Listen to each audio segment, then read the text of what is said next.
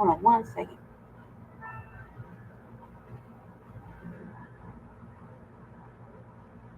One second.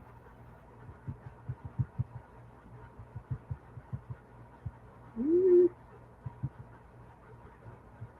I hate how StreamYard just got shit looking all weird. Hold on 1 second.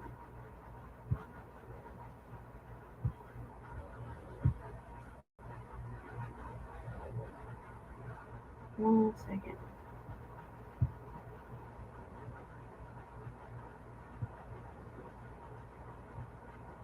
All right. Yeah, everybody. Hopefully you can hear me. I'm not going on camera for a little while. Well, probably not. Ultimately, because I chose not to get dressed or comb my hair. um, it's like super hot in here. But I was gonna do that, and then I'm thinking like, I got a whole bunch of stuff I gotta do in the morning, so I'll probably be getting dressed and ready to go as my show moves forward. Um, how is everybody this week? It's Saturday, obviously. We got Friday Night Black News tonight at 10. What's been going on? Not much, actually. Spent the last couple of days trying to get some rest. Um, I'm actually at the dogs. Uh, just in the back snoring.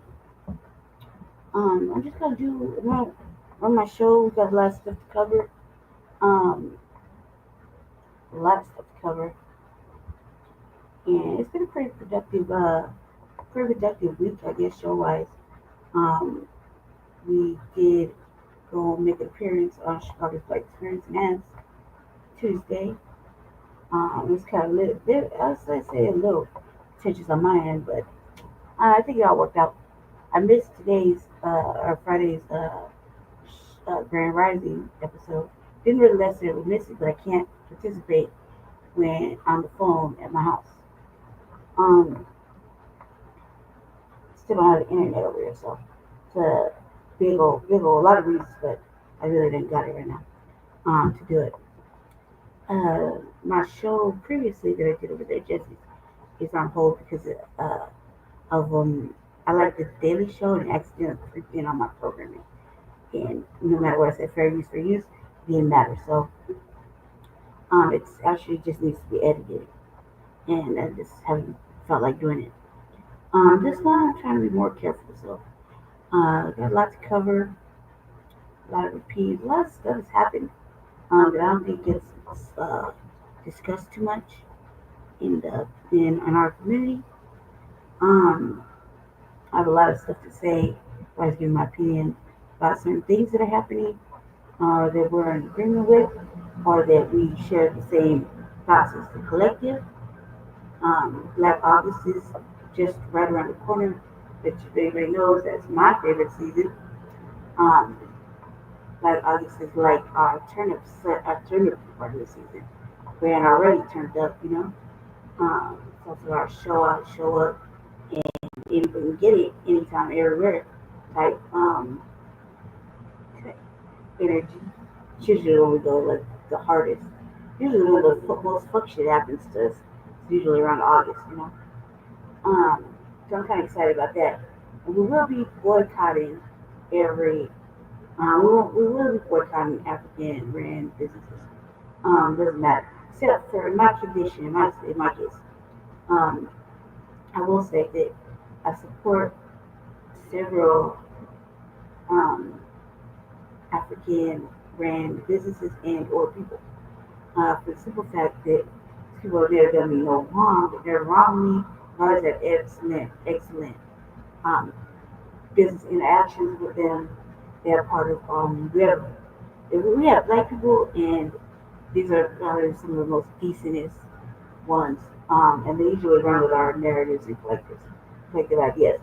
Um, there's other ones that are just they're in the class of coons and shit. So, however, my bestest friend is from South Africa, so we've been friends for over 30 something years, and I support every business adventure or thought that she has. Again, that's just my personal stance on it. I will only support people that I know and that I have had. only the best interactions, and never nothing bad has ever happened. However, I stand with the collective as well, and don't let the shade deflect the message. If they aren't my people, they ain't my friends, family, even if they're from South Africa or not.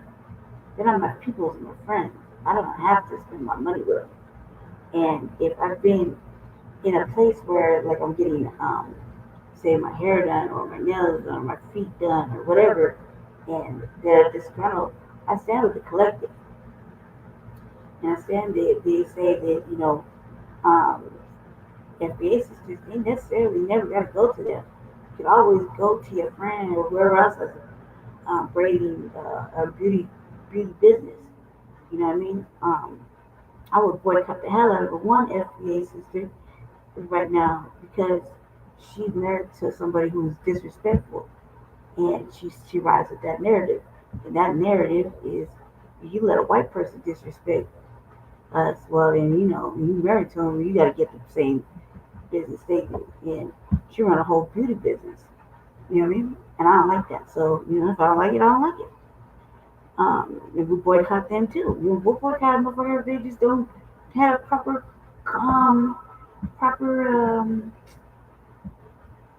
I don't know, politeness. That people are rude. I mean, it's not just with the some of our African community. Oh, also too, can't boycott my pharmacist. Our pharmacist is from Ghana. He goes he drops the medicine off at the crib. So that's proper business. He's always been very polite and kind to my family, my brother and my mate. So he's always very inquisitive and he's very kind. So I'm right now saying I'm not boycotting one, two. I'm not boycotting three African led places, from that I know of. Maybe even four if I really think about it. I do believe I'm those one that has a restaurant as well. They've never really done me dirty or done me wrong. You dig? So, however, these are people I've known for a grip. Even the pharmacist, okay? Even the pharmacist, his pharmacy is literally right down the road from my apartment in like walking mode. And he's always been kind. And just see a fucking African pharmacist is like it's almost like seeing a black doctor. It's just as great. And we need to see that, so those kind of things. And he ain't did nothing but be kind and overly helpful. So, yeah. And my family, of course. Anything my family do, which in my South African family, they got a lot of businesses. They do a lot of different, they got their hands in a lot of different industry. And they've never, not the people we talking about. People we talking about are genuinely disrespectful, genuinely got hate in their heart for us. So, you know what I mean? So that's not that. So I'm saying this out my own mouth. I'm not boycotting like five people. That's just that. Can't boycott my pharmacist because that's ridiculous. I need all that medicine. That's one. Let's stand with the collective. And no. So if I wanted I know how to do my own hair and nails, but if I wanted to, I'll just go take it all over to my sister's house and ask her. You know what I mean? Just like I asked her aunt to make me dresses, shit like that. So I talk to her mama. Same thing. We have enough people in our families that do a lot of different things. Make clothes, do hair, do nails, make hair care products, all that good shit. So we don't need to explore outside people who don't necessarily like us, but they want our bread. This goes to all the more melanated 4C individuals, 4C sisters. This is a reality. So it's my rich and melanated sisters. Even me. I'm probably like the ashiest, light skinned motherfucker you can probably ever see. Real dry skin in fucking history. Right? But when I used to go get my feet done every week, I would see how even Asians and Africans do the sisters after they do their feet. They barely put any lotion on. They don't help them. They don't, you know what I mean? Like barely mid calf. You got a whole leg.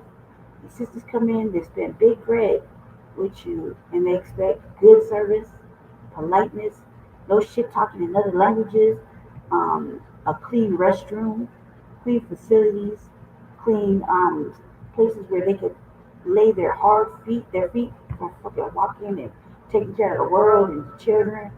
You know, they deserve care, compassion, you know what I mean?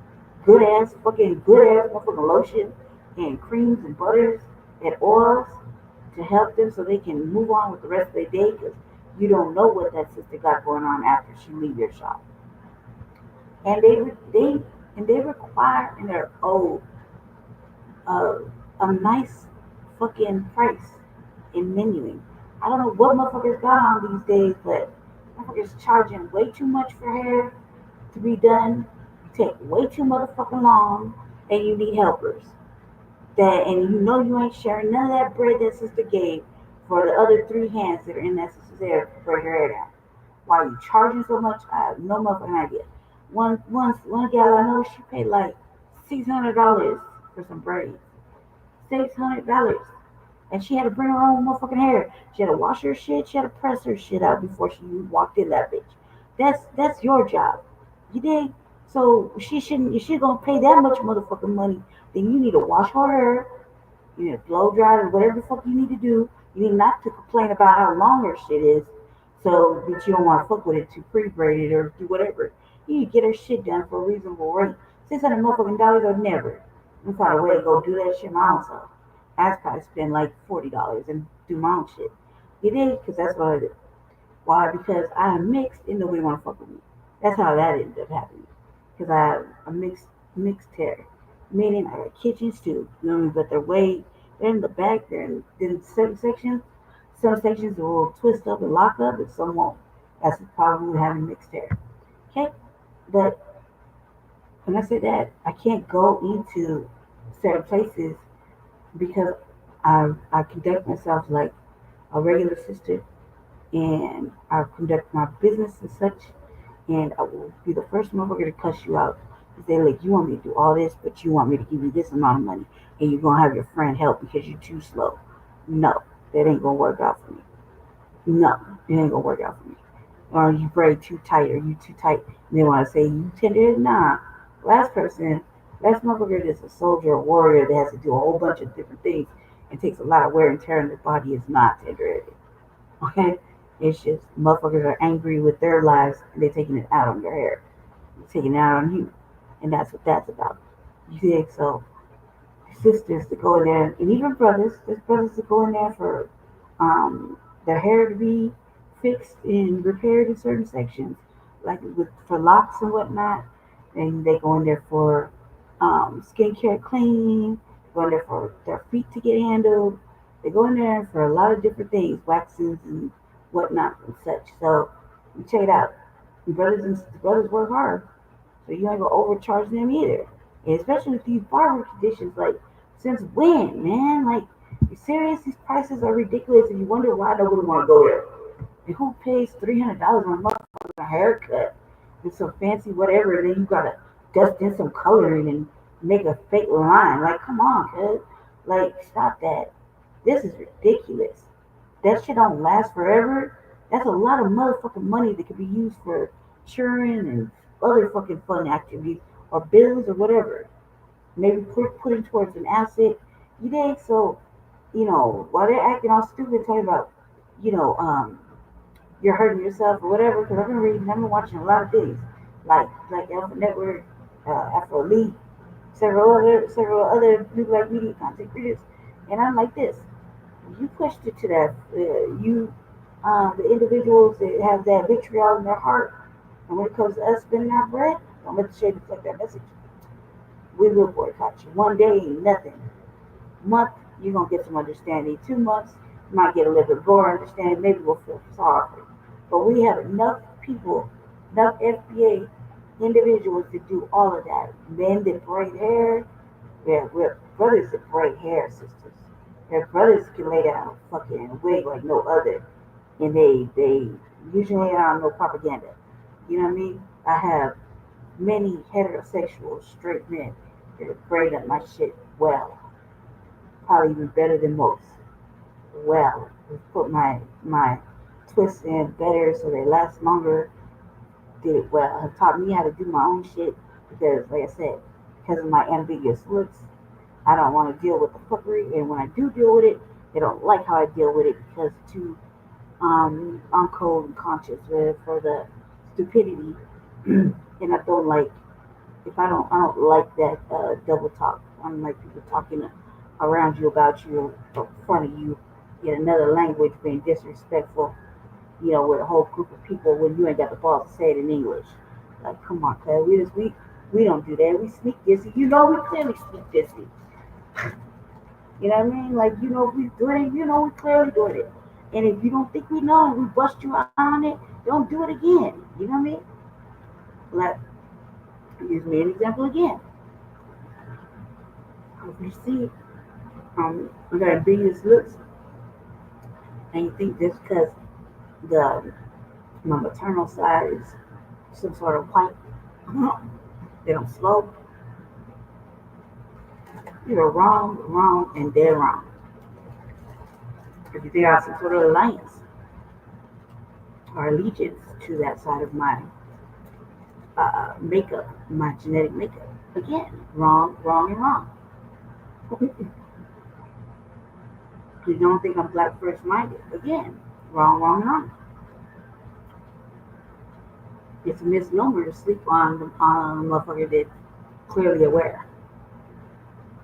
You don't think I understand clowning and double talk and sneak dissing and the doubles, whoop whoop, and whatever, then you clearly don't know me.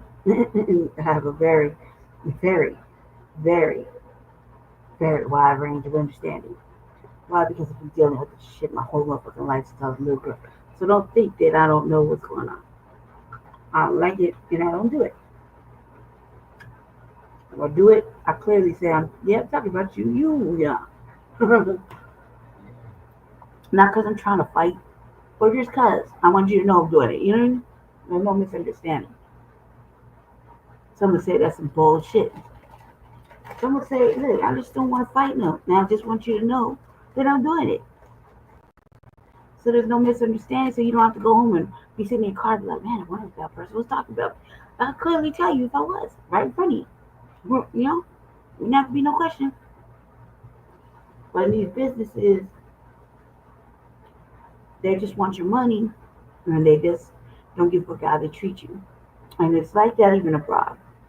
Some people are just like that. Um, there's no such thing now. I agree with Pan-Africanism to an extent.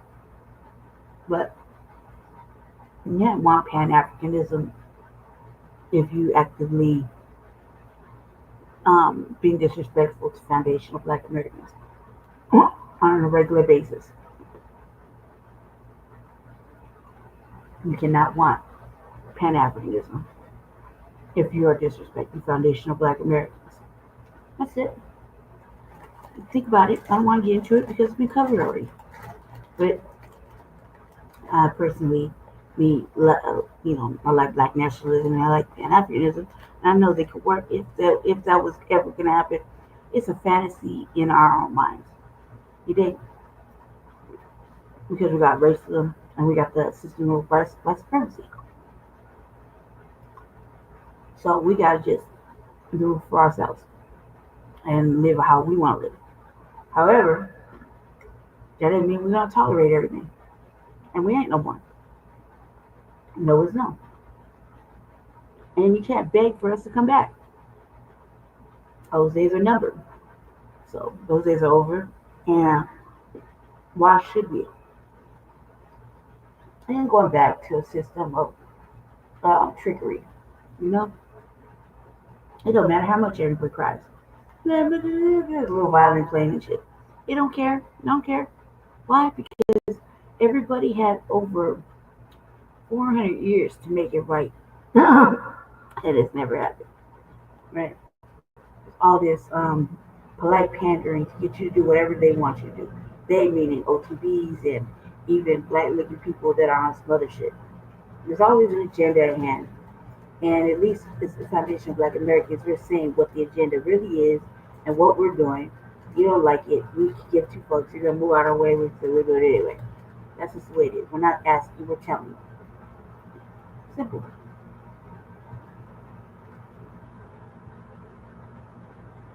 Eating grapes. Alright. I just brought some grapes and I was like so happy. Alright. Let's get into it, family. I'm gonna start with a whole bunch of I got a lot of clips. Just showing you what's going on. Got a lot of opinions and things I'm always gonna watch. It kind of gonna seem like we're all over the place, but we're not. I love it, Q, because I watch a lot of I see a little eyeball. I watch a lot of stuff and I save it in my queue. And Jesse, everybody gonna do their show, and the new black media's gonna cover whatever. Some things I just gotta find them on and watch, and then I watch them. I'm like, oh, this is good. People need to see this, you know what I mean? So I'm gonna get to it. I'm happy that y'all decided to stop on by. I'm killing time because, like I said, I had Jesse's here sleeping, and I got things to do in the morning, and so it's really hot. So sleep next to each other probably burn up. My house does not have the same cooling down energy as Jesse's does. My house is hot as hell. That's why I didn't show my camera, because it's just so, I just feel like, you know what I mean? It's just hot and ugly. So I'm over just feel that way. Let's see. Because I don't like the way StreamYard has done this. It's just a money grab, really. It went up in price. And I don't believe, like, I wish motherfuckers could get with me on my collective idea. And it would cost us a substantial lot. It would be a lot cheaper. It would be a lot cheaper if people just listen to me sometimes. Alright, here you go. Let's see.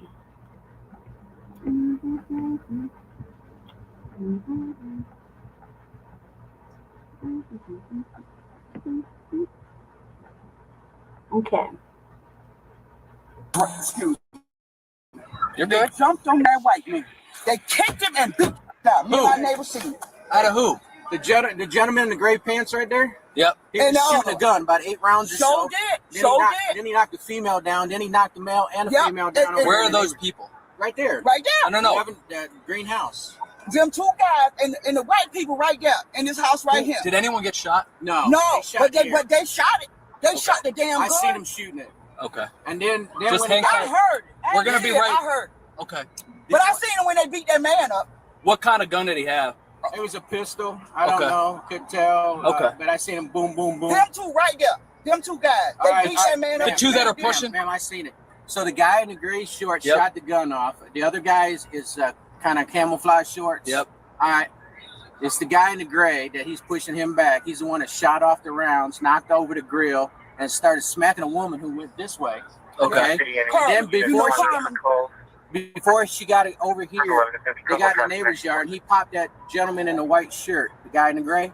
And then when another man came out, the one that's up by the door now, that's when the other guy, I guess it's his brother, came over and started jumping him. Yep. And they started kicking the man. Where are you at? Because we're gonna right here. Okay. We'll be back to talk to you in a minute. Okay.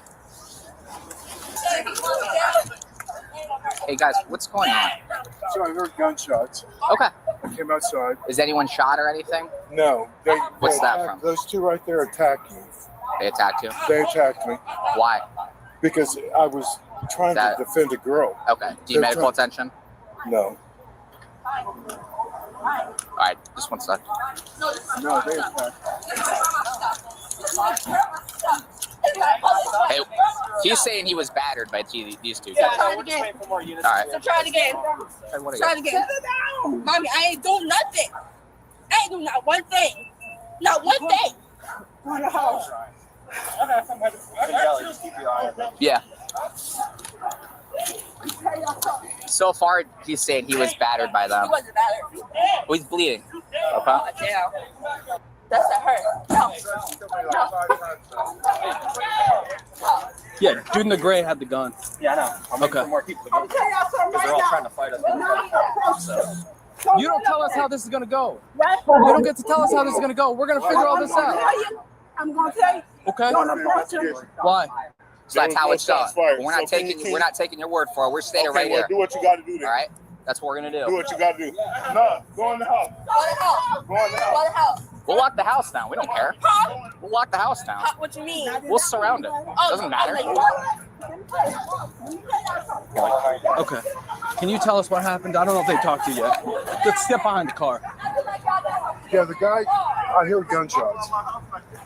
And I heard gunshots, and he was holding the girl down. She left. Which one was holding the girl down? This right here. This guy? Yeah. Okay. And he was gonna. This one with the jean shorts? Yeah, he says he's gonna kill her. And the other guy comes up and I said, "Look, just leave her alone." And then they attacked me. Okay. You want paramedics? No. Okay. Who attacked? Which one was it? Both of them. Okay. For what reason? Because I told them to quit beating on the girl. What was she wearing? I have no idea. Okay. Okay, so let me tell you like this. Y'all, all of y'all, it's on. Y'all said it's public property. Well, we're conducting investigations. We're really For what? Because there's shots fired. People are extremely uncooperative. Huh? Well, I mean, look at all these police. Yeah, because there were shots, multiple calls. Who is you yelling at?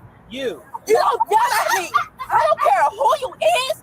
That's one thing you're not gonna do. You're gonna respect me. You're gonna have some respect. I don't care. No, because I was talking to you like a grown person, and the way that you sit up here and you just raised your voice at me, I don't play that. You don't raise your voice at me. You were talking more calmly. What's up? We had multiple shots fired. That's why we're Okay. And like That's why we're checking this. Okay. And like we want to make sure nobody's hurt. nobody's hurt. Like I was trying to tell him before he started raising his voice at me. He said that I was like, okay. He said they're being uncooperative, but it's like all these police for what? You know what I'm saying? Like well, anytime we get a call for possible shots fired, yeah, there's going to be a big response. You have to understand, for everybody's protection here, but as well as for ours. So you have to understand it's not like a call where there's a, lost cat or something. We'll get it. We get it. Investigation? Not yet. We're all just getting here. So we'll figure it out, sir, and we'll be out of here. Okay, so that's Yep, absolutely. And you don't want paramedics or anything? If you want, they can come check you out right down the block. Dad, there's nothing on you. Oh, lose consciousness or anything? A little bit. Dad, I'm cool. no, you're not. You have cancer. We can. Is it okay? It's not okay. No, I don't need anything. Yes, you do, Dad. No, I don't. I'm not going to let anybody get the girl in front of me. No, you did the right thing. No, he didn't. I mean, he's trying to help her, so. He didn't help at all. Now we're involved and they hate us. He didn't help them at all. I just maybe I'll call Daddy again. Yeah, do me a favor, sir. Just stay away from this area right here, okay? You can go over here. I appreciate it. Thank you. Get off my property, please. I'm not going to right now, sir. I'm sorry. Once y'all done, please get off my property. Ma'am, don't walk through here, please. Just go around me. This way, my mama lives. Yep, ma'am. I'm going this way. Don't touch me. Don't touch her. Don't touch her. Yeah. Don't touch her. You back up. Don't touch her. Hey, you don't need this. You're not allowing me to. That's a dog. We don't need this. Don't touch my You on mom. your way? Yeah, y'all want us to back up? Come Y'all on, back hold up. on. It's like 30 things. So respect. Go in the road. It's like 30 things. I'm not walking up on you, but I need to get through here. This is a crime scene. It don't matter. You walking up. Don't walk up. Take him to the ground right here. Get on the ground. On your face. Get on the ground. On the ground. On the ground. Y'all trick up. Ain't worth. Don't touch it. I was ready. Don't touch me.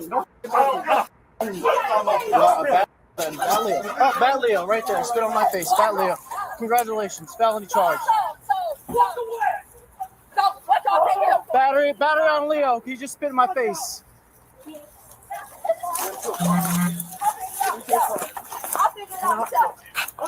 Keep adding the charges, bud. What the fuck happened? Yeah, you will. What? Okay. No, I don't need anything. Yes, you do. No, I don't. I'm not gonna let anybody get the girl in front of me. No, you did the right thing. He didn't. I mean, he's trying to help her, so. He didn't help at all. Now we're involved and they hate us. He didn't help them at all. Wait, Okay. No, I don't need anything. Yes, you do. No, I don't. I'm not gonna let anybody get the girl in front of me. No, you did the right thing. He didn't. I mean, he's trying. so I guess, you know, from his perspective, anybody gonna hit no girl in front of him. And so the police like, well, you did the right thing. I mean, technically, that's supposed to be hitting girls in front of dudes. You know what I mean? At all, period. So, you know, depends how you look at it. She's like, no, you didn't. Now, because now it looks like we're the ones that are at fault because you called the police and they hate us. So, so you would let that lady get beat up, or you know, there's so many ways you could really attack this whole statement right there. To help her, so. He didn't help at all. Now we're involved and they hate us. He didn't help them at all. I just, maybe I'll call Daddy again. See what he's gonna say. Quick, fast, and hurt. Yeah, do me a favor, sir. Just stay away from this area right here, okay? You can go over here. I appreciate it. Now, please hurry up. Thank you. Get off my property, please. I'm not going to right now, sir. I'm sorry. Once y'all done, please get off my property. Ma'am, don't walk through here, please. Just go around me. This way my mama lives. Yeah, at. ma'am. I'm going this way. Don't touch me. Don't touch her. Don't touch her. Yeah. You on touch your her. way? You back up. Don't touch Hey, her. hey, you don't need this. You're not allowing me to. That's a dog. We don't need this. Don't touch my You on mom. your way? Hey, look, y'all want us back Okay, up, come y'all on, back cause up. it's like 30 feet. So respect. It's like 30 feet. I'm not walking up on you, but I need to get through here. This is a crime scene. Get on money. You walking up. Don't walk up. Take him. Get on the ground right now. Get on the ground. Get on the ground. On your face. Get on the ground. On the ground. On the ground. Y'all trick. Ain't worth. Don't touch it. I was late. Don't touch me. Bad Leo, right there. Spit on my face. Bad Leo. Congratulations. Felony charge. Battery on Leo. He just spit in my face.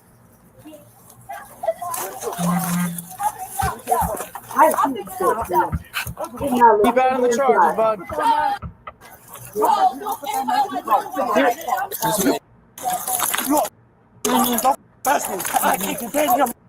Yeah, you will.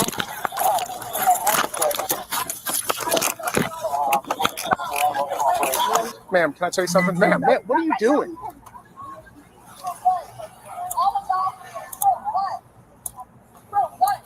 Hey, Curcio, watch her. Man, don't come over here. Don't touch my mama. Okay. Don't touch my mama. Don't touch me. He can stay on the sidewalk. No, but you ain't taking me no. Well, I tell you that, man. You ain't gonna take me no. Now you're going to jail for another bad Leo. 2 bad Leos, got it. Bad Leo threats to Leo. I hate y'all. Shooting a gun. So what? I ain't got no gun. You can't do that. Wait, do that. Do that. I swear to God. What's that? Do it. I mean, you stared at me like, hey! Yeah. Stare me, your eyes follow me everywhere. Y'all can take, I'm not going over there, but I am going to touch my son. You touch your all of my face. Yes, hey! Y'all Stop. back up, We're man. not doing this. No, we are not doing this. Come on, my face. Come on. They ain't worth it. We got a little work in the morning. They ain't worth it. I'm just asking. No, I'm just telling you Can I talk to this. you over here? How you telling me to come down when she walking all the way up in my face? I'm trying to make it a work tomorrow, but I don't need nobody all up in my face. Just trying to talk to you. Do you want to talk to me? No, okay, absolutely not. I don't have nothing to say to y'all. But I do. Don't try to handle my son. Don't. I'm not going over there. Oh, okay, that's what you call it? Yeah. You harassing I people? receive a paycheck for it. Oh, I receive a paycheck for what I do too. I call what you call it. It's harassing. Hey! Harassing. And okay, so why all y'all is up on him like that? Because he's not cooperating, ma'am. And you're not So leaving because I told y'all to get girl, the out of my face. for one boy. Walk away. Y'all, for away. one boy. You walk away. You walk away. Hey, y'all get off my son like that. Keeps kicking him. Maybe if they'll let him They're go. just trying to get him in the car, but he's resisting the whole time. He ran from us. Like this. Come on He's now. an It's adult. not what you do, it's how you do it. Don't run and spit at cops. It's not what you do, it's how you do it. It's what he because you know did. what? It's what Y'all he did. wrong He spit too. on cops. Y'all wrong Nobody's too. wrong. We got Yes, called you here. are. You wrong. You wrong. We got called here. We didn't just show up. Put your feet in the car. Put your feet in the car. Put your feet in the car. Put your feet in the car. There's no reason. Hey, don't tell nothing like I lost. Curcio. Because he was handling himself in the same manner that. Feet in the car. There's no reason for you to have this. Put your feet in the car. Hey, don't tell nothing like I lost. Curcio. Because he was handling himself in the same manner that. But it doesn't matter. He has no reason. He has to the be right to right speak. now, according to the law. Took flight and ran.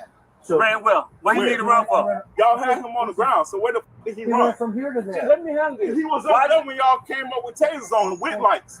So where the f did he run? See, y'all Where did he run? expect for He people was to on calm his down, hands but y'all and don't give knees. it. So Y'all where want did to he run? Let me handle this, son, please, because I'm not trying to go to jail because that's what it's been get to the point. Now, listen to me. Y'all want respect, but y'all don't want to Y'all give don't want it. to give I'm it. giving it to you. Y'all still say, okay, then why did you put your hands on my son? I didn't touch the rest of your son. You just said y'all ran up on him with taser and put my Yes, son on the because ground. there was a shooting. I am Okay, protecting but the they evidence. don't have nothing to do with no shooting. If you want to find out something, come up and ask. Don't pull guns and tasers on my children. Yes, that's what Y'all happened. did. Understand what I'm saying? Now we pull guns and tasers on y'all, then what? That would be First bad off, news don't for put you. your finger in my face. I can point wherever I want to point You'll at. go right back to prison, buddy. I got no problem putting your ass back in prison. I have no problem. I am the Lieutenant. You gonna kill me? Now you're going to jail. Unnecessary. Just get Hey,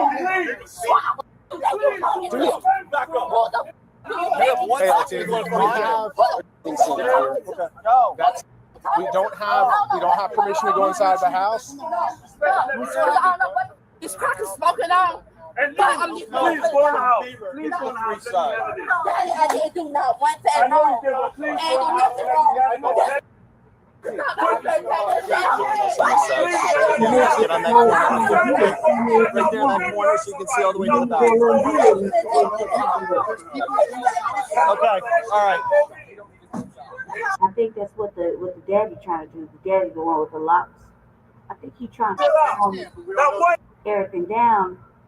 But you see that the slave patrol is over there trying to rile them up even further by doing they're saying certain things that are like, gonna cause reaction. No, and I think that charges.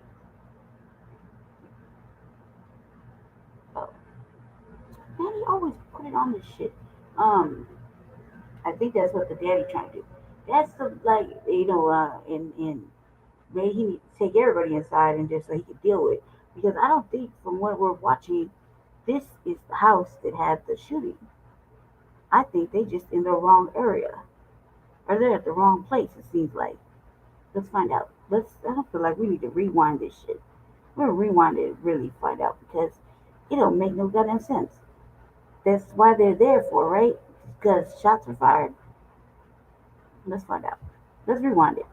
Because it seemed very different. It seemed like, remember we're at 12 minutes, okay? Let's rewind this shit. See why they're really there. Because I think the two neighbors are having their own little shit going on. Yeah, and then they just show up. So let's find out. Let's rewind it. It don't make no goddamn sense. Out of who? The gentleman in the gray pants right there? Yep. He was shooting a gun, about 8 rounds or so. Then he knocked the female down. Then he knocked the male and the female down. Where are those people? Right there. Right there. No. Greenhouse.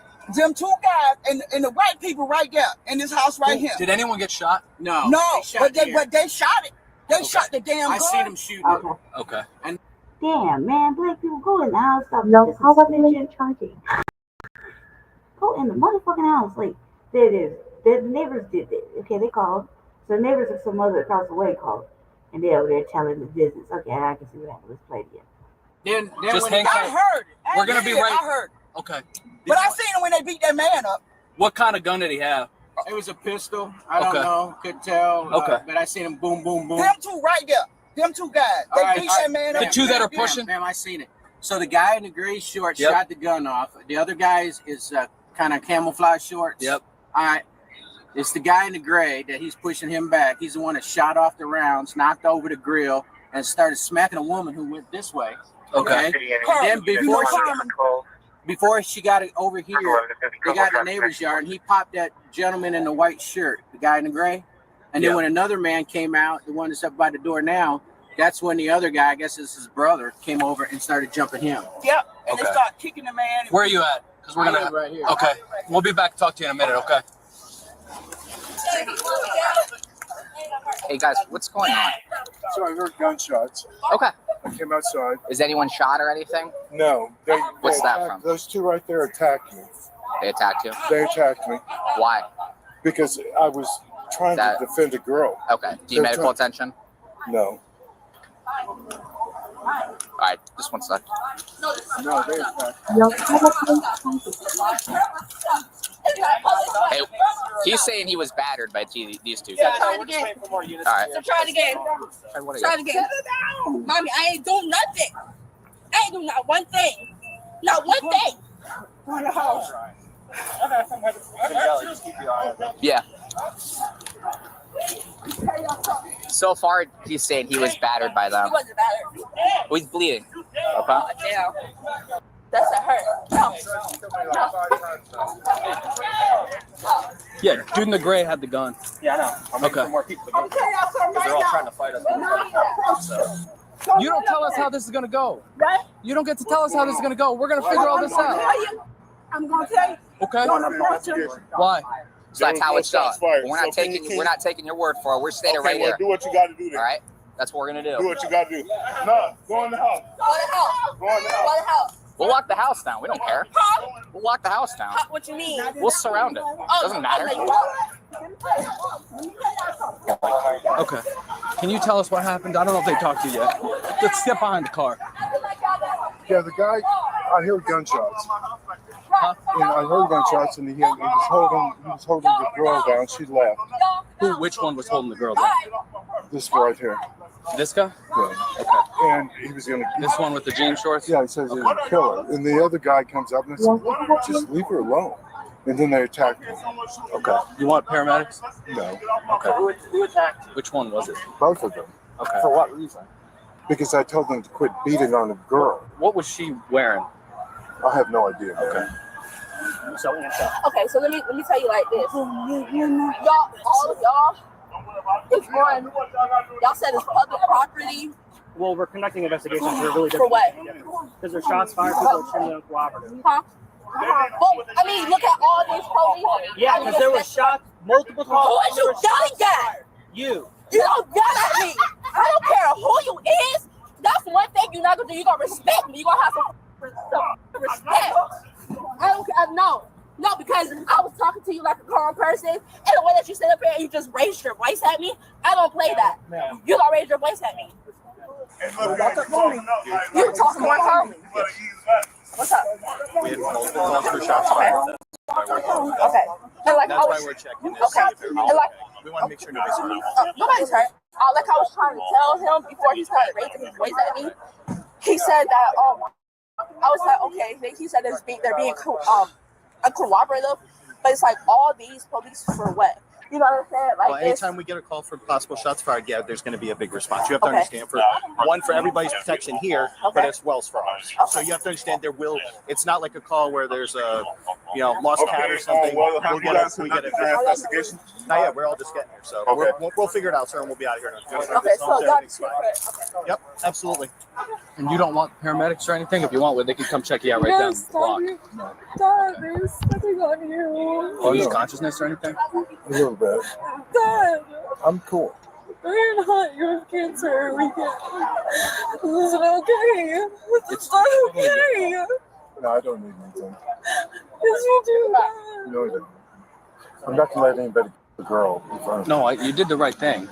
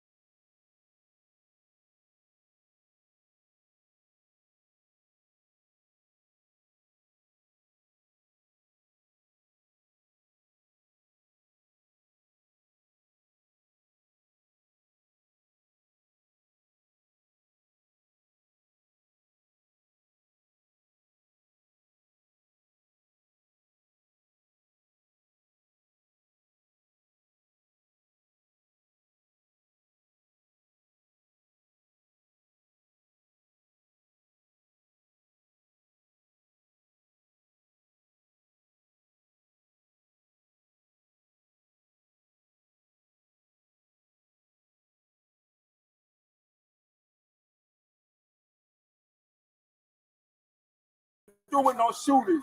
If you want to find out something, come up and ask. Don't pull guns and tasers on my children. Yes, that's what Y'all happened. did. Understand what I'm saying? Now we pull guns and tasers on y'all then.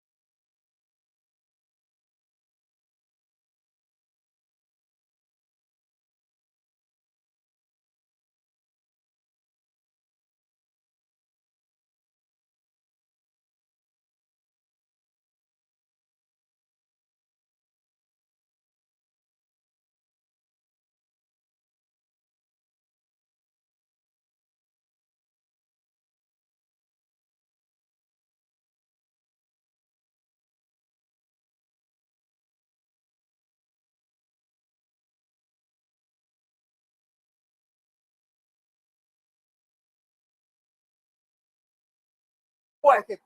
That would be bad news. Don't point your finger in my face. I can point wherever the fuck I want to point. You'll go right back to prison, buddy. I got no problem putting your ass back in prison. I have no problem.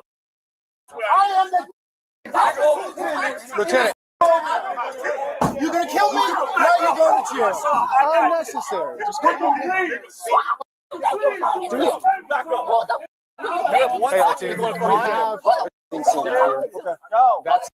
We don't have permission to go inside the house. This crack is smoking out. And please go in the house. Please go in the house. Daddy, I didn't do not one thing wrong. Ain't do nothing wrong. Just get on that corner right there. Hey, right there, that corner, so you can see all the way to the back. Okay, all right. Chill out. Now, what is the problem? Y'all got my children all upset, and you can get me upset. Now, what's going on? No, we ain't done talking. Now, what's the problem? I want to know what the problem is. I wanted my son in there, but you say you're doing an investigation.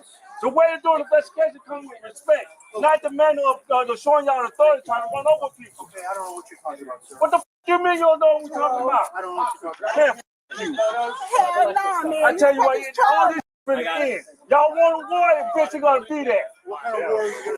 You can't give me no affidavit. Why should I give you something? I'm trying to find out the f going on my children. Y'all talking about bullshit. Y'all think y'all got a gun in your bag? Y'all shit. Man, you motherfuckers. Yeah, we're just gonna collect the gun shell casings and leave. That's it. Yep, 100%. 100%. 100%, sir. 100%. Please, get them and go. Yep. We're just collecting and then we're gonna go. All right, yep. Yep. I'm counting down the seconds. Trust me. Man, I wish we could move faster. Make sure y'all catch them that just shot in my yard. Gotcha. I'm sure that the neighborhood's gonna give us plenty of information for that, right? Thank you. Okay. Man, y'all please just get out of here. We're as soon as we're doing it. Y'all have a great night. Take care. Nope. Okay, catch you later.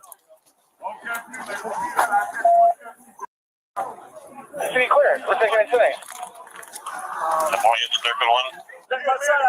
All right, everybody back in the cars, and we'll rendezvous somewhere else. Try to get the victim out of next door. He doesn't want to be seen by the neighborhood. That's fine. We'll we've got. So we got charges on which one? We've got charges on. Dude, it's already 10:15, and the guy. And we don't have a victim next door. We do. We do. Yeah. Do you have a phone number for it? I'm gonna go grab it. He's cooperative. He wants to go to FD, but he doesn't want to walk out in front of everybody. Just battery, yeah. Just simple battery. There's allegedly a female victim that he tried to intervene in some kind of domestic. They were beating out of this girl. She ran off. So okay, so we don't have her. We just have let's him. get a phone number for 11:30 and see if you can call him. Okay. Yeah, you start these guys out here. He was charged with felony battery, 4 counts of battery on a law enforcement officer, 4 counts of threatening a law enforcement officer, improper exhibition of a firearm or dangerous weapon, resisting with violence, and resisting without violence. He was sentenced to 31.2 months in prison. Thanks for watching. Be sure to subscribe for more videos like this.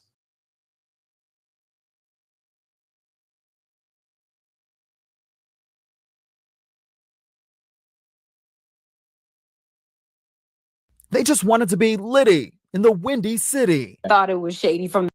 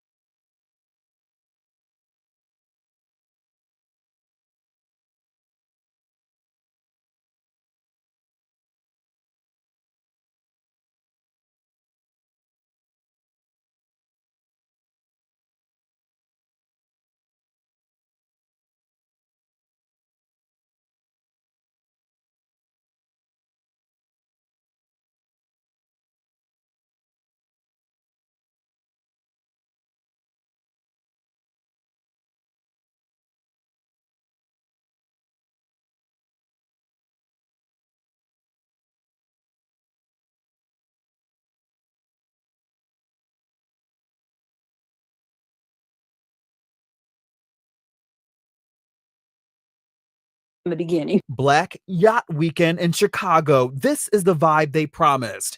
Instead, It just turned out to be a horrible nightmare. It's highly unorganized. The whole thing was a show. they say this woman collected tens of thousands of dollars to book boats for people. Then she canceled. It was too windy to sail.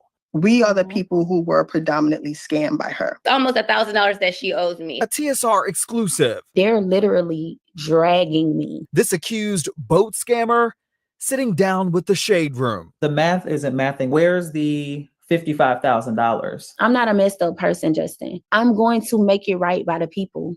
I'm Justin Carter. This is TSR Investigates.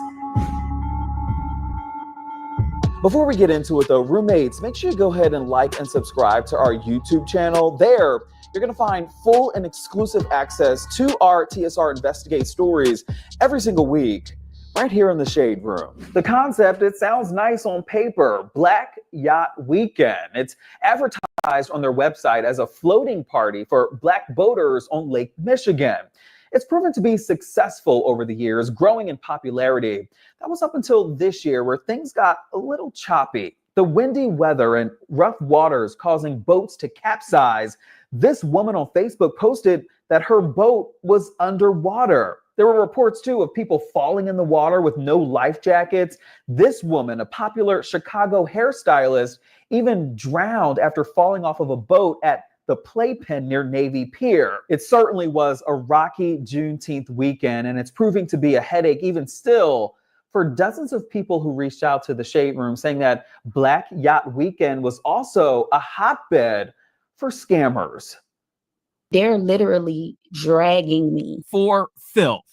Glenise Jackson, she's a travel agent from Atlanta who saw Chicago Black Yacht Weekend as the perfect way to make a little money. I wanted to make it more seamless for people the following year. So I said, you know what?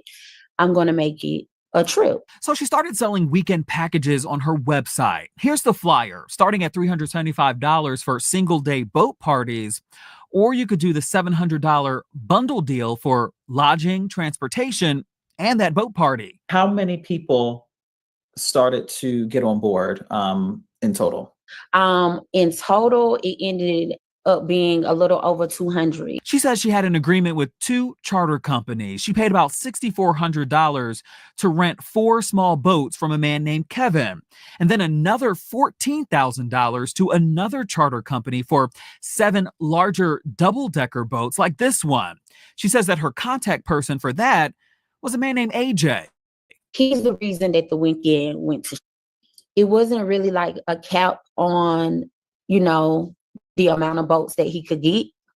I felt comfortable doing business with him. He was always available. Basically, he was just like, everything is fully refundable. In the event that whatever World War III happened, you would get your refund. June 21st came, and as the tides turned, she got a text from AJ the morning of these excursions. Quote, hey, unfortunately, due to really bad wind conditions, the captains will not be taking their boats out.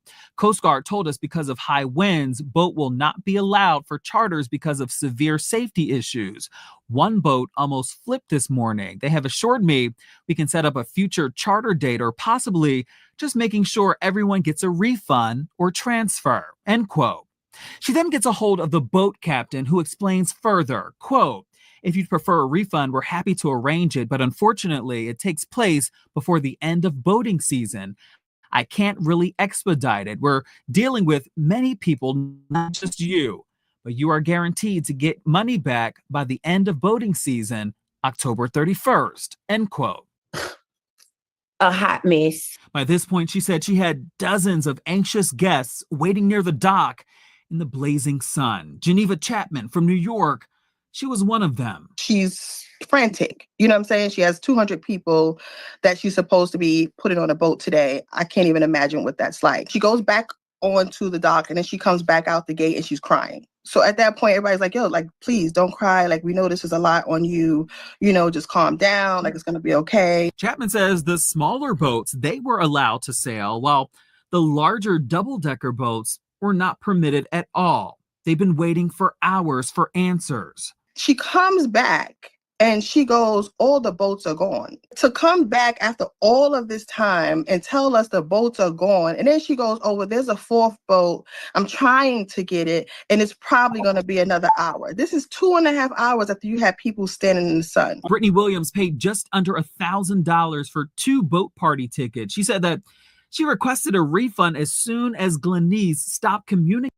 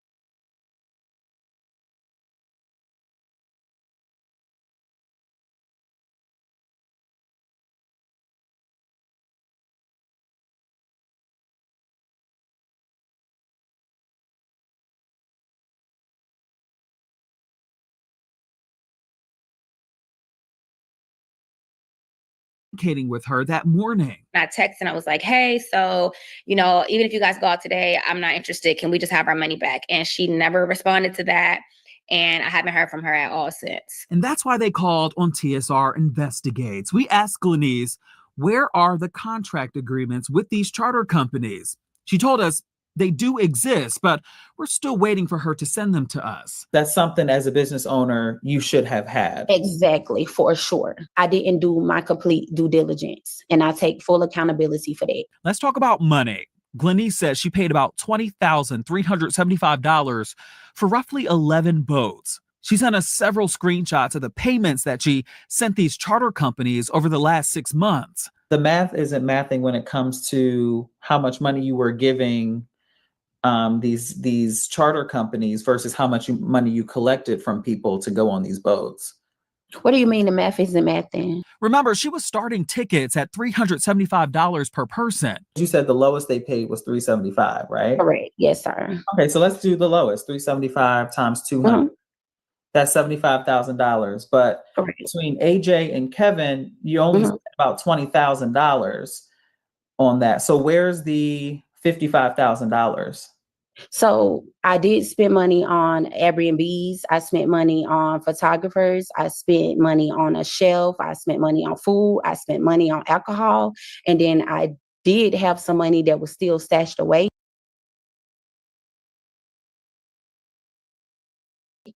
But with all of the disputes and everything, it is my PayPal, my Stripe, is in shambles right now. Now, she did send me some of her expenses, about $6,400 for the Airbnb for her guests, about $1,000 for rental cars, another $1,000 for food, $1,600 for catering. So $7,000 for Airbnb. So let's start, you know, $55,000 outstanding. You know, you take $7,000 from that. That is 40. Well, that's 48,000. So now we have $48,000 between food, alcohol, and photographers. You spent that much money on food? No. Okay. Of course not, Justin. Okay, whose side are you on, or are you mutual? I'm not on anybody's side. Okay. I'm just trying to get the numbers because, you know, so people that are reaching out to me trying to figure out the same thing. Exactly. I understand. I do know the caterer cost me like $1,600. That's not including the food.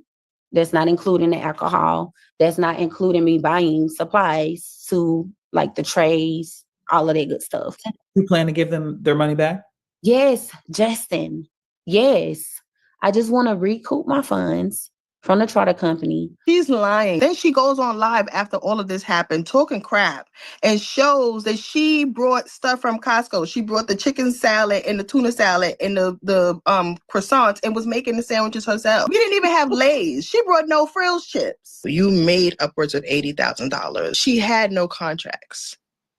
So everything else legal any legal jargon that you use is null and void. You didn't have a contract. You didn't handle this right from the jump. Do you guys honestly, in your opinion, believe that these charters were real? Do you feel like she just was maybe in on it with them, or they collected the money, pocketed the money together? Well, I think she saw this as a quick cash grab and thought it was so easy for her. All she got to do is book yachts. All she got to do is put people in rooms and she would make money. Glenise, though, firing back, telling the Shade Room that she's processing refunds out of kindness. She says that her guests didn't read the fine print. One thing about us, we don't like to read, right? I have all these disclaimers that's right there at the top of my website before you could even buy a boat placement. The very first thing was trip insurance. You offering insurance. Yes, I forgot about that. And you're not even licensed. I forgot about the insurance. Who are you offering insurance through? You're not affiliated with anyone. Yeah, you're not an affiliated with insurance anybody. agent. So how can so if that did happen, who am I going to report to? Who we filing a claim get with? my refund? Who am I filing a claim with? Have you given anybody their money back? Haven't did any Zelle payment returns. Some people have been refunded on PayPal. The people that open disputes. So to be honest with you, like I told you the other day, from day one, I had a non-refundable policy. This is on my website. It's been there from day one. Something guests say is not true. They accuse her of changing her policy after the social media firestorm. You can see here on Kristen Dare's receipt back in February, it just says non-refundable deposit. Would you guys have booked this whole experience if you would have known that this was non-refundable way back then? No, because that's just too easy of a way to grab money from people. Just because it's not guaranteed. Like, we know things happen, whatever, charter companies canceling. So no, that's no guarantee. I'm just really big on, I love to support Black businesses. And I went out my way to vet you, do what I thought was my due diligence, only for you to still come out and be a scammer. What will you be doing differently? One, just making sure you're doing your due diligence, and that includes complete contracts that cover everything from the rooter to the tootle. Always recording phone conversations, and even in person meetings now, we're going to just pop up a camera, just make sure we document everything so we're completely transparent, so you're not running into this in the future. Now, we did reach out to Kevin and AJ of those charter companies. We're still waiting to hear back. But we did, however, hear back from Shaniqua Davis. She's the founder of BLACC Yacht Weekend. In a statement, she said in part, quote, that Jackson is not and has never been affiliated with BLACC Yacht Weekend in any official capacity. At no point has she been authorized to see, promote, or manage boat charters under the BLACC Yacht Weekend brand.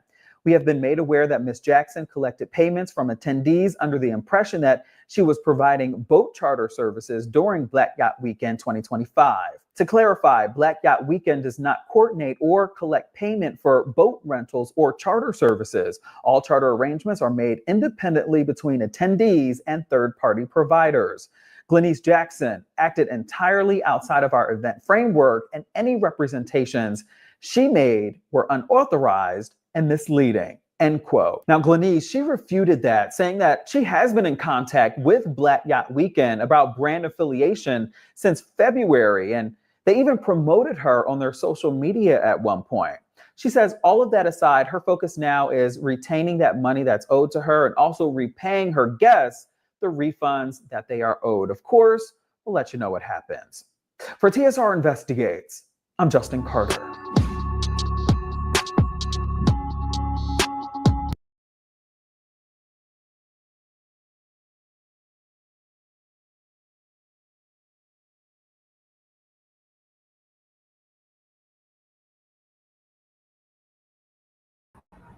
I don't know how I actually got muted.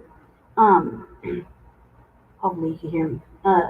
What's really bad about that situation is that you're a Black person scamming Black people and lying under false pretenses, and then got the audacity or caudacity to act like you're funding these people's money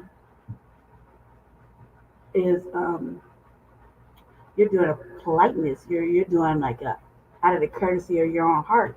No, that's not how business is. But say they gonna go ahead and shame the Black community, like we don't read and we don't know how to read and all this extra shit. Then go back and change it and whatnot when you didn't really. If your intention was, it's like it started in the beginning, was to make quick ass money, and you scammed your own fucking people, which really should look for. I'm just saying, but you scammed Black people. And then you don't want to pay, like, when then you want to have an attitude that Black people got questions about your business ethics, why they can't get their refund back, why you didn't even attempt to reschedule or make a different date, all that, and you act like they're in the wrong, and then you got the audacity to act like the journalist has to pick a side.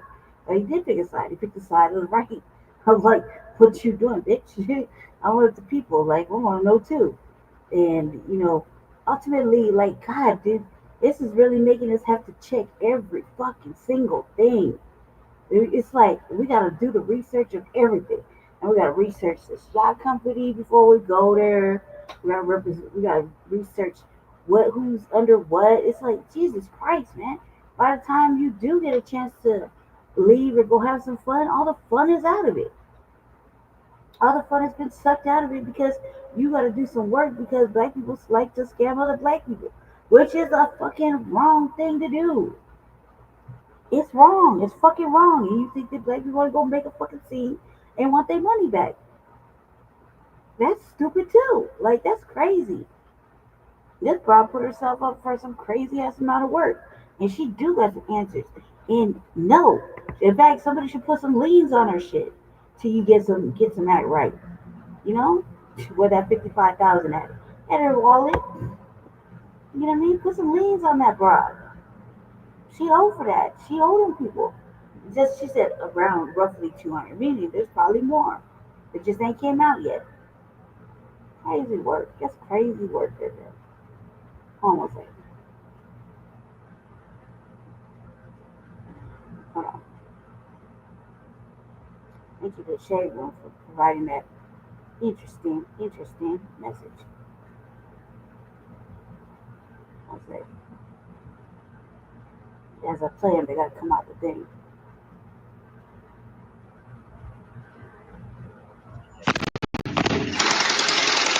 The threat outside this Tampa area home looks very real. A masked figure approaching the door, kicking it hard, then firing a weapon, which deputies say is an airsoft gun, before fleeing late last Friday night. The county sheriff's office says this incident, which has left the community shaken, is part of a growing prank trending on TikTok called the Door Kick Challenge. This is Florida. We're allowed to carry, we're allowed to protect ourselves, our homes, our property, our children, our pets. Neighbors like the one here warning the practical jokes could end in tragedy. It's gonna be life or death. It really can be. And your mom's not gonna wanna have to cry your eulogy about it. So think next time. Reported incidents of the challenge popping up not just in Florida, but in Minnesota and California too. It's sort of like Ding Dong Ditch, but much more aggressive, daring teens to go up to a random door, kick it hard, and then flee.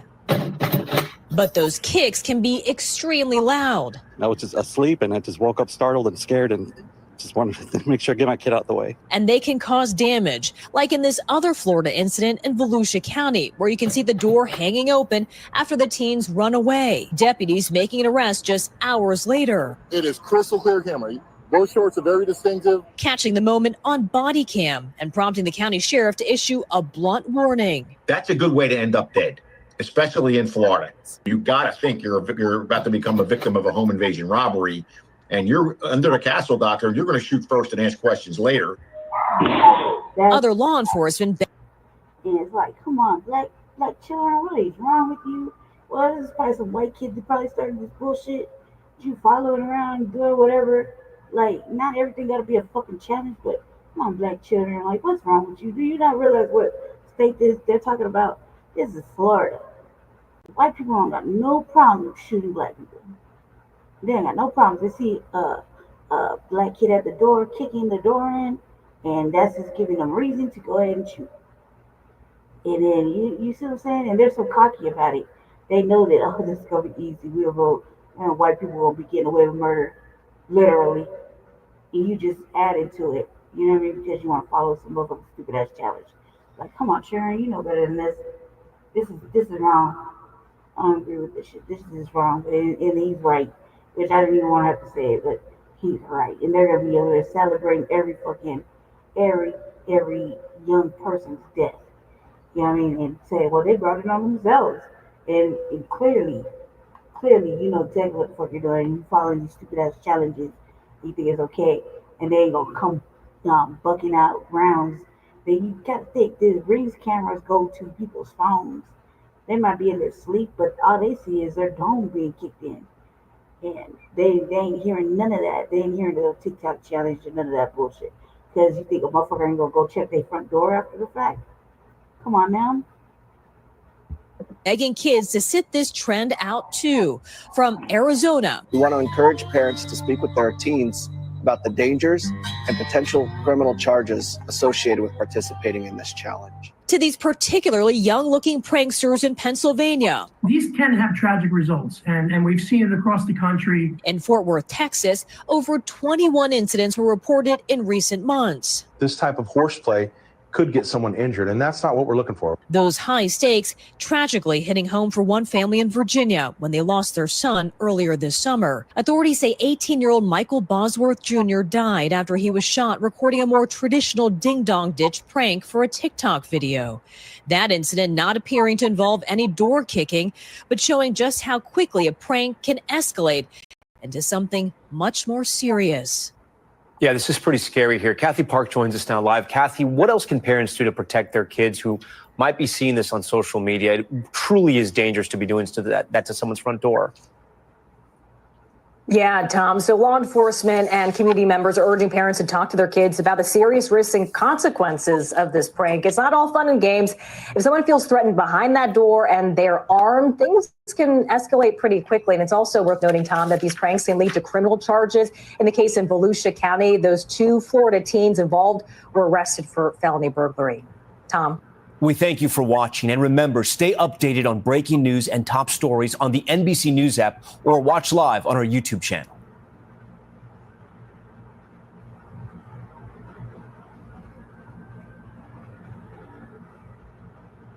There was nowhere safe, not the library, not your shower, not even your room.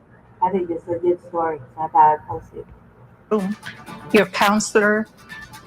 A sexual assault survivor of an infamous women's prison in Northern California is sharing her story for the first time. Thank you for joining us tonight. I'm Kimberly Hunt, and my co-anchor Wally Aliou is on assignment. The federal prison in Dublin in Alameda County was known as the Rape Club by corrections employees who abused inmates. The prison's former warden and other staff are now behind bars. Amazing. As Team 10's Austin Gravis shows us, victims are now being compensated in a historic multi-million-dollar settlement. I'm broken, trying to fix myself, trying to love myself again. The pain is still fresh for Denora. Going to prison, yes, I put myself in there, but I didn't sign up to get abused, threatened. The mother of 3 is trying to heal. If you're in my shoes, at that moment, you're nothing. You belong to them. They have your body, your mind. She's a survivor of the infamous Dublin prison east of San Francisco. I was molested, forced to do things I didn't want to. It's ABC 10 News' policy not to name victims of sexual assault without their permission. Denora has asked that we only use her first name in this story. Sexual abuse at the facility was so rampant, staff dubbed it the Rape Club. There was nowhere safe, not the library, not your shower, not even your room, your counselor. The lawsuit says the warden took interest in you right away. So you say a couple of things that you went through, what you did before being there and what you do now. And that's where they get your weakness and everything they can use against you. Denora, who used to live in San Diego County, says the abuse by corrections staff began shortly after she started serving her 6-year sentence in 2018 for running drugs over the border. It was an everyday thing, dancing, stripping, being scared of going to the shower because they're going to come in and look at you naked. Did any of the female guards ever intervene? No. The lawsuit says that one of the guards said, "I know you will be deported. I can find you." They will say, "We know where you're from, Sinaloa. We got people too. So of course I'm going to be afraid." At the center of the abuse, Warden Ray Garcia. A recently settled federal lawsuit says he forced Denora to perform oral sex on him and during his rounds would make her dance naked. When it wasn't the warden, it was prison guards with sexual demands. The lawsuit says one officer with a vulgar nickname was, quote, notoriously perverted and threatened Denora. And were you able to speak out at all when you were still inside and this was happening? No, scared of retaliation. You couldn't say anything.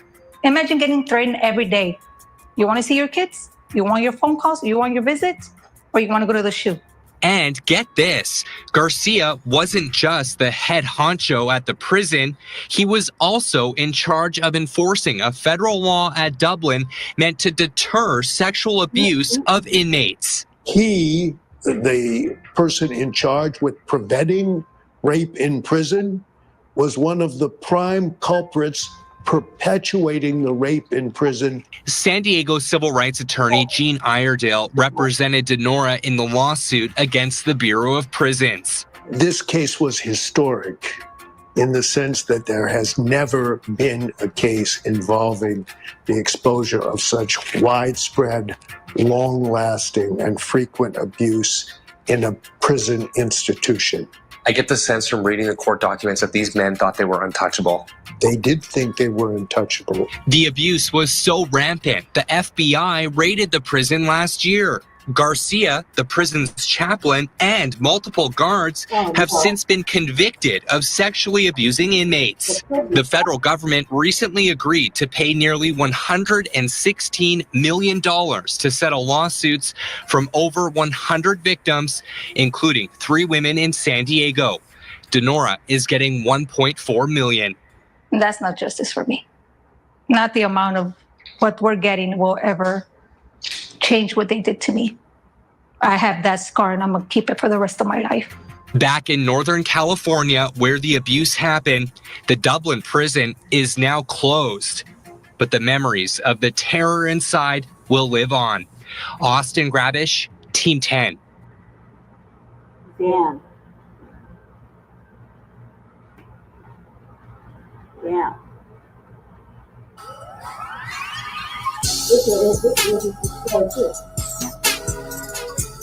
So, like, I don't know, but I was kind of looking at jobs and stuff, you know what I mean? Like, because I'm disabled, so kind of looking for ways to, like, make different money or whatever. And, I remember my brother telling me about Amazon and whatnot. I just happened to look over an Goodwill application, right? I was just cruising the internet on my phone. And then all of a sudden, I just kept getting blown up these goodwill employment opportunities, right? So Goodwill apparently is hiring. And I thought that was very sus. And then this story happened. So I was like, no. You know, because I got a family member, a legitimate family member who works at Goodwill. A couple of family members actually. And they work with Goodwill. And two or three of them are FBA. So she's like really curious.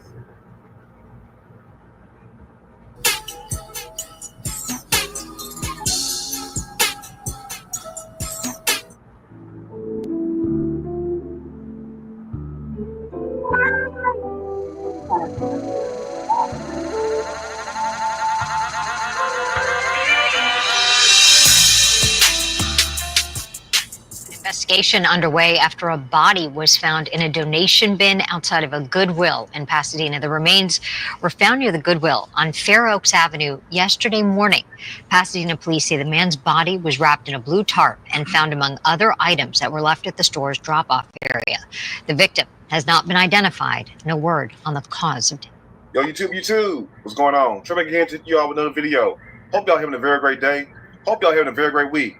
My day is going absolutely marvelous. Big shout out to all the channel members that subscribe to the Trey King Show family. And much love to each and every last one of you all. And you all, we have a story out of California by way of Pasadena. And big shout out to everybody in the great city of California, everybody outside the great city of Pasadena. Now, before I start this story, I want to send a special thank you out to my channel members and also to my subscribers for sending me this story. And also, keep these stories coming. And you all, also before I start this story, I want to send a special condolence out to the family and friends of 31-year-old Chavis Adams, because it's very sad and tragic what happened to this young man.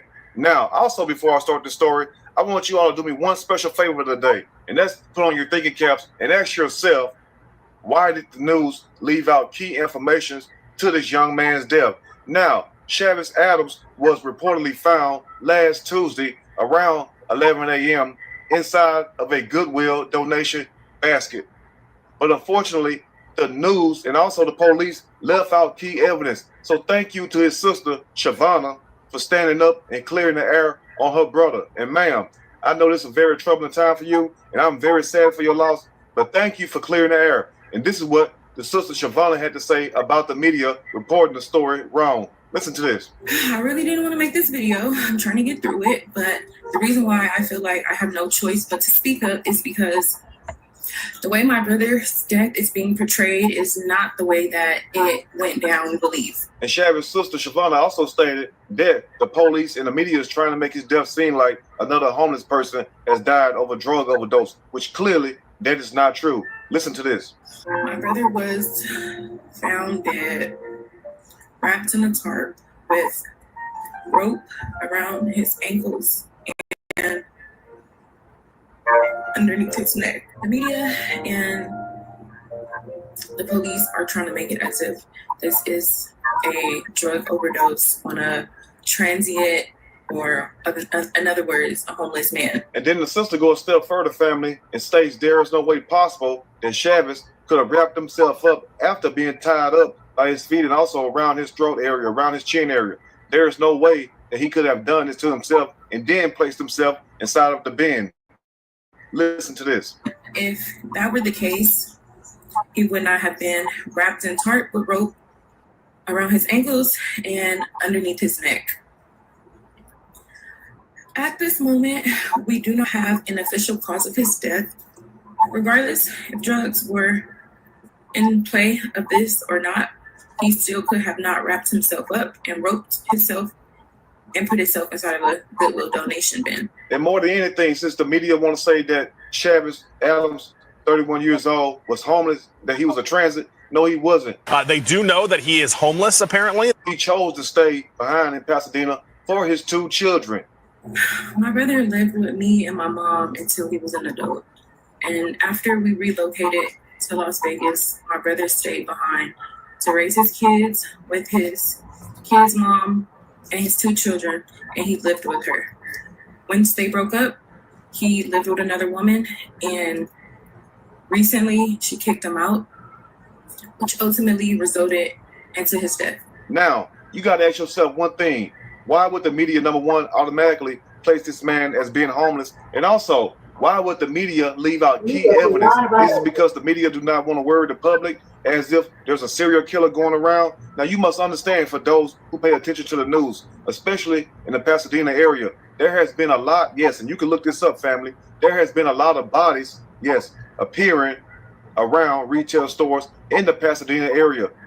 And also adding to that point, as you all see the screenshot, the day after that Chavez Adams was found, they found another body outside of a retail store. So evidently, there's something going on in the Pasadena area that the media is not really reporting accurately. And also, maybe it's something that the police is trying to keep on a hush-hush, because the last thing the police and the media want is for the people to be worrying about a serial killer being on the loose. So let me ask you this question before we dive deeper into the story.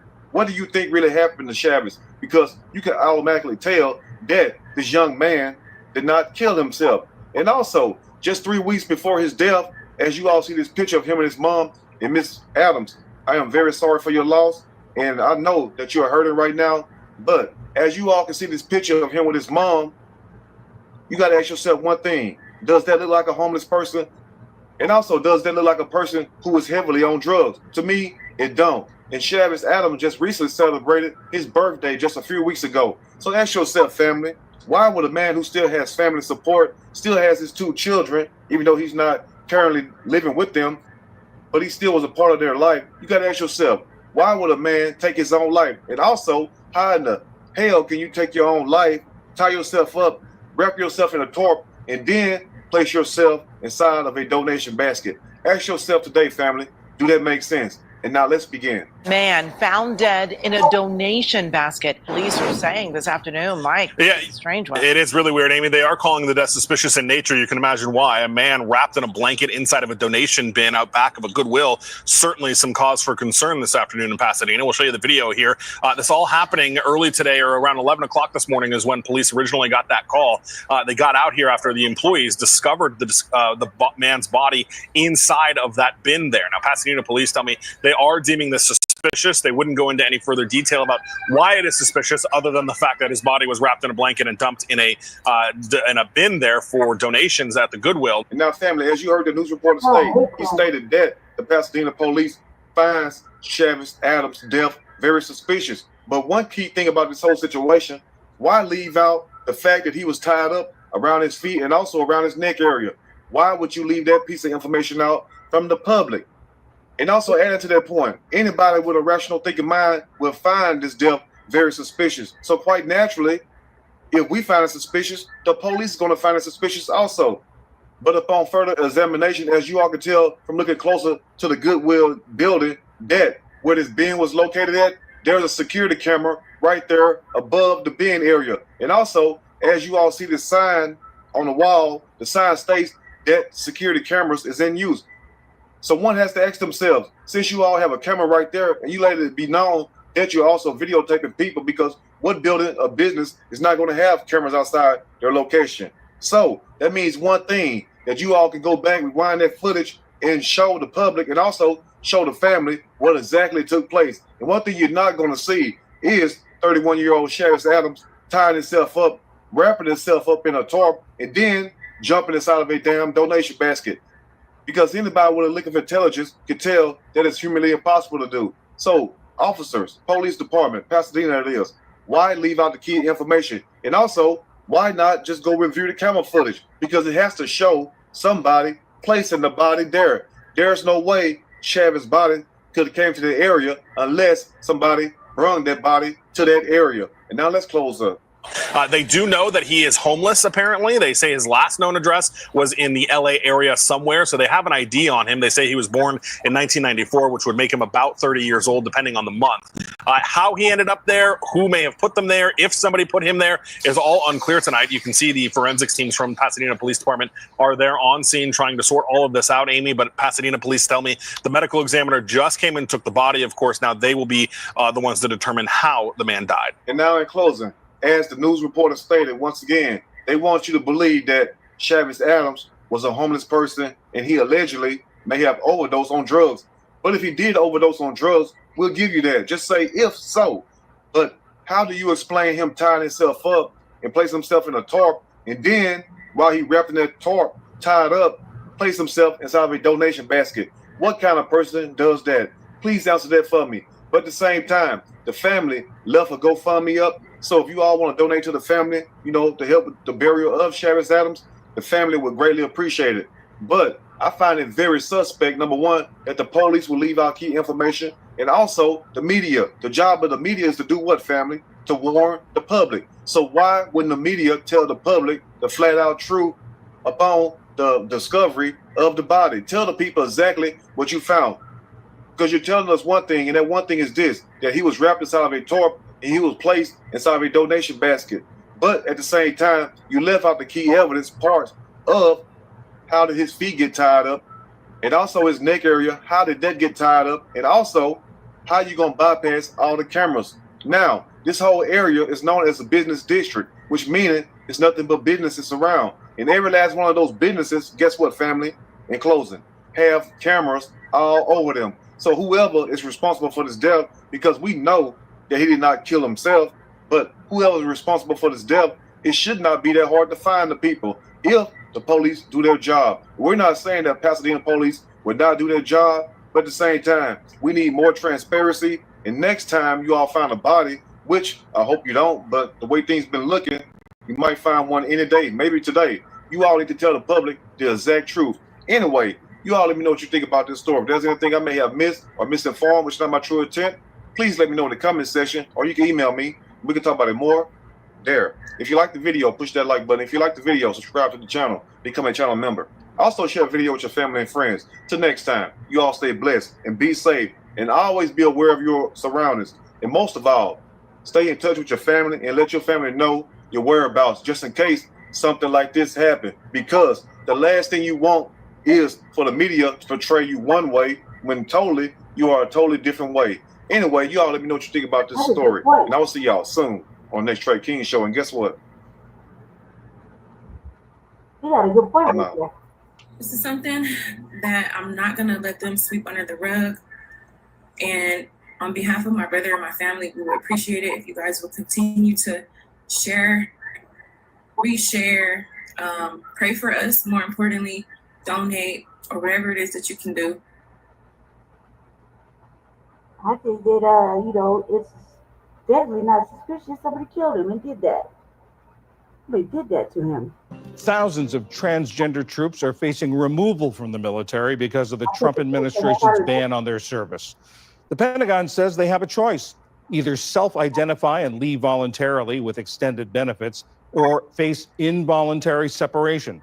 Wow. Dan Ming with the nonprofit news organization Evident Media spoke with some of the transgender military members who are fighting the ban in court.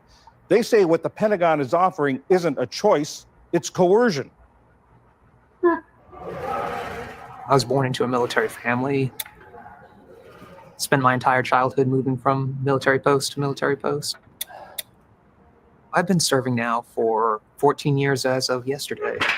Graduated high school in 2007, immediately went to West Point following that. 4 years there, and then I commissioned in 2011 as a second lieutenant. The Army is literally the only lifestyle I have ever known, and I think it is incredibly difficult knowing that it is likely going to be taken away here in the coming weeks. Erica Vandal is a major in the U.S. Army. She's risen through the ranks, deployed to Afghanistan, and was awarded a Bronze Star. She's also about to be forced out of the military for being transgender. What has it been like to be trans in the military? Overall, it's been a massive net positive. It made me more empathetic, more approachable, more open and honest to my soldiers. When you're living authentically, I think soldiers see that and they can reflect that back on you. It kind of instills that trust, I think. One of President Trump's first executive orders after returning to office was a revival of a policy he introduced in his first term, a ban on transgender service members. To ensure that we have the most lethal fighting force in the world, we will get transgender ideology the hell out of our military. It's going to be gone. The administration argues that trans individuals pose an unnecessary burden on the armed forces, undermining unit cohesion and military readiness. We are leaving wokeness and weakness behind. No more dudes in dresses. Now, the Pentagon is identifying and removing them from service. Does receiving gender-affirming care impact your ability to serve? No, gender affirming care has zero impact on our ability to deploy, our ability to be ready, and our ability to meet standards. As far as my medicines that I'm taking, it is a shelf-stable pill I take twice a day, no different than, medication of whatever variety that thousands of other troops take daily. What will you do if you're forced out of the military? It's going to be devastating should that occur. I will lose this core component of my identity that's been with me my entire life. I will lose the single source of income right now for my family, the healthcare, the benefits associated with that, the on-post housing that we have. We'll lose everything at that point. Major Vandal is one of 32 plaintiffs suing the Trump administration over the trans ban, which the Supreme Court has allowed to move forward while legal challenges make their way through the courts. One of the most outspoken lawmakers against the policy is Senator Tammy Duckworth, a combat veteran and member of the Senate Armed Services Committee. I don't see why someone who can truly serve this country, who can meet the requirements to serve in the military, who can pass a physical test, who can pass all of the skills testing, and is already doing the job, should be kicked out of the military. I just think that's very arbitrary, and it's not what America's about. The Trump administration makes this argument that trans service members undermine unit cohesion. As a combat veteran, how do you respond to that? When I was sitting in my helicopter and I was bleeding to death after I'd been shot down, and an American service member came, I didn't ask if they were trans, straight, or gay. All I care about is, are you willing to carry the load? Are you qualified to do your job? And will you be willing to lay down your life to defend this country and the Constitution of this great United States? And every single one of these people have said yes to that, something that our president can't say. How does your own experience in the military inform how you approach this issue? Well, when I first joined the military, oftentimes I was the only woman in my unit, or one of two. When I first started flying, they didn't let women fly combat missions. When early on, when I was a cadet, I even had somebody tell me, "Oh, your uterus can't handle flying a helicopter from the vibrations." There's been issues with the military from the start of them being able to accept women. That's off top. And then, we could take this a whole bunch of different ways, but when it's always been an issue. Basically, what he's doing is keeping the military at a certain racist, I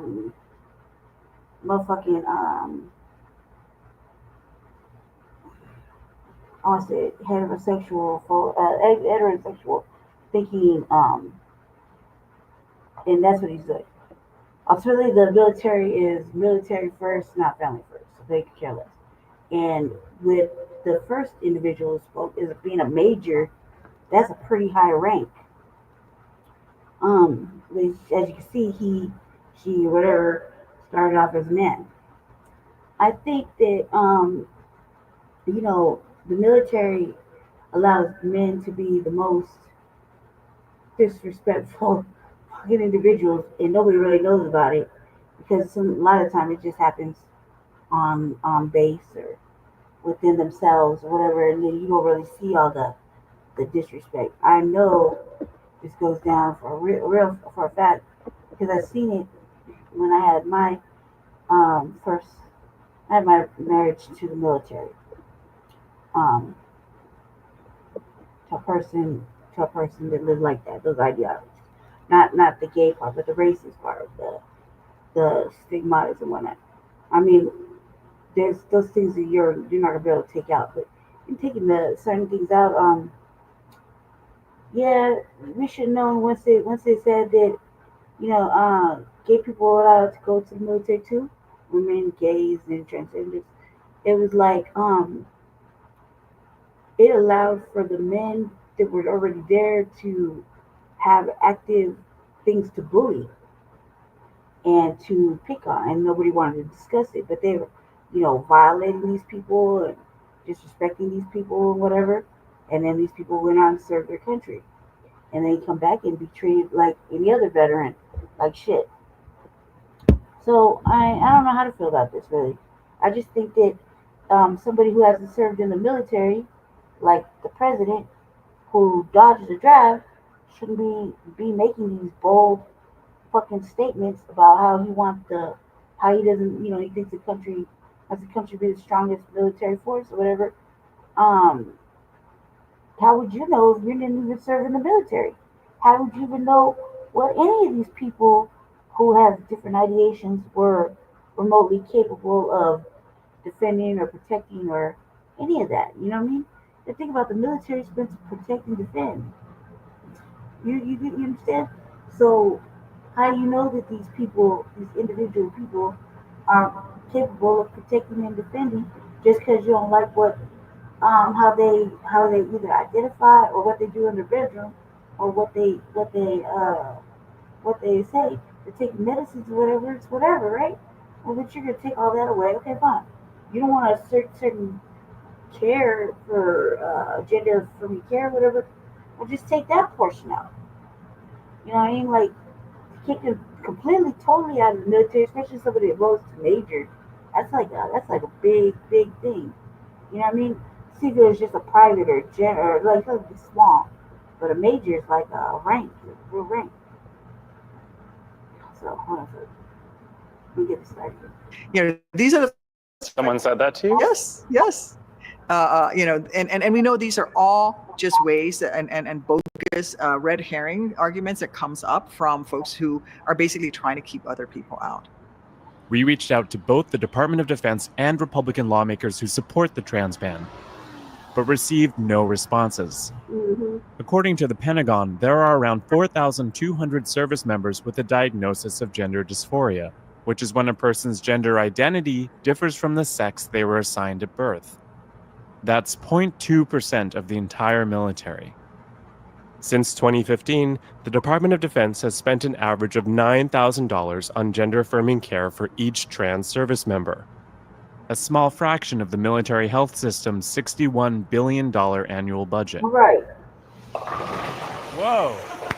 Nice. At Fort Drum in New York. I'll just put this way. I mean, when people sign up to join the military, they got to go through rigorous testing.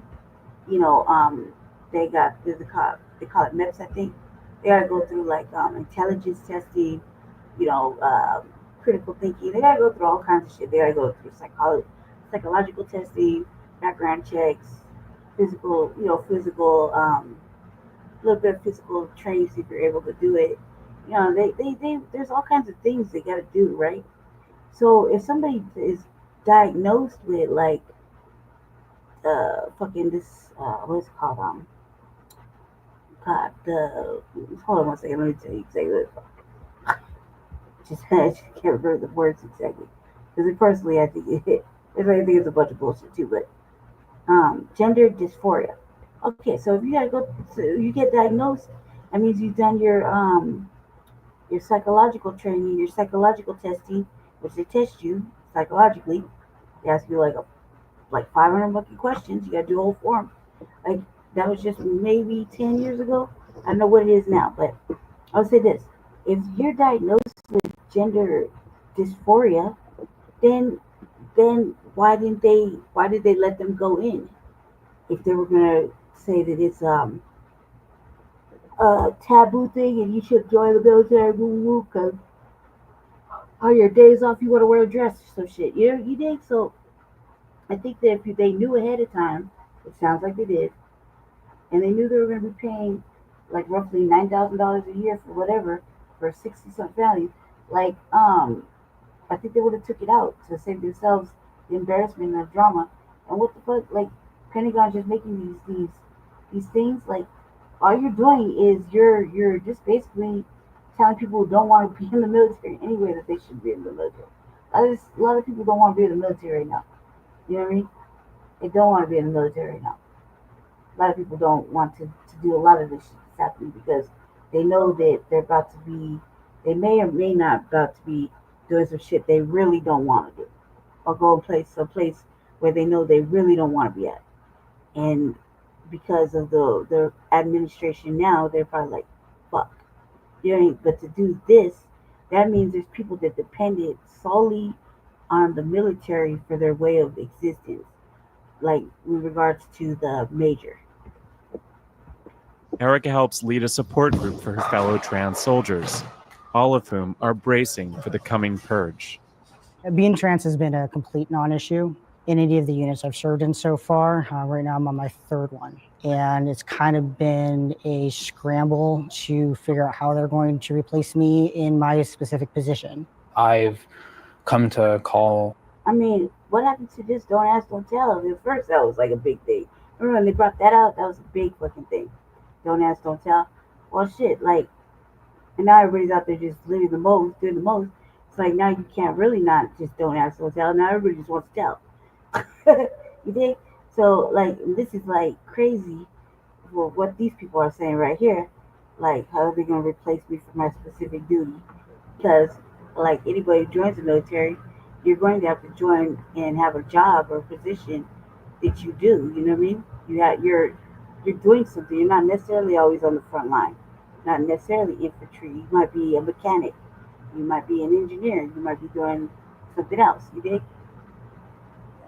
The people in the military, my family, my leadership I've looked up to, and they've been able to help me with so many different things, and never once have I received any issues at all with me being transgender. People think of military culture as pretty conservative, and I think people watching this might be surprised that you guys haven't had issues being openly trans. I mean, people might think of it as conservative, but at the end of the day, I think what people truly care about is your ability to meet the standards and perform at your job. So long as you're doing those things, I don't think any of those kind of identity politics. Well, I think that a lot of people would ask the questions I'm about to ask, like when you go through basic and you're getting assigned to your actual unit, and then your placement and whatnot. A lot of times you're with a lot of men and women. So if you're living a different lifestyle, where do they place you? They got to make special arrangements. I think that right there would be the problem for them having, like, say for example, basic training, and you're separated from women, but you bunked up with them but men, and you're living you're either gay or trans, and you got to be out in the open with it because you just have to be because you're just doing it. You're not telling anybody. I think people would be like kind of feel some kind of way because they think that you're going to be looking at them or trying to hit on them. It's a stupid ass fucking thing, you know what I mean? So I'm curious to know, what did they do in those situations? Were they living like as a woman in the women's barracks, and women living on campus, you know what I mean, under women barracks, or were you identifying as a man living amongst the men in the men sections? You dig? So these are really like serious questions, because the military has been pretty secretive, and only things that come out like with the military is like super dramatic. Like if they told every fucking assault that they caused, or everything they do, like women aren't allowed on the base sometimes by themselves because they might be going to visit a gentleman, try to go visit them in their barracks or whatever they're housing on the base, and they can't be walking around by themselves because some motherfucker might snatch them up into a different room and violate them. I mean, that's a known thing, like especially in Texas. You know what I mean? I was stationed in Texas. I was like a family member of a stationed person in Texas. And so I know for a fact I couldn't go on the base. This was before I got sick and I was still walking around. And it was like able-bodied. I couldn't just be walking up on the base like that by myself. You know what I mean? Because every regular woman damn knew that was on the base. Like, where's your where's your escort? Because these individuals, they just ain't got no sense. This snatcher brought up, So that was like the word on the thing. So, these are just really random questions. Like, well, when you were amongst the barracks, where did they identify you as? Because one motherfucker, the major, he started off having his career as a man. You did? Matter. Why do you think the Trump administration is so focused on trans people in the military? We're an easy group to lie about. When people get to know us as people instead of just as abstract concepts, they will come around on a lot of their preconceived notions of what a trans individual is. It's driven by fear and it's driven by misunderstanding. When I informed both my chain of command and my peers and subordinates that I was likely going to be placed on administrative separation soon, there was a lot of shock. There are clear indicators that I am one of the top performing officers within my unit.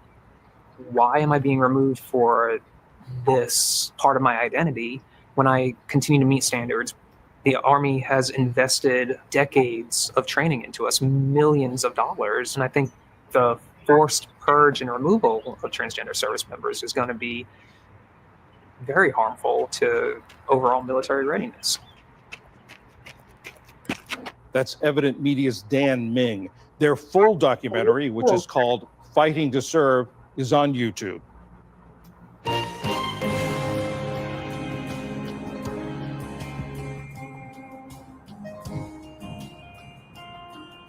guess I would look at it as my career, a contract, and I gotta leave. That's how I would look at it, because they're on contracts. Every 4, 8 years, 6 years, 2 years, they gotta renew their contract with the military. You know, whether they're gonna be there for another little stint. So I would just look at it as my contract time is up. And what was the plan when you ended your contract and you weren't gonna go back? So that's another thing. That's another question I have. Like, you know what I mean? Everybody has a plan. What was the plan?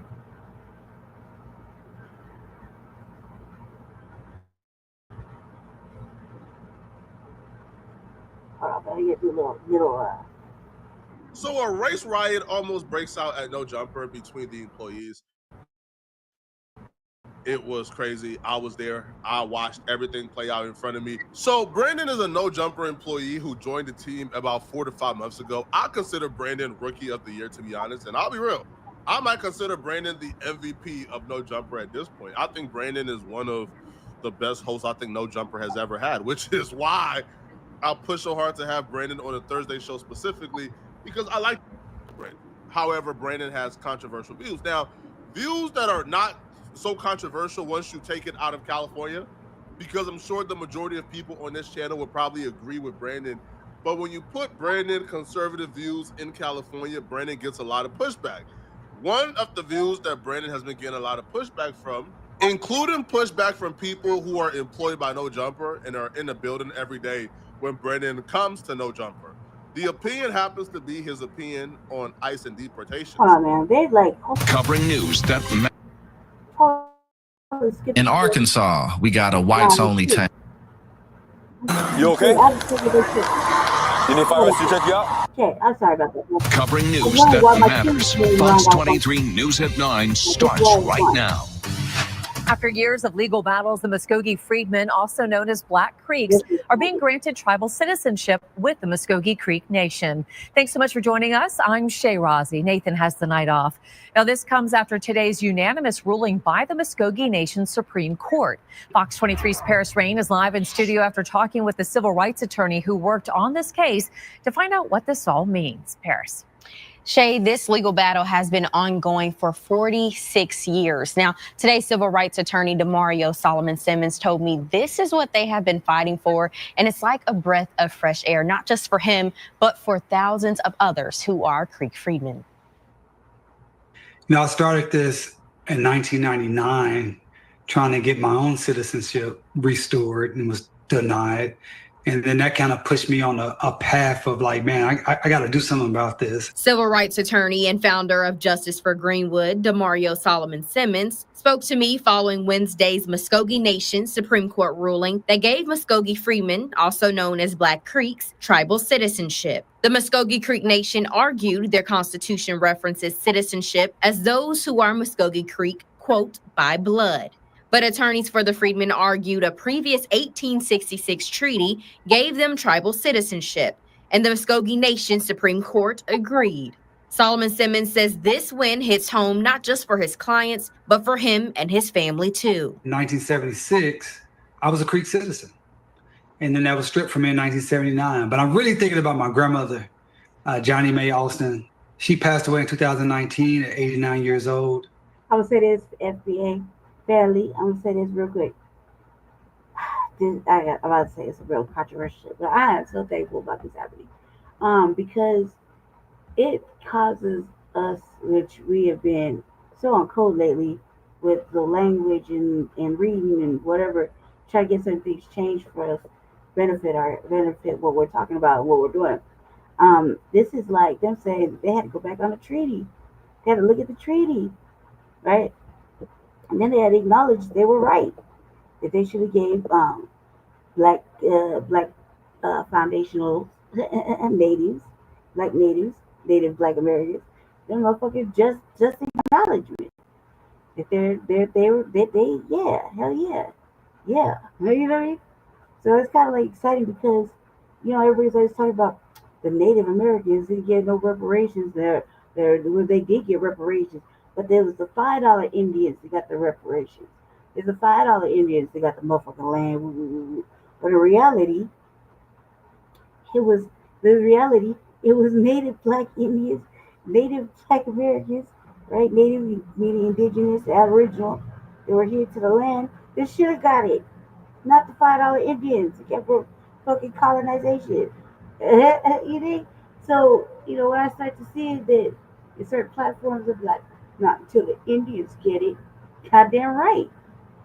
That means that's what this means to me is $5 Indians can go ahead and get off our shit. And let the original motherfucking natives come back in and recoup and live the life they've been looking at, watching being lived and tore up and destroyed. Now we can go back and actually recoup what we didn't get. You did?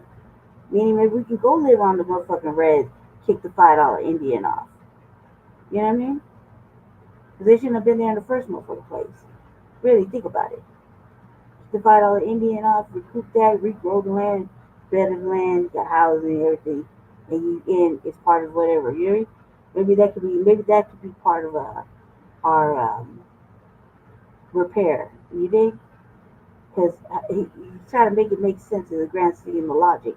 It's like, how the fuck we're the ones that built the nation, how the fuck do we keep getting leapfrogged over because of white, I might not say so. But now we're like using our actual logical thinking and really putting it all together like, oh no, that was that double talk. Oh no, that was that bamboozle, that was that woo-woo. Like, no, like now we can really change it. Now we can really examine it and really examine what was there before, and but letting the whitewash hijack go ahead and continue to carry on with their wanting to say so narratives. You know what I mean? And continue to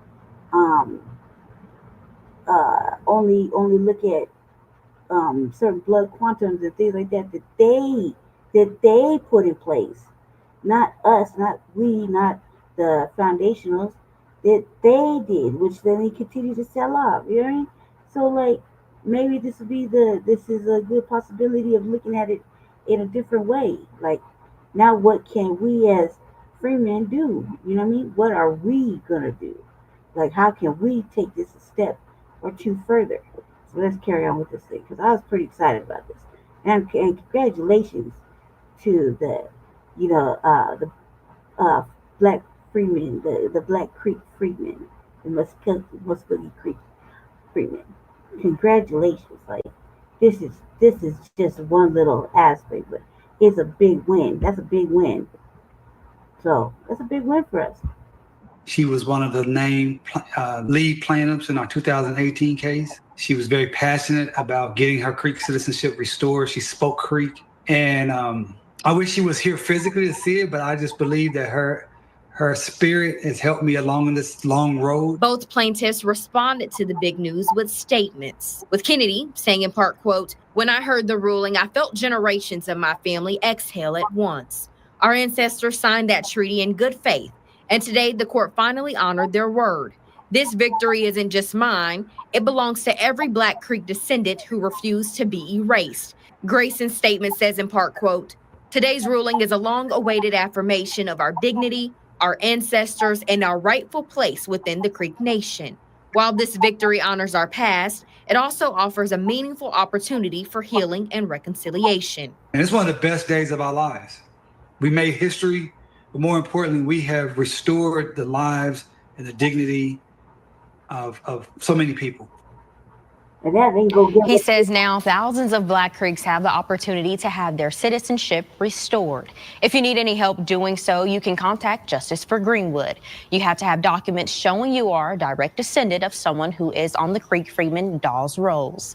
Live in studio covering News That Matters, I'm Paris Rain, Fox 20. We learned about that through, shout out to my light-skinned brethren, Mike TV. Because you're not subscribed over there, take your ass over there, subscribe. His Mike TV, I believe, is Muskogee Creek.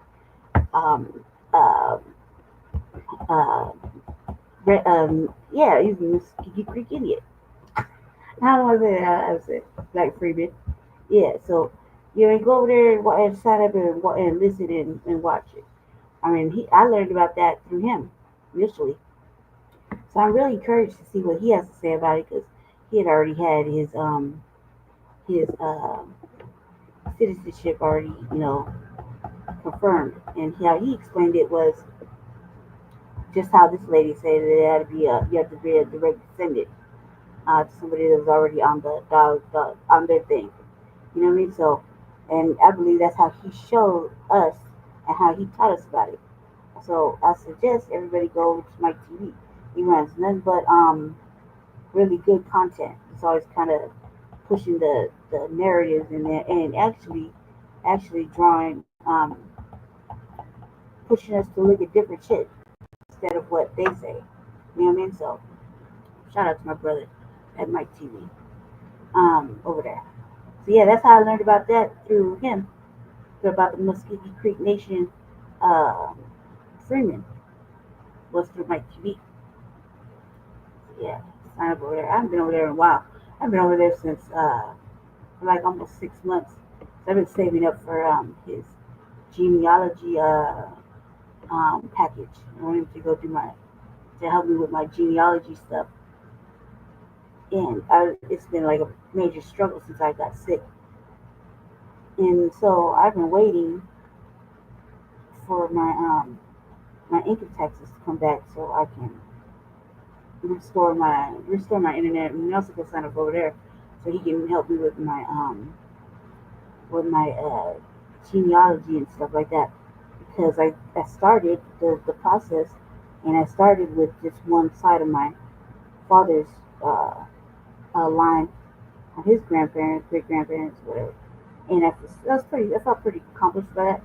Then when I look into like my vessel, I can't find no information. So, and it's controversial over here about that, but just because we all have different goals in life, right? So a lot of people be on reparations. I'm with the collective on that. You know what I mean? But I'm on an asset forfeiture, asset sequestering mission because of what was taken from me when I came into the world from my father. So what was left for me was taken from me. So I'm on an asset sequestering mission, and the fact that I'm like the last of the fucking Mohicans, it's really it's really been a struggle, because I don't know. It's like being an orphan, you know what I mean? So you only have a certain amount of information to really start to dig deep. So I'm at the beginning of my journey, because everybody else has had the good fortune to know, where their peoples come from and where their people have been. So I have questions, and there's a couple of interesting cats that are on the internet that deal with telling us the truth about all the slavery and stuff like that are enslavements and trades and whatnot that happened inside the United States as well as outside. And so I've been really, really getting a lot of education on that personally, because I feel like, I didn't go to school, so I didn't have a real proper education. And the history that we were taught was his story, their lives, their toes. And Never really said, hey, look, all this shit's been hijacked and whitewashed. Now that I'm grown, everything really hits my brain a lot differently. It makes me ask all kinds of questions, and that makes me take notes and really say, like, okay, when I have free time, I'm gonna look into this. So yeah, let's get to it. Let's get to the next one. Their news. We reached out to the Muskogee Creek Nation about this ruling. They sent us a statement saying, quote, we are currently reviewing the order to understand its basis as well as its implications for our processes. It may be necessary to ask for a reconsideration of this order to receive clarity so that we can ensure that we move forward in a legal, constitutional manner. We have that statement and the statements from the Creek Freedmen plaintiffs in this story on Fox23.com. I want to know. In Arkansas, we got a whites only. I want to know if they're gonna give them land and everything that they gave them $5 idiots. That's my next question. This is a good topic too. So all this stuff in my QWC right here, this right here, I personally intentionally put these in here so we could look at them and kind of think on them. But yeah, this been making their little rounds. Okay. So this one has.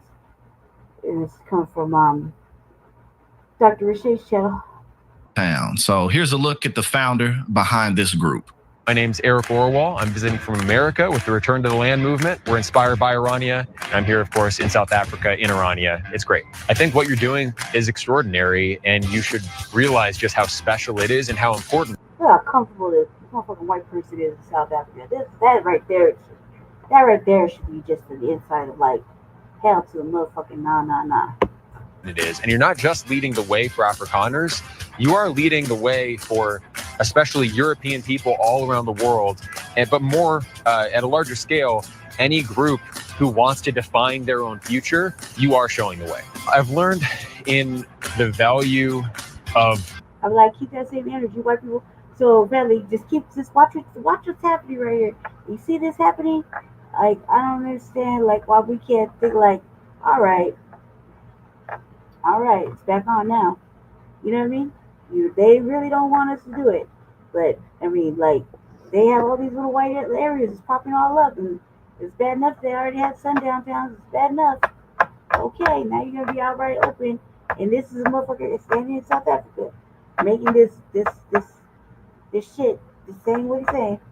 All right. So... when we go ahead and redo this, and we do it the way we want to, I want everybody to keep their same energy. Dreaming big and thinking big. So we would like to, our community now is kind of rural. So we have 3-acre plots and it's agriculturally based. It's a rural atmosphere. And now I'm seeing these public spaces, these mixed use buildings, commercial, residential, office buildings. And I'm thinking we have to aspire to that same kind of thing. Like Orania right now wants to move from a town to a city. Well, we want to move from a suburb and a rural area to a town, a proper town with the city center. Those are the words of Eric Orwell. He's the founder of the Return to the Land Association, a far-right group that has formed a tiny whites-only community in the Ozarks of Arkansas as part of a segregationist movement that is quickly gaining popularity online among some conservatives and alt-right supporters. The group is looking to expand its reach from its base in northern Arkansas to an area near Springfield. So it's okay for them to do it, but when black people want to segregate, all hell breaks loose. Are you serious? Missouri. They're looking to spread out these all-white towns. And obviously there's some negative implications with that, but let's continue first. According to RTTL's website, the group is a private membership association that only welcomes individuals with European ancestry who have traditional views. I wonder, real quick, I wonder how deep that really goes, because, you know, it's like, how many people have European ancestry? So many. I mean, pretty much all the Latinos, unless you're just strictly indigenous in like Central America or Mexico or South America somewhere, all of them got European ancestry. I mean, pretty much everybody that's black in America has some kind of European ancestry, whether it's like they're half or onward generationally. You know, so I think we know it's like, if you're not just white, I don't know, it just seems kind of loose. But let's continue. The association's first Ozark community was founded in October of 2023 and spans roughly 160 acres of land in northern Arkansas. Quote, we seek to create a decentralized movement formed of various individuals and societies returning to the land, the website says. Quote, we will promote strong families with common ancestry and raise the next generation in an environment that reflects our traditional values. No Jewish people or anyone who adopts non-European religions, including Islam, are permitted to live there. Well, Jewish and Islamic people are all over Europe. So again, but racism requires a base level of ignorance and stupidity. So there is that. So if you Islam or Jewish, you cannot live there, as well as people belonging to, of course, the gays and the trans, y'all are not allowed either. Nobody in the LGBTQ plus community, y'all got to stay out. But we already know they won't. You already know that. An in-depth Sky News report about the community states that so far only 40 people live there. Yeah, well, if you're that strict, it probably won't grow. Which is really crazy because, you know, the gay agenda, the gay motherfucking agenda was started by white people. White men, to be exact and direct. The agenda to feminize fucking black people, feminize black men, was started by white people. So for them to say it would belong to the LGBTQ plus community, that's hypocrisy in itself. That much. But applications to join range well into the hundreds. Oh, well, I guess I spoke too soon. Potential members are vetted in video. Oh, they vetted. If you ain't white for real, you can't be here. Families who join are also incentivized to have children. The Give, Send, Go campaign raises donations for parents of newborns. In May, the RTTL posted an update stating that a family who just had their 6th child was given $1,000. Wow. They're currently researching legal protections that might protect them from civil rights and housing discrimination lawsuits and injunctions. Yeah, y'all definitely better get ready for that. The group maintains that because it's a private association that doesn't sell real estate, it's shielded from that. So let me bring you in real quick, Sharon, because again, like it seems like it would be pretty quick that you could get past the non-European, like, again, I'm half white, and then how many people are just like, they could be, you wouldn't be able to tell whatsoever. They may just be 1 or 2 generations removed from somebody who's European. So like it's just pretty thick racism to me. What do you think? Well, it is. It's dippy too. You know, I remember as a news anchor, you know, they do these crazy stories and sweeps, and they said, well, we're going to do a 23andMe or Ancestry, whatever they did. They maybe swab my cheek or something. And then they surprised me on the air playing Riverdance, talking about some, you're Irish. Oh, they did. And I had been, you know, I'm straight out of Wakanda, and I let the audience know it too. So listen, we all are, there's none of this pure race. Part of me says, well, go on and go isolate yourself somewhere. But, you know, land is valuable and this country belongs to all of us. I got to use these quotes because you never know what they'll do next. And I think that this has got to be dealt with. The Attorney General I saw, said, we're not going to stand for this whites-only community. Imagine if we did that. That's what I did. Or the portion of us that is African-American did that. Would people, you know what I'm saying? People would be, are you kidding me? For real?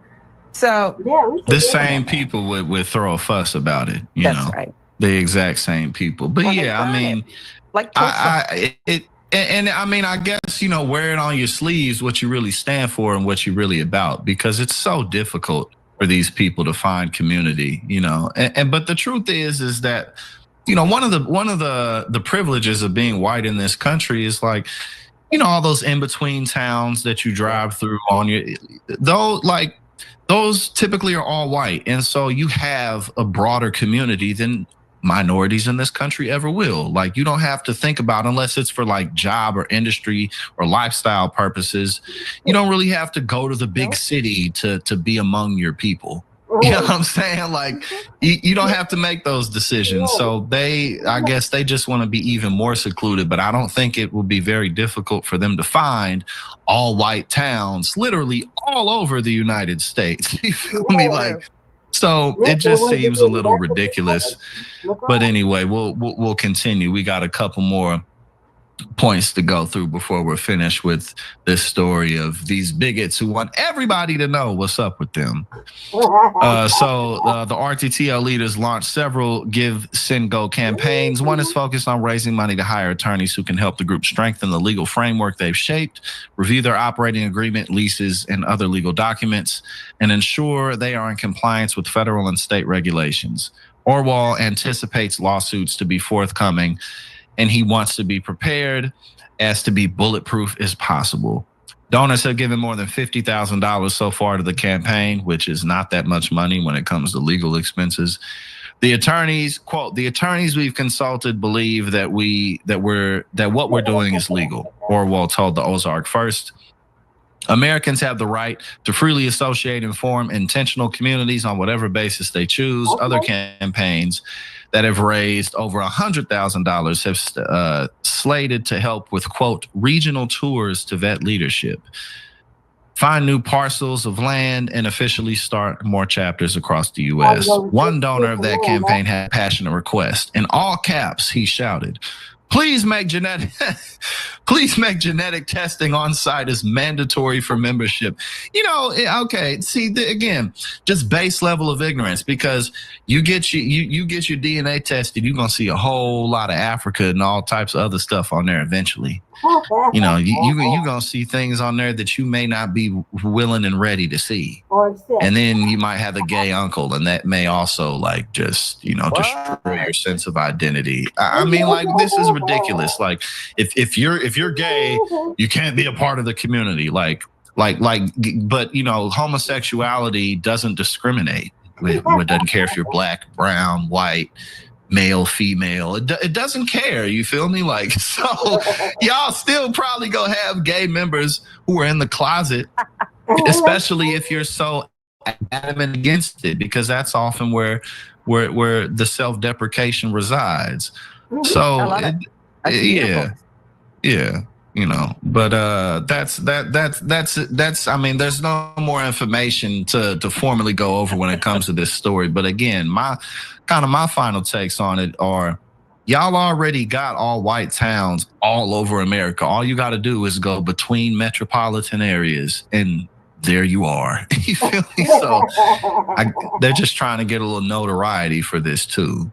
Yeah, and the towns that are becoming just a drop or two browner, they police those too. Ask too much. Right. You know what I'm saying? So good luck. Keep on being dumb, I guess, with your little town. Exactly. Okay. You okay? You need PARRIS to check you out? Huh? I got lupus. I'm always here. All right, but you good right now? Yeah, You in the crash? Make sure they good. Man, so tell your boy stop talking to the police like I did something wrong. He didn't even know who you was. Hey, who was driving? You're driving? Y'all know people, man. I'm talking. That's his. That's a black car? That's from his. That's from his. My car. This is Russia. See how dumb you is? Oh, you dumb, bro. What's up with your disrespectful shit, bro? Because you got out of the car with the I did shit, bro. You dumb. Rapper Trick Daddy is facing serious backlash after crashing his 2024 Lamborghini into a car that was stopped at a red light. According to witnesses, he was flying through an intersection when he slammed into the back of the other vehicle. At first, he reportedly tried to settle things quietly, offering the victims money on the spot, but eventually realized it was smarter to call the police. Let's get into the body cam and see what happened. You okay? You need PARRIS to check you out? I got lupus. Huh? I got lupus. I'm always here. All right, but you good right now? You in the crash? Make sure they good. All right, man.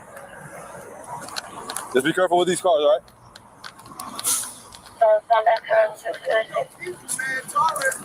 Man, so tell your boy stop talking to the police like I did something wrong.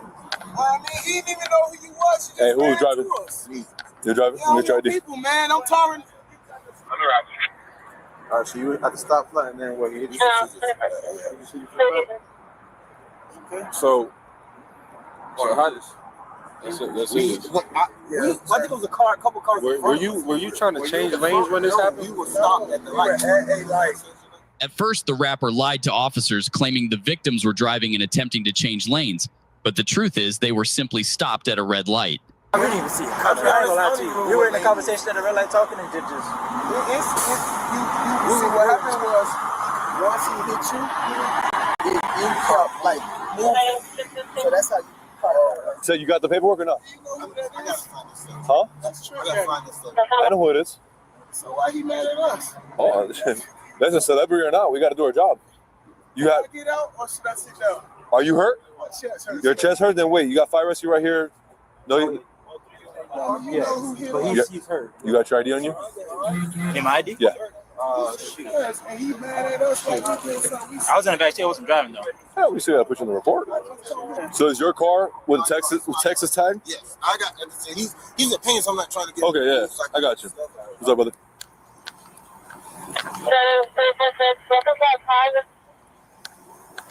346. Go ahead with it. There's actually 2021 orange Honda BMW. Should be registered for the Andre Devon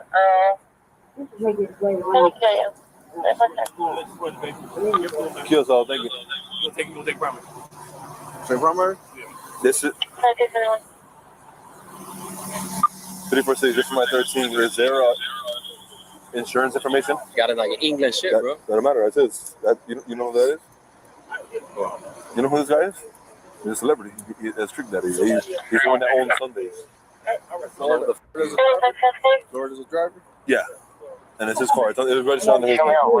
This guy right here, the back one, he was in the back seat, and then I have the guy in the front passenger. He's the one getting checked out right now by fire rescue. Ask first for defense.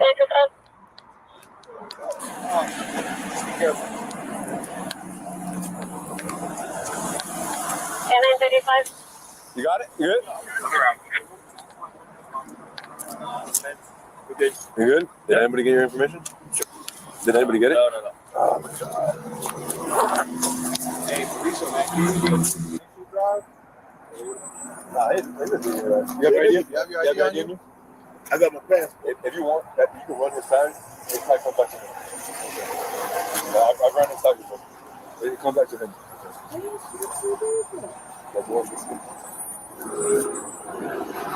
Where were you just coming from? I was coming from 178, 176. Actually, tell me what happened. You going home? I got to get on right here. I go left, 2 exits, 75 north. Almost. They was okay, so they was going to go this way. Oh, I don't know if they thought they were going this way. They came back over here. But I tried to avoid them, but I couldn't, as you can see. Yeah. But I heard them tell the story like, oh, he just ran it back with us. They don't ran it back. Because if I'd have ran it back with them, and they said red light too. If I'd hit him in the red light, that hard, all the ass would have been. You see no other cars got the bar. You want the car to be close to your crib or? Man, I just told my manager, I ain't paying for it. They I'll get fucked. I'm gonna give me another car. They can get this bitch. I just wrapped this bitch. I said pretty ass. Where you want to get the car to? You said green. Let me say this green. Is your wrist all right? I got lupus. I don't know. You don't know? Did it say they want their car? I never. Hey, can you do with toe slips? This vehicle you drive. You want yours to go to your crib or? Yeah. That's his. That's a black car. That's from his. That's from his. My car. This is Russell. See how dumb you was? Oh, you dumb, bro. What's up with your disrespectful shit, bro? Because you got out of the car with the. I'm not being dumb, bro. You dumb. You too. Yeah, right. Go ahead and do it. Go ahead and do it. I'm waiting for it. You too. Get out disrespectful. You already had you. You already had you. Why you have to be disrespectful, bro? Because you. Because I tried to come and talk to you. You tell me, all right, this dick ass. That's all that, bro. So y'all both was the light was green. The light. Okay, he go from here to over here. I tried to come all the way over. You can see I tried to come all the way over. I ain't hit him. I hit a bump. But if somebody, he telling the man right there, all right, this is what you do. Ask him what the story he said. No, so you saying that he cut all the way over and you try to avoid him. He just told him, I'm sitting there at the light and I just can't anyway. That don't even look right. Like that don't make no sense. I'm gonna knock him to, if I hit him that hard, I'm gonna knock him to, if he's sitting at the light, I'm not, it's 5, 6 cars. No, I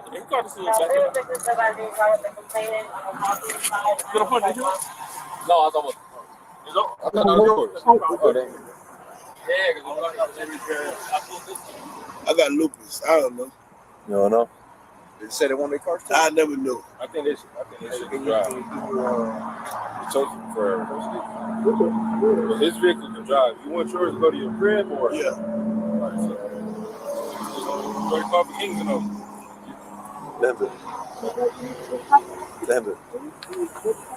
He ain't got my address. Oh, but the address is. Hey, come back to it. Hey, Mendoza, you got the tag, right? I got it. All right. Take a move. Put it right in the lane, dog. I can move this. Nah, he ain't moving this shit, bro. No, I can move. I pull it right there. Yeah, but leave it there. Leave it there. So we leave it in one lane. I got a ride over here. You got someone in the way? Yeah. I told you. Your flashlight. I told you. Because it look funny. I was like, you got that gun. You got convicted felons. He keeps turning off. Huh? He keeps turning off. Oh. Car. Yeah, right there. I got Yeah, so you need to call for Kings 2 times. Ain't no turning off with that. Man, tell them nigga calm down. Get them little 10, 12,000. I got top of line shit on. They maybe pay a lot. Ain't no turning off. Tell them to get their ass up out of here. Before I get them up out of here. Damn, man. Is that a retired car? A retired police car? Yeah, he messed up, bitch. No, the burnt. Oh, yeah, bad will burn. On the airbag. Boy, you see that shit? Yeah, that's probably See my little hair burnt? Yeah. All my homeboys got the gray hair. I turned 50 cents over there. Got a big 50. I said, nigga, put a big 50 on my birthday cake. Nigga, my young hoes gonna be like, what? 50? Sit down. Yeah, well, one on the front and one back. Because how far do you stay? Where? Sorry, driving smooth, right?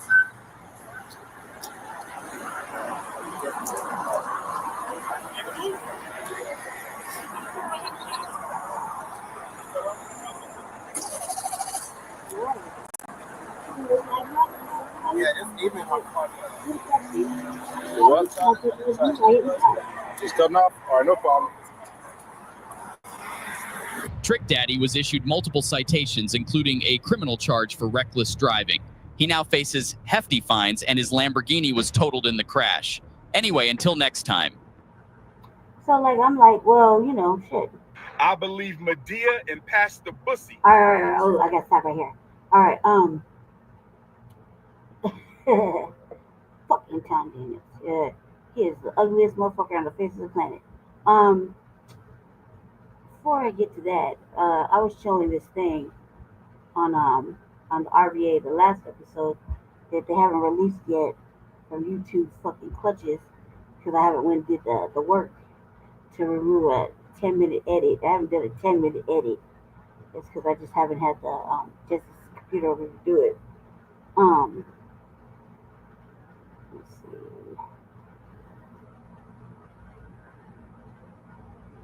Let me see where it is. Hold on one second.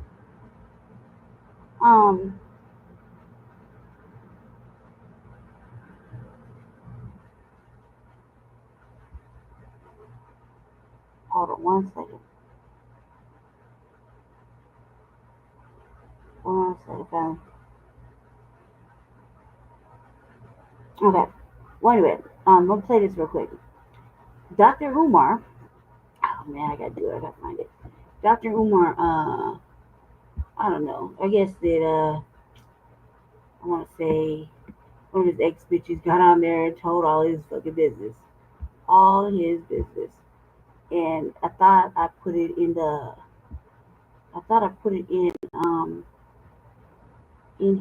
my queue. This little video. And I think it got taken out of the queue. Let's see if I can find it real quick. So I can show you prior to showing that, because it'll make all the sense in the world the next couple little videos to have to do with that. Basically she got on. I say this broad is hella messy. I mean, it's messy too, but he's messy. Dr. Umar is messy. Yeah, Dr. Umar is messy as hell. That this broad really put everything out there, and the fact that she keeps saying there's gonna be more and more, and it's like almost like, well, why? Like we already know. You know what I mean? Like, God, you did the most. You already done this. Like, why? You know what I mean? And it just keeps getting worse and worse, and the more she speaks, the more it gets worse and worse. You know, it's very messy, very messy. I'm looking. I guess I lied. I guess I didn't put it in the queue.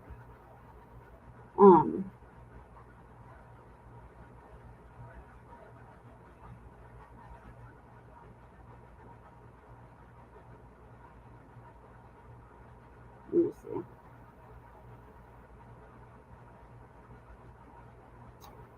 The fact that stupid Anton is covering it, kind of just like, you know what I mean?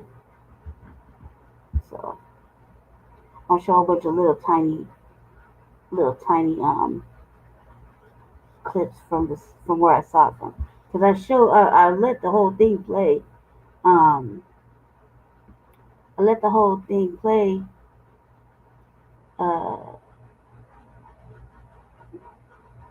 On my show on the RVA, and I thought it was really fucking messy and contentious. Okay, because this brother just went over there. She basically went over to other platforms that are like, there's like one called Leonard Arnold. That guy just makes his whole content is just about trolling with fucking Dr. Umar, and I've been watching that shit for damn near 8 years now, and laughing because he's always clowning Dr. Umar. So I'll play these ones real quick. So you have just, they're like short little snippets of it, because I played the whole thing on the RVA the last time I did it. So if these are short snippets and everybody's having, because I ain't gonna lie, I was telling my people, see that shit with Dr. Umar?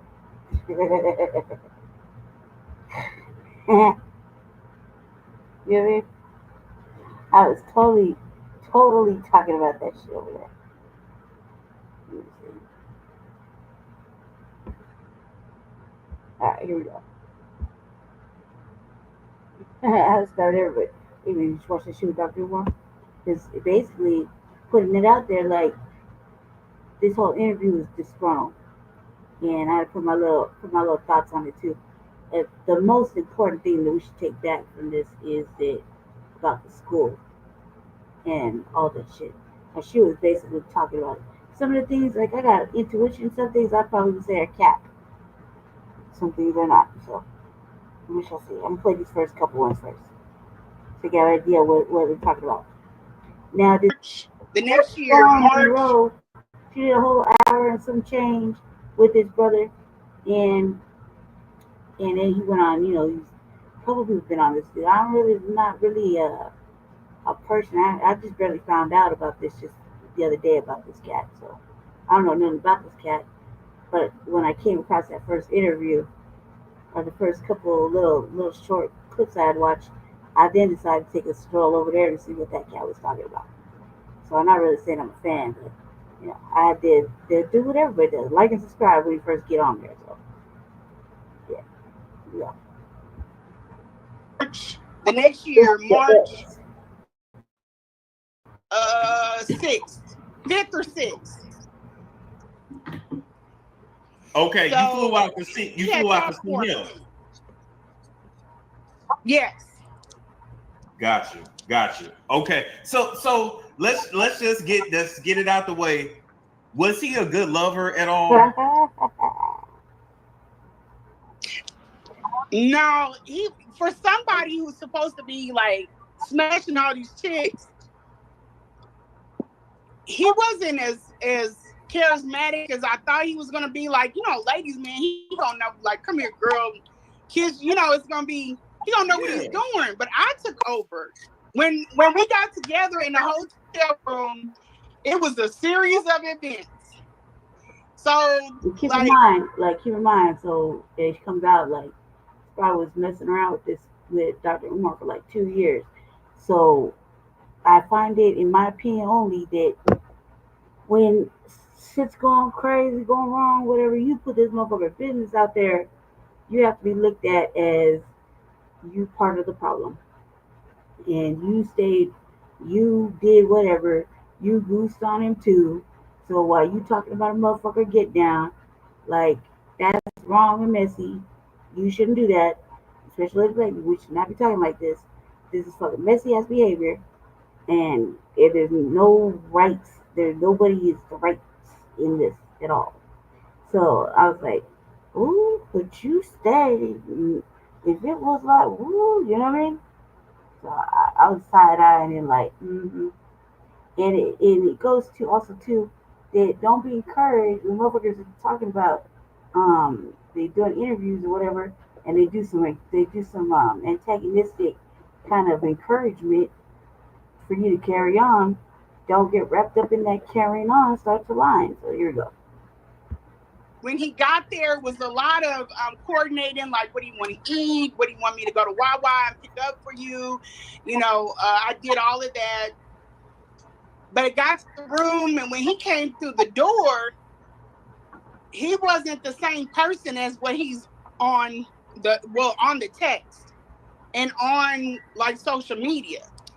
He was real quiet. He was really like just kind of like, I don't know what to do with myself. What? So I was like, well, shit, I guess I got to get the party started. And that's when I think it was a hug. And the hug was almost like he was trying to ready himself. And then he sat down and he was taking off his shoes or whatever. And I think we had some like those small chat or whatever. And then he was just sitting there raging. And I was like, what the fuck is wrong with this dude? Weird as fuck. I have never had, I didn't know. And they don't have like back in the day where you could take the phone and bash him or something. So I was like, what the hell am I going to do? I'm going to run for the door or whatever. I'm going to get out of this. Because he was like sitting on the bed raging. I was like, this dude is going to tackle me. Wait, like, what do you mean by raging? What do you mean by raging? Huh? See? I said, what do you mean by raging? Describe that for us. Like when you're just sitting there, you're just like he's upset about something. Well, you know, he played he played with them spirits too, so he probably possessed. And the thing about it too is he had spiritual. He said he got some spiritual work done. You see how he just did that? You see how he encouraged her to start to get the line or whatever? You know what I mean? She was like, huh? Like, you know, bitch, you don't heard the motherfucking question. Stop acting stupid. You know what I mean? And he's like, hey, you know, he played with them motherfucking spirits. She's like, oh yeah, matter of fact, they, you know, then they start to line and shit. Before he met up with me. Ooh. So he was coming in from somewhere. I forget where he was coming from, but he had spiritual work done before he met up with me. All I know is he was raging.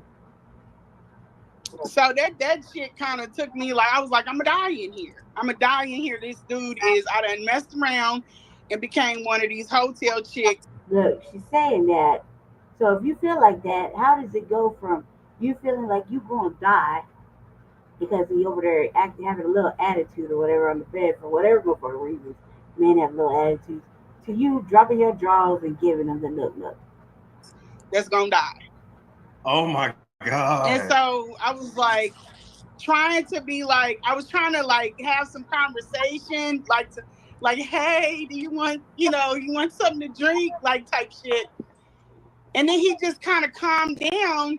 And then I was like, what the hell was that?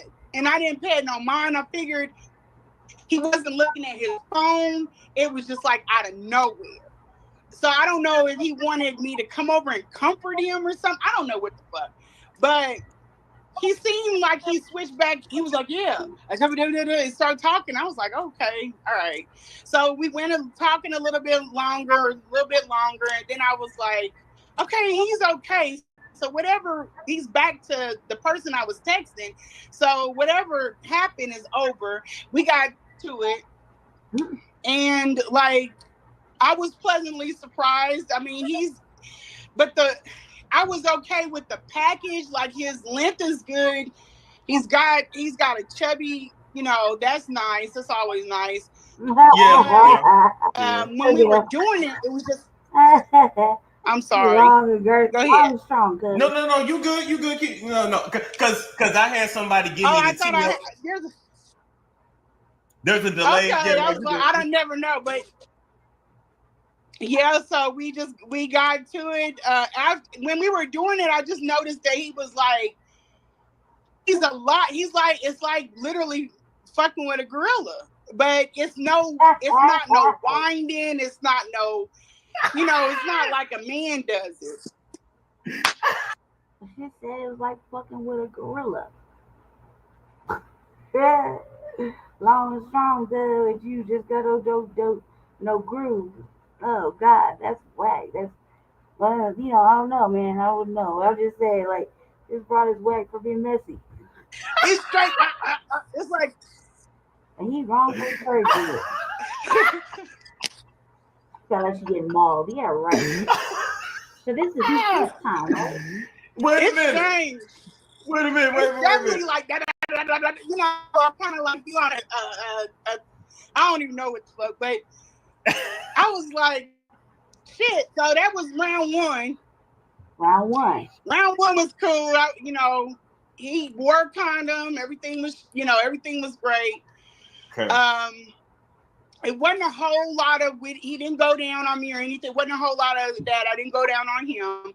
The next one, I was like, okay, I initiated. Now I gotta like kind of tell him like what I want. So we did it 2 more times. He went to sleep. Well, not in the same. We did it 1 more time. He went to sleep. He got up in the morning. We did it again, and then he was out. He had to go to Massachusetts. So he went to Massachusetts, and he came back. Okay. We did it, and then he went back. He went home. Did he? But I was kind of like the crazy thing. Oh, I'm sorry. I feel like I'm talking over you. Yeah, it's a delay. It's just a delay. That's okay. Oh, but okay. I'm sorry. Did he? So yeah, we just. Why was he saying that you stink though? Why was he saying that? Because Umar thought that I was going to let go of the text, and I had to let go of anyway. I had to let them texts go anyway. Me and him had a conversation about this is with everything that I'm willing to share about this man, this is the one thing that I don't like talking about because it's his mother. But let me put it this way. If he had an alleged problem with her body or whatever, I mean, he should have made that clear, and he probably wouldn't have done it again, just like that 2 more times. The way she talked about it. So that's off topic. And then this next little section where she said, like, oh, this is really bad. This is really messy. You know what I mean? So he did all of that. He caused me to talk about her in this way. Okay. I sent, and they're up on my IG. I sent him some text about the condition of his mom. One thing about me, the reason why I think he wanted me to take care of his mother is because I am OCD about my body. It's Storm Show. I don't think that has anything to do with it, bro. But we're just gonna keep listening to the nonsense. I thought that I was gonna let go of the text, and I had to let go of anyway. I had to let them texts go anyway. Me and him had a conversation about this is with everything that I'm willing to share about this man, this is the one thing that I don't like talking about because it's his mother. But he did all of that. He caused me to talk about her in this way. Okay. I sent, and they're up on my IG. I sent him some text about the condition of his mom. One thing about me, the reason why I think he wanted me to take care of his mother is because I am OCD about my body. I'm like, what do you mean? I don't know. He knows two things about me. I don't like Irish goodbyes, and I don't like Phil. I don't even know what an Irish goodbye is, but let's just put it this way. What the fuck does that have to do with anything? Like, what the fuck does your shit got to do with what you fit to tell us? Got to do with that? Like, what the fuck? And if he had it like that, he's standing on that shit. He's saying, like, yeah. Sorry about that. That's a podcast. They touched it by accident. You know what I mean? So it's like, well, he knows two things. Well, how the fuck does he only know two things about you? You was with him for like 2 years. And why would you automatically, don't you know why he chose you to kind of look after his mother? I'm sure it wasn't just that. You dig? So it's kind of like, none of the shit she says is the shit you really got to question. Really ask questions. Like, really ask questions. As far as where the body. He tried, and I'm very protective about my privacy too. But everything that you tell Umar you don't like, guarantee he's going to come to you and he's going to do all of those things. I only found out last night. Yeah, I found out last night by a chick, and she wants to stay anonymous, and I'll protect her. But I found out last night why he's like that. Anything you tell him. So if you tell him, oh, I don't like dudes I really don't like dudes to do this. I don't like dudes to leave me alone in a car and go into he'll try to put you in that. I don't know if that's his fucked up psychology, but that's what he'll try to do to you. Nice. So he knows one thing I do not, because I'm going to tell you how the stinky coochie thing came in. So his mother, I was telling him about his mother with the issues about her, her body. She needs to see an OBGYN. He's talking about give her cranberry juice and keep pumping water. Yeah, but if an infection's already been introduced, that she needs antibiotics. She needs to go to the doctor. What I'm smelling is not normal for a woman. So I put those up, our whole conversation. He thought that that's what I was going to I would have never posted them texts about his mother. Ever post them texts about his mother. So but his I had mama to post them because you're trying to do me. So his mother had to. I had this discussion, like, I was talking to the judge about this shit that day. I laughing. I was like, man, if I said some foul ass shit like that about your mother, anybody's fucking mother, I expect my ass to get beat. And there will be no reason for you not to whoop always like that. Oh, why? Because that right there, he's talking about somebody's mama, dude. Not only that, but the way you're talking about his mama is very ugly. You guys don't like ugly. Doesn't matter.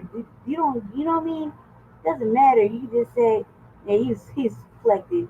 It's really about something else. I really don't want to have to get into it because it's not a good look for me as a black woman to be talking about somebody else's person like that.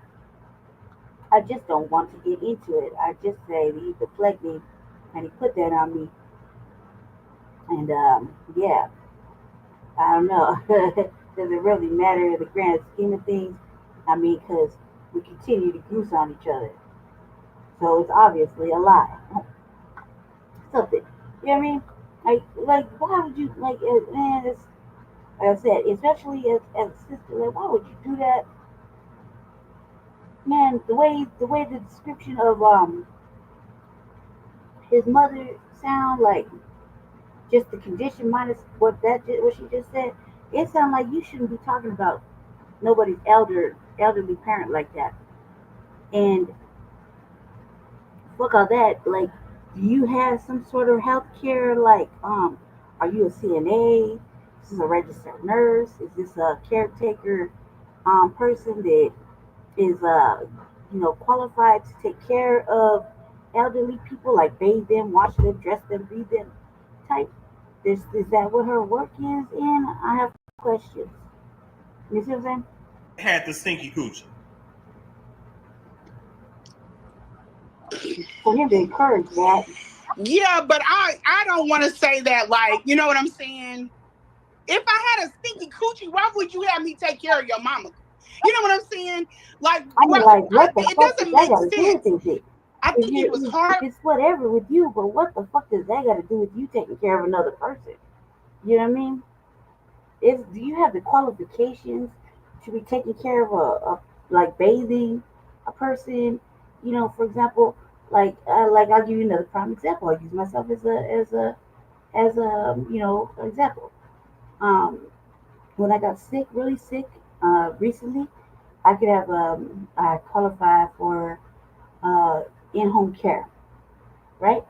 So I could have a nurse. Like when I had my surgeries and stuff, I had nurses coming like twice a week, one to help me physically start moving around because I was healing, like my core. When you have surgery on your core, on your stomach and stuff, you have to start using the muscles, and you don't realize, you use your core muscles for everything. Standing, sitting, laying down, moving around, bending over, picking up stuff. You use your core for everything. And so, I had to learn, I had to first I had to heal and all that stuff. But I also need help. So I need help with bathing, like, because I got sick in certain parts of my heart, it shut down certain other sections, you know what I mean? Like, it makes it difficult. So like, for example, when I had a caretaker, I needed help bathing because I couldn't really bathe properly because of the wound, where the wound was.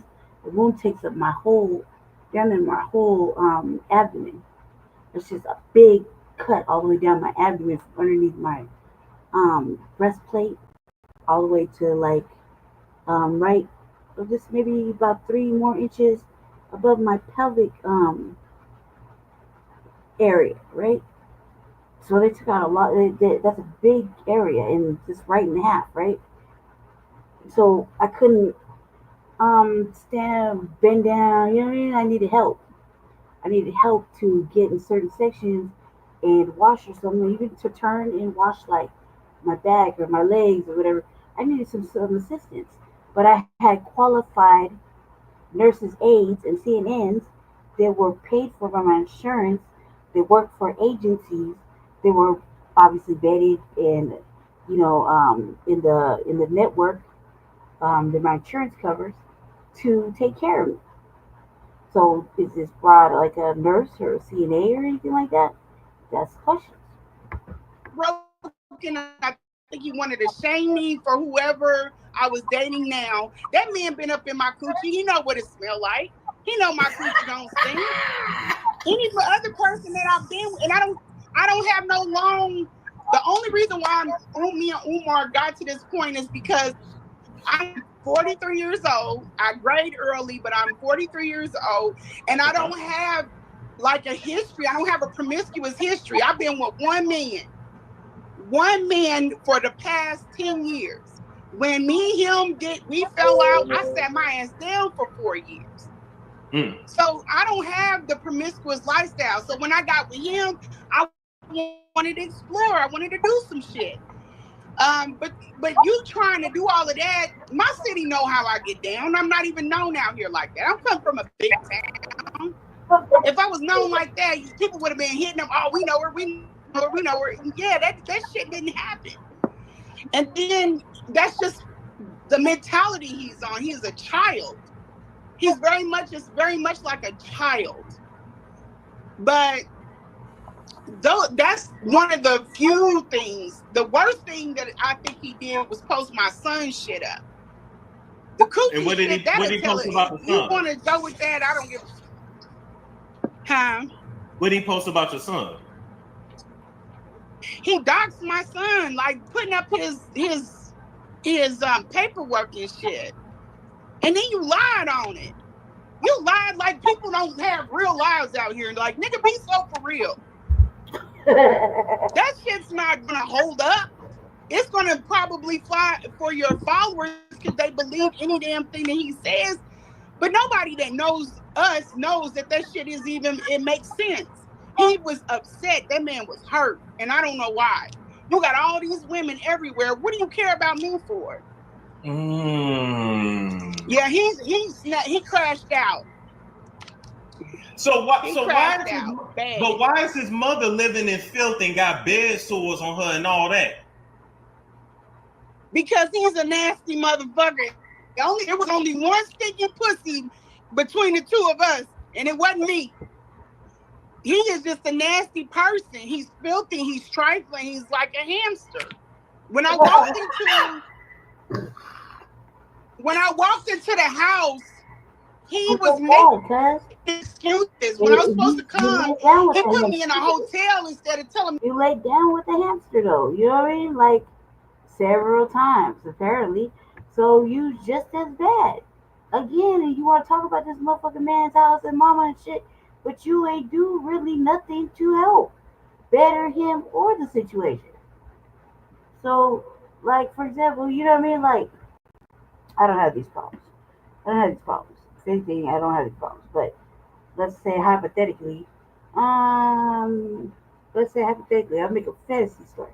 If I had a dude that was like living kind of those kind of conditions, and I wanted to go spend time with him, do you think I would have tried to help pick up the house and help make a meal? And I saw that mama was kind of needing some assistance, and I knew or could, find the resources, I would do that. Like, you know what I mean? Because ultimately that relationship reflects me too. You did? So, I mean, that's why I'm like, I don't have these issues, but I'm just saying, if anything, I don't have these issues. And I'm thankful that when, I have a situation that someone could, like my mate could assist me. He didn't, he doesn't have to, but he could if he wants to. You know what I mean? Sometimes that's like, did you want to help? Like, fuck me asking, did you want to help? Like, all the smoke, man, all the smoke. Straight where the house is. He took me to, or had me go to the hotel. If I'm learning, I'm dying. The hotel people, they can vouch it. But yeah, he put me up in a hotel. He didn't want me coming to the house, so he cleaned up. And then when I got there, it was his level of cleaning, but it wasn't my level of cleaning. So this isn't like a bachelor pad. I lived with a man before. I know how men get down. This ain't that. This is like, you need to call the city and figure some shit out. Like, she's telling me like, it's bad in there. So you telling me his mama living like an episode of Hoarders? And this nigga got the pea hats on with the, he's putting on a facade. There's a reason why y'all have never seen the inside of his house. Never. He's always outside. I know he got roaches. He's always. I know he got roaches. I didn't see. Now he's in the housing authority, so they may have. They might, and I'm still suffering from being in that house for all that time. But the housing authority might have. They might have. Exterminated either the roaches. I didn't see no mice, but that don't mean they was there. They wasn't there. Because things are packed up. It's like it's a breeding ground for mice. Oh. And I don't know why. I don't know what happened. Oh Lord. I don't know, but the nephew came out and he verified everything. Thank God, he verified everything that I was saying. because they thought I was talking about their precious king. But I wasn't trying to do all of that. He put people in my space. I didn't know what the fuck Umar was on. I've had issues with him the entire time I have dealt with him. Let me ask you this. Is it true that he's homeless and living in his mother's housing authority apartment? Yeah. I could.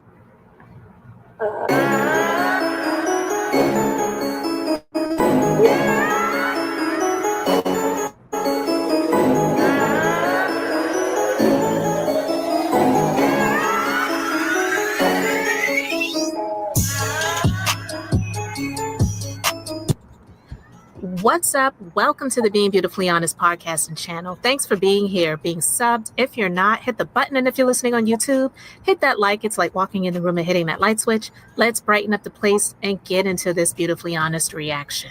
Right.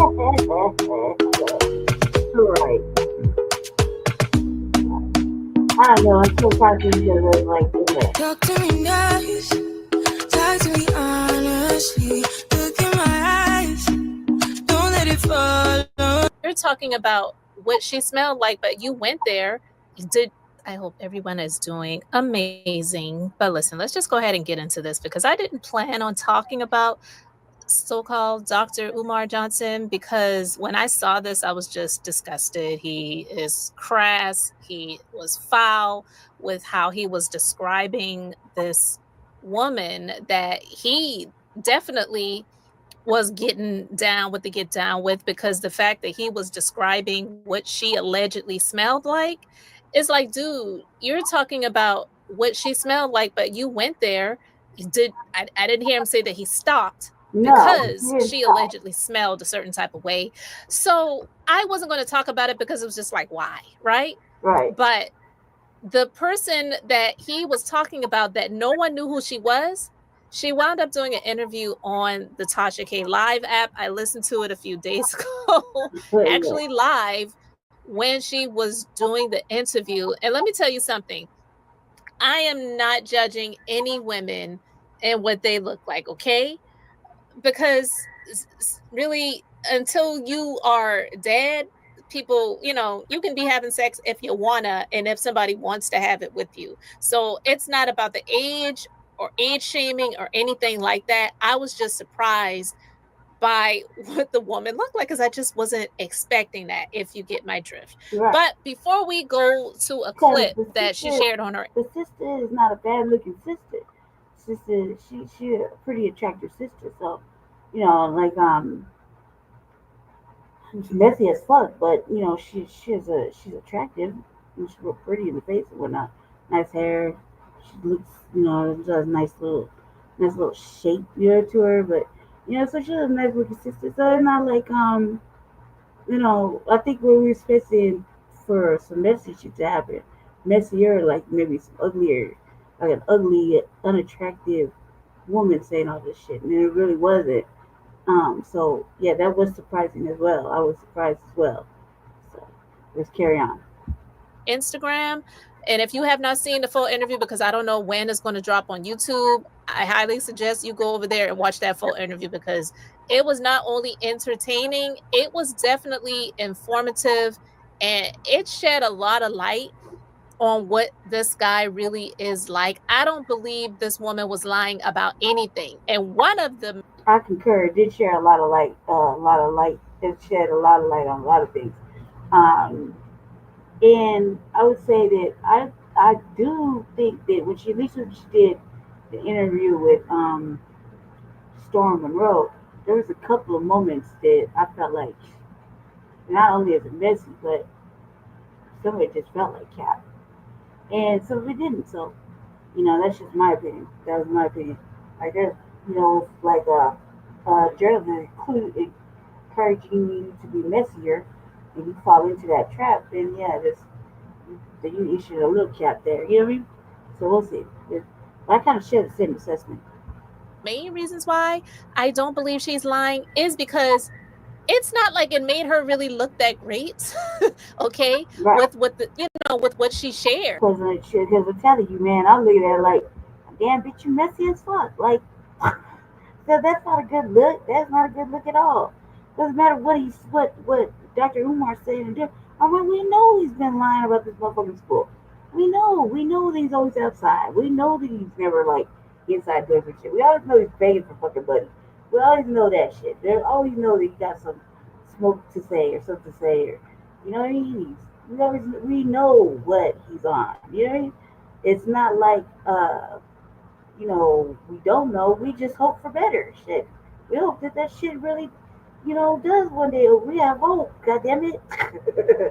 But it's not like we didn't know. Of course we know. Why do people still give him money? Fuck if I know that part. You know what I mean? Fuck if I know that part. Who did not want to see the school for boys get built? Who did not have faith that he was going to be on the up and up? And can we just have one of our fucking leaders, or one of our he's one of supposedly like one of the greats. At the end of it all, people are always going to talk about Dr. Umar. You know what I mean? And whatever contributions or non-contributions. You see what I'm saying? So yeah, I think we had hope. Their interviews and whatnot, and if you follow the people that go on these whole year things where they just strictly follow one individual and peel apart his whole life, and you know already that Dr. Umar's been doing the most for like 8 years, 10 if not longer. You know what I mean? We utilize him as an example of what not to do when we're talking about motherfuckers doing things for black people. We're like, oh yeah, like everybody's always got the smoke for I'll give you a prime example. Everybody got that smoke for three. Right? That's like, but they don't realize that he gave us motherfucking documentaries, educational documentaries, books, a whole fucking history museum. He's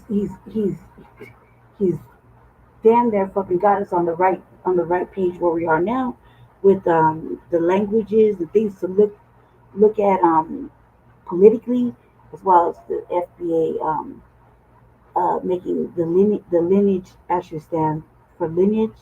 You know what I mean? Instead of an ideation. Why gatekeeping our stuff where we normally wouldn't because we're too open. So we've always got that heat for him, right? And then we look at it, well, he's saying Umar. If that was a scam we're waiting on a motherfucking school that'll never be built. Or that'll never have students. Or it'll never, you know what I mean? But we had all this hope for it, for sure. You know what I mean? And watching any of the little King Kong consciousness little videos that he was putting out, then we know, we know what he's offered, or what. If he wasn't anybody, nobody would ask him to go speak at certain things. You know what I mean? So yeah, I think it opened it only pulled off the band-aid that we keep putting back on us. You know what I mean? So that's probably what she's talking about. A lot of the things that she talked about is like, did you really do that? But I digress. It was her choices, and she was honest about what she did as well. So I don't believe that she was lying about anything that he was doing. So I'm going to share my screen first. We're just going to get into what he said about her, which is what brought us to us even knowing who this woman was. Okay. Lene Stacks. Siobhan Stone, Lene Stacks, Throat Goat, Hood Rat, Jump Off, Fishy Coochie, the queen of Fishy Coochie.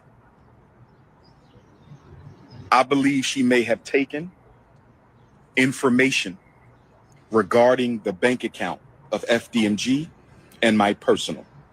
I discussed this with the attorneys. The attorneys told me that it would be in my advantage if Siobhan Stone, Throat Goat, or Pastor Bussy tries to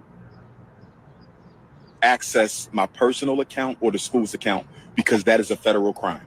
I saw her privately 3 times inside of the same Philadelphia hotel after hours for no more than 2 or 3 hours. The stacks. Really? This young lady told me that she would not mind coming to care for my mother. I assured her that I would pay her, and I did pay her. And this is going to be important when I bring up the attorney in a minute, because I consulted with an attorney in Kansas City who told me that if I can prove that I paid her to care for my mother, then she can be charged with HIPAA violations for discussing my mother's personal, sensitive medical information without permission. This young lady told me 3 throat goat sessions turned into a 2.5-year relationship with marriage, love, masturbation. Talking about I ate out your fish tank. You have an aquarium down there. She has an aquarium down there with every creature in the ocean. She got squid, she got clams between her legs. And you said you were there for 2.5 years? Right. Dealing with the fish tank and the aquarium and squid and octopus and clams and whatever else? Goddamn, like. She got oysters, she got shrimps between her legs. Shrimp, it's SHRIMP, plural and singular. It's not shrimps. Doctor.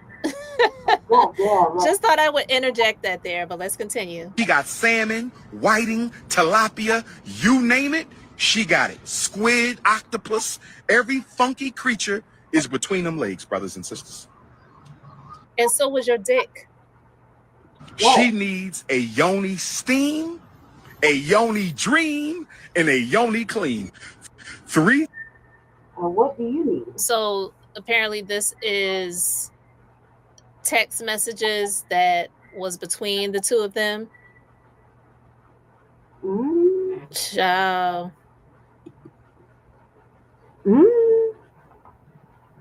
And so someone said, well, this is what he posted. And then he said, this woman, Siobhan Stone, aka Lene Stacks of Kansas City, Missouri, is so trifling. She missed her son's IEP meeting to come to Philadelphia. She had the nerve to tell me that her other son, who was a young adult, was going to stand in for her at Chunky's IEP meeting. Are you serious? Your son has autism, is always in trouble, and you willingly missed the meeting to chase Shangle Stick in Philadelphia. Wow. If you live in KCMO and know Chunky's father, please have him call Dr. Umar. I will help that man get his son's IEP services in order for free. He needs to get custody of his son from this woman. You have a lawsuit against that school. However, Siobhan is too thirsty, chasing penis to help. Hey, this is Chad. All right, guys. So listen, you just kept going. Dr. Umar just kept going. That's a lot. And like I said, I saw it and I didn't really care to discuss it because it's like, it's gross. But when I saw that she did an interview, I said, okay, let's get into this a little bit deeper. Like, what's really going on? And these are just a few clips that Tasha K shared on her Instagram. I'm just going to talk about one of them, but it's a lot. You really need to go and like check out that full interview because I believe everything that she said. And like I said, a lot of it is because some of the things that she shared were not favorable to her, were not flattering about her, but also it showed like Dr. Umar Johnson in a light that I think some people already see that he is, but you cannot negate the fact that the man he's smart. Yeah, he's smart, but it doesn't mean that he has the full intelligence of not being in the life that he's living to be like, I don't know how old he is. And I'm not saying that every person that is a certain age, they should be in a relationship or married or anything like that. But I do feel that he's used his education and his status and his followers and all the stuff I that mean, he does to lead a lot of women on, and it's like, you cannot be serious. You always talk about men, black men need to be in relationships with black women and all these other things like that, but then you're out here screwing the mothers of these young boys. You know, I will say allegedly, but she said she definitely went there. And this woman said Dr. Umar Johnson never even like met really with her son. And her son was the one that followed him. And she, by way of her son, reached out to Dr. Umar Johnson. And it was just a whole lot. It really was a whole lot. But I'm going to play this clip right here. How many times were you guys together sexually? Maybe about 4 or 5 times. But pausing it. So like I said, when the interview was done, and it was done live on her app, and then Siobhan Stone's like image video popped up, I really was shocked. Right. I was surprised. I did not expect the person that he was talking about to like look like her. And she's a beautiful woman. I'm not saying that she looks bad. Right. I just was not expecting someone that, like someone said in the comments, even over on the Tasha K live chat and over here, to kind of look like Medea. Just being honest, I was a little bit shocked. But we were having sex multiple times within those times. Like he would come over and we would have sex like 3 times in that day. So him talking about always I ain't had sex in 4 years, Tasha. I'm just saying, because the way he's making it seem like you don't take care of yourself, you're not clean, you're this. But for him to keep coming back and then allow you into his home with his family, that says a lot. So don't listen to nothing he's talking about, because I have all the facts. Yeah. Okay. All right. He's lying. Umar is known to lie. Jermaine is a liar. You're out there in June. It was sexual. You guys had sex? Yes, ma'am. Okay, with the condom, but everything else, no. So he gave you head. You gave him head without condoms. Yeah. Let's say, child, that's a lot. Right. I mean, when Tasha started the interview out, she was like, "So you're the throat goat," and she said, "Yep." So I mean, she admitted it. It really is a lot, guys. But Dr. Umar Johnson, he's been doing his rounds all over social media on these different podcasts, talking about Diddy, talking about Tyler Perry, talking about this one, talking about that one, talking about Cassie, talking about everybody else except that school. People keep asking, where's the school for black boys? What happened to the school for black boys? How long has it been since he's been talking about that, guys? It is past half of the year 2025. If we really want to be honest about it, July is almost up out of here. We just have a few more months left in 2025. And you all are still asking, where is the school? What school? Right. The little boys that he was talking about when he had the idea and the concept and then started taking people's money towards building this school.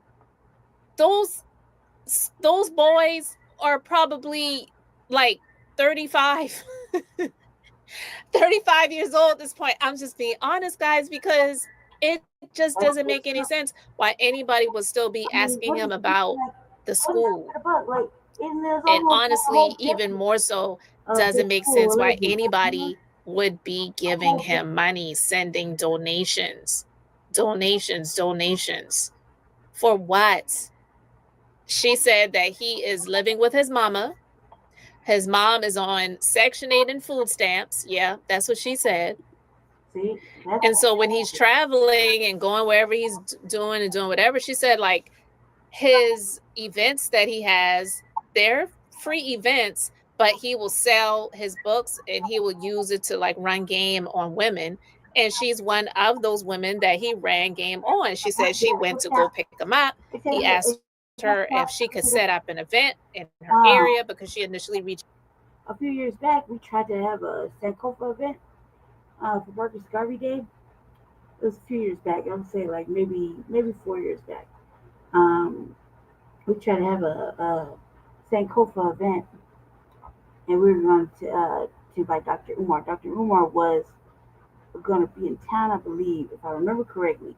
He was going to be in town anyway for a different event, and we wanted to have him come to our event.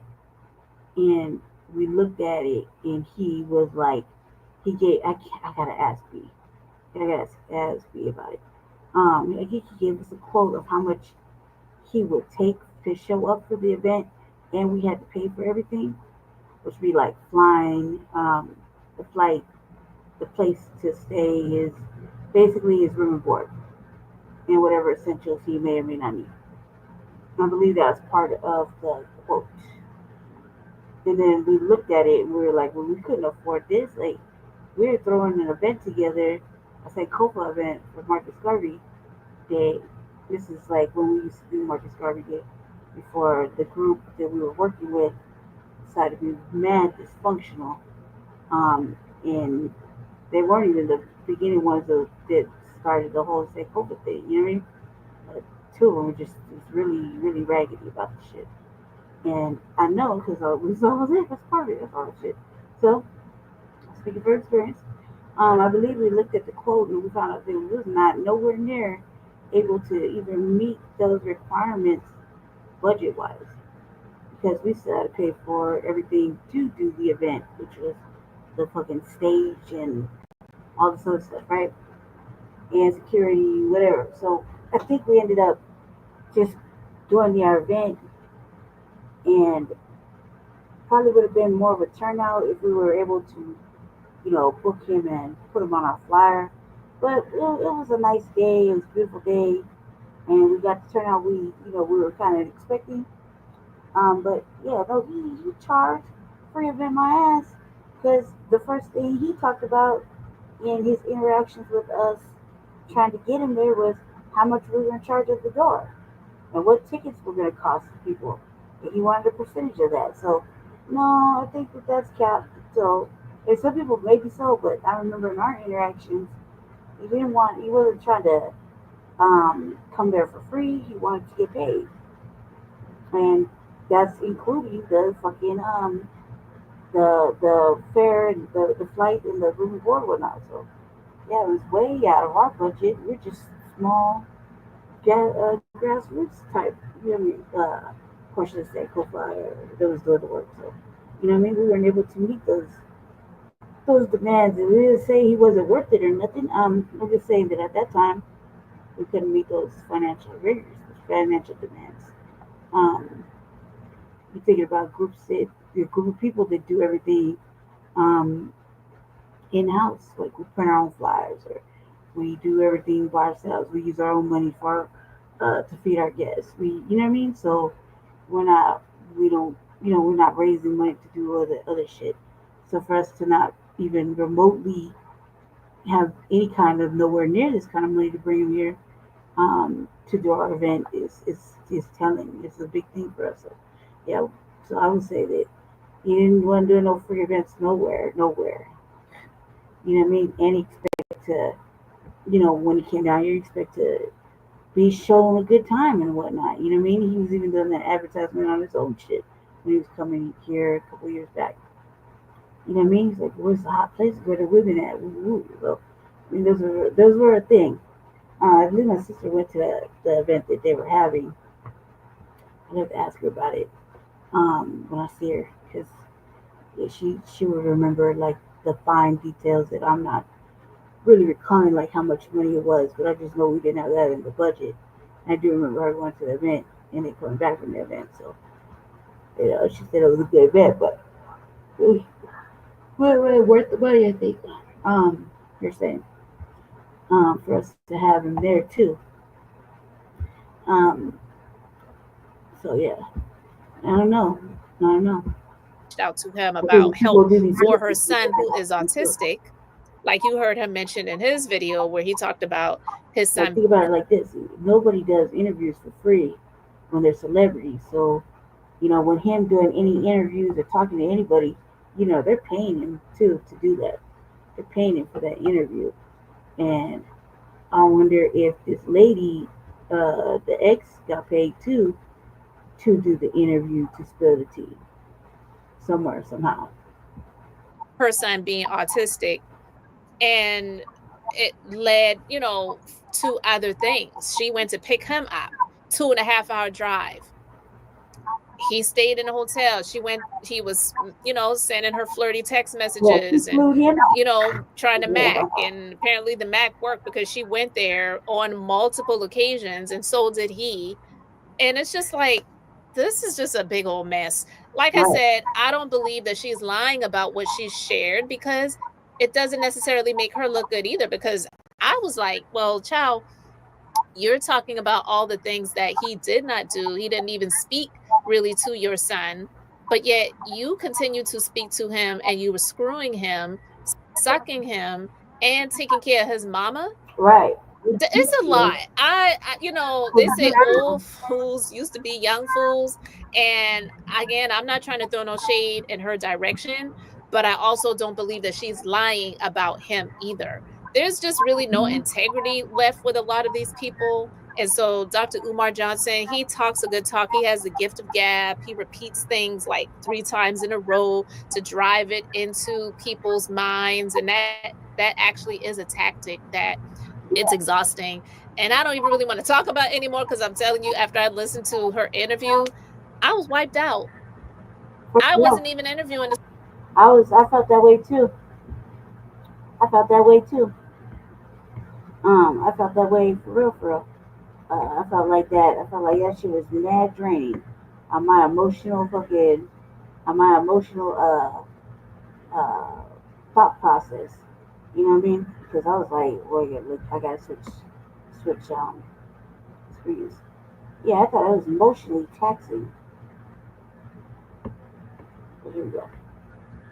Now y'all have some context. Now we get to this where I was at before I had to do that. All right, so now that that's out, as you heard, Black major. Oops. He said his account's all fucked up or whatever. As you heard, he's gonna, you know, pursue a lawsuit. I think Anton Daniels, we don't follow Anton Daniels. Anton Daniels is like the manosphere, the black manosphere or whatever. And I think he's the ugliest, fucking shabbiest motherfucking individual ever. Hate this dude. Can't stand this dude. And he's so ugly to me. Oh my God. Were fraudulently trying to get into my account. And if we find out that's the case, they will be sued and possibly arrested, because fraudulent activity on a bank account is a federal offense. Fraudulent activity on a bank account is federal offense. Fraudulent activity on a bank account is a federal offense. Again, June 25th to July 10th is the period of suspicious activity. Money order and check donations until the situation is resolved. If you want to make a donation to FDMG, send it through PayPal. Right? PayPal.me/FDMG Academy. PayPal.me/FDMG Academy. PayPal.me/FDMG. Being said, brothers and sisters, Dr. Umar has access to no money right now, because my personal account contains all of my money. I only send it to Apple Pay and PayPal. This is diabolical. Honest to God, this is it's unfortunate.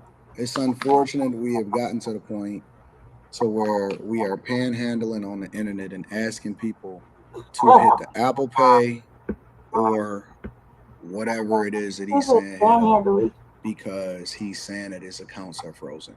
Now, the first thing that people told me was that his accounts was frozen because he had fraud, or he was doing fraud or something like that.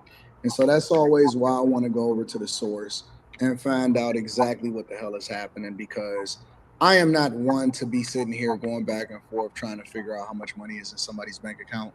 I don't care, to be honest with you. It does not matter to me.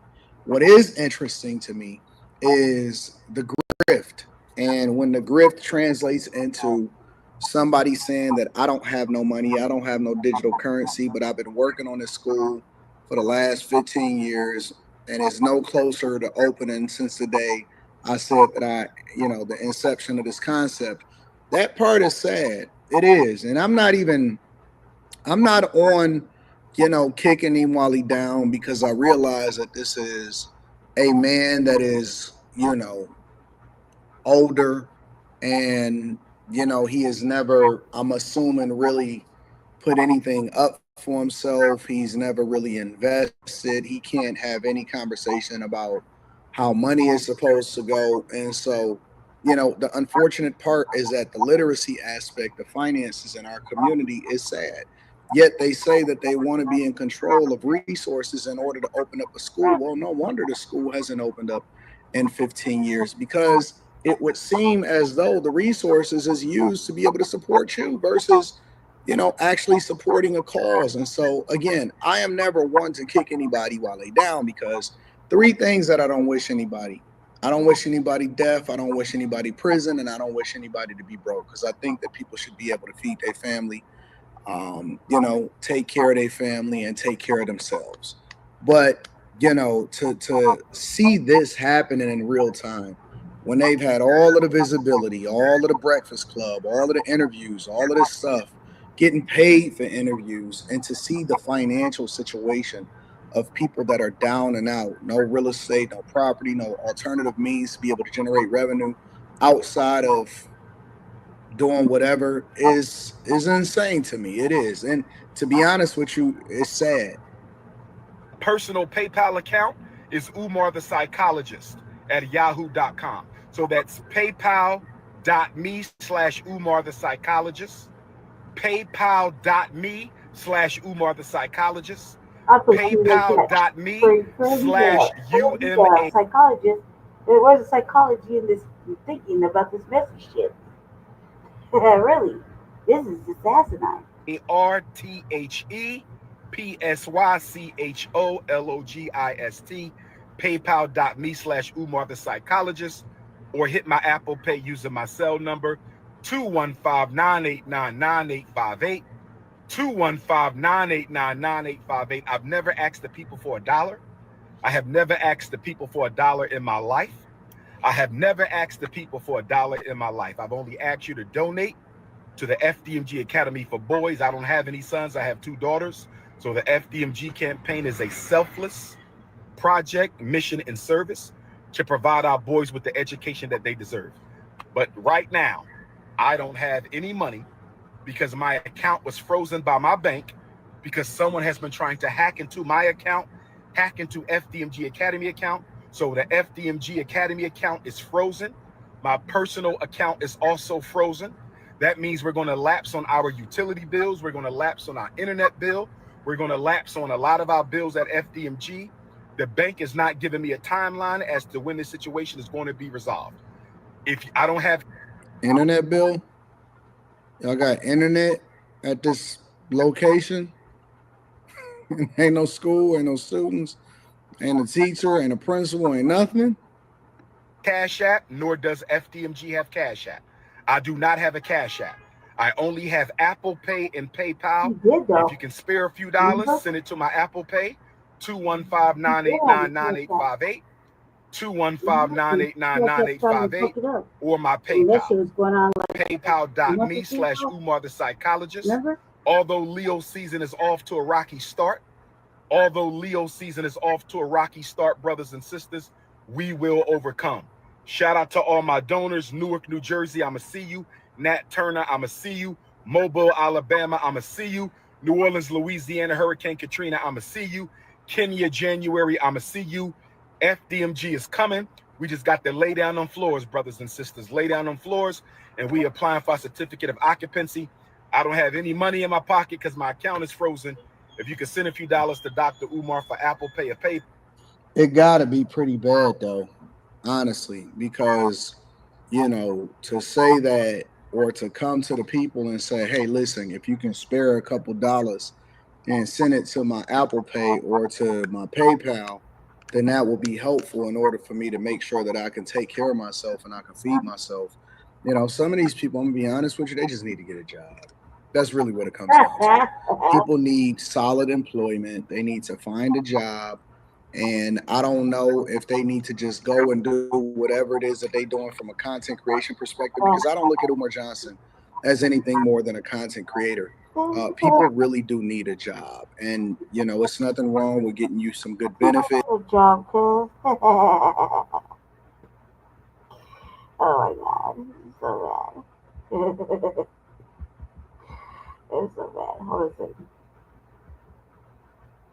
All right, go right here. Let's with it. Gotta talk about and give the update on Dr. Umar. So as y'all know, okay, we had Dr. Umar's ex-girlfriend, Siobhan on, Miss Siobhan Stone, okay? And we talked about the dirty conditions of his home, you know, how he had his mama trapped in a wheelchair. Somebody write a movie called it Trapped in a Wheelchair. Somebody go call the APS and go rescue that poor lady. He brought in a woman, you know, as a caregiver, but then was sleeping with her, but then taking off the condom. And allegedly there's women that he's assaulted. There's men and women that he's scammed. So apparently it's a lot that's about to come out about him. Okay? It's a lot that it's a lot about him that's about to come out. All right. But Dr. Umar, he's not publicly responding. But he sent a text to Siobhan and said that lying on him and speaking on his mother, he told her that there will be consequences. Mr. Pan-African himself, Mr. Black Queens forever, Snow Bunnies never. Okay? Yeah. While he round there with Mona over there. She said that he hates black women. That's what she said in the interview, and that he's lying about Black Queens forever, Snow Bunnies never, and he's always, you know, him issuing the note because you Snow Bunny opera type shit. I find that to be a hypocritical statement again, because like if it's like that, then you wanna fuck with you for 2 years, you know, use the black sister, like, so that's kind of like, I don't know, you know what I mean? I don't know. Like, her saying that he hates black women is like, that's not what he's always talking about. Even on his lives, like, he's never, you know, he not be begging abroad to pay for whatever, but you know, I was ever hearing no white women talk about Dr. Umar touched me or anything, right? So I kind of think that that's a lie. You might not like, you know, whatever, but I don't think he's really creeping around with white women. Don't call me white girl doing them interviews talking that same old shit. It's entertaining, but I don't know why Dr. Umar cannot just tell us if this lady Siobhan is lying or not and come out and tell the truth. Not the comedy, not the hypnosis, not repeating shit 3 times that let me tell you about the go. Let me tell you about go. Let me tell you about none of that. Not coming on bigger for donations. Not dragging people when they send you $10 instead of $20 when it looked like you ain't even got $5 to your name. I need you to come out, Dr. Umar, and clear the air. You are a man. You are a very big man. You are a very big, burly, hairy man with a full fucking beard. Okay, and you're not young, so we need you to come out and just be honest. We should be able to hold you accountable because you hold many people accountable. You talk about many celebrities and many public figures, but why can we not talk about you? Are you really living in filth? Why are you living in filth? Is your refrigerator that fucking nasty? When the last time you took out your goddamn garbage? When you in these rental cars, hold on, let me back up. Do you stink? Do you bathe? Cause you a big ass nigga, so I need to know: do you bathe? I mean, you a Pan-Africanist, so I know you bathe with a towel. Okay, I know you bathe with a towel. All them times you've been over there in Ghana, and what in the fuck is you doing over there in Senegal? And I don't know what this new African tour is you got going on. Surely you got some black African soap for your big black African ass. And I know you got them. What them Africans be using? Them sponges and shit. Don't them Africans be using them sponges to really, really scrub and really, really clean? So, you know, I need to know. We got questions. We need to see a shower routine. We need to see the inside of your home. Give us a 360. You're always talking about consciousness before cookies. Well, we're going to say cleaning before consciousness. I want everybody to go to Dr. Umar's DM and go to his comments and say cleanliness before consciousness. We need to see it. Don't get on that snapping that belt, taking that shit, because you got that shit from me, nigga. Don't get on that snapping that belt. Don't get on there talking none of that. I don't want to hear shit about white people and the European men and the pale face and the crackers. I don't want to hear shit about it. So you show us at the house. Go in your mama's house. You ain't got to admit if you live there or not, because we don't want to see the housing authority put her in her wheelchair out. We don't want to see that, okay? But I need you to go on there and put her on live, okay? And I need her to say, my son loves me. My son takes good care of me. I'm healthy. I'm safe. I got plenty to eat. This house is clean. Ain't no roaches in this motherfucker. Ain't no rats running around here. It smells good up in here. We need to know. I need you to take that phone, that camera, I need you to walk through that whole house and show us. Matter of fact, show us the inside of the house and show us the outside. Make sure you don't need to pressure wash that motherfucker. We need to know and we need to see it. You out here holding people accountable, having something to say about everything, and you living like that. And the fact that y'all is cutting him slack is where like y'all start to lose me. Because I was looking at a lot of them comments, the live comments and the comments, you know, after the video finished processing or whatever, and they talking about, we'll put the mission before the man. What? No accountability? Oh, well, if he is a hoarder, you know, that's a mental health condition, so we need to just be patient with him and we need to give him grace. Well, if the fucking psychologist can't cure his own mental health condition, then what can he do for any of y'all? What can he do for any of y'all and y'all children? And stop running to Dr. Umar thinking he finna play a surrogate daddy for your children. He don't want the children he has. Poe and Nisa. Matter of fact, while you around there doing all that lecturing, go around there and see about Nisa. Because last time I heard, she had fake off herself, but then was commenting up under the post. Then the post before that I seen, she was fighting some girl, got stomped dead in her titties. Big old Timberland boot mark right here in her titties. She lost that fight, and that had been the first fight she had been in. Go around there and get your daughter some boxing lessons. Go around. Where they from? Philly. They from the Northeast. Go around. I know it's a Mustafa, a Mufasa, a Mira Kareem, somebody around there with a boxing gym. Matter of fact, you got all this fucking clout, Umar. Go send her with Clarissa so she can learn how to fight. You can't be Dr. Umar child getting stomped out and your head just pulled out in the motherfucking streets. Right. And the girl look just like you. So when she gets stomped out, it's like Dr. Umar getting stomped out. Clearly you ain't been around. She got your mannerism, she got your personality, she got your loud ass voice, she got your mental illness and your eyes and your all that. But she ain't got them hands. Go around there and get somebody to teach that girl to throw hands. Girl don't know if she want dick, don't know if she want to wear the strap, take the strap, and getting beat up. And Nisa, let me tell you something. You can't beat no lesbian and you can't fight, because them lesbian hoes, they get down. Them lesbian girls fight. I'm here to let you know. They fight more than the niggas do. And I don't even know if that counts as domestic violence when y'all both two bitches. I don't know. Better go do some. This whole shit is a disgrace. You turn out to be a fucking disgrace. All of you conscious niggas, from the young pharaohs to the Umars to the Polites to the just name them. They all fall. And I'm not gloating at a man's failure. And I know we all make mistakes. But why is it that these niggas use black women to create an image, create a brand, make millions of dollars?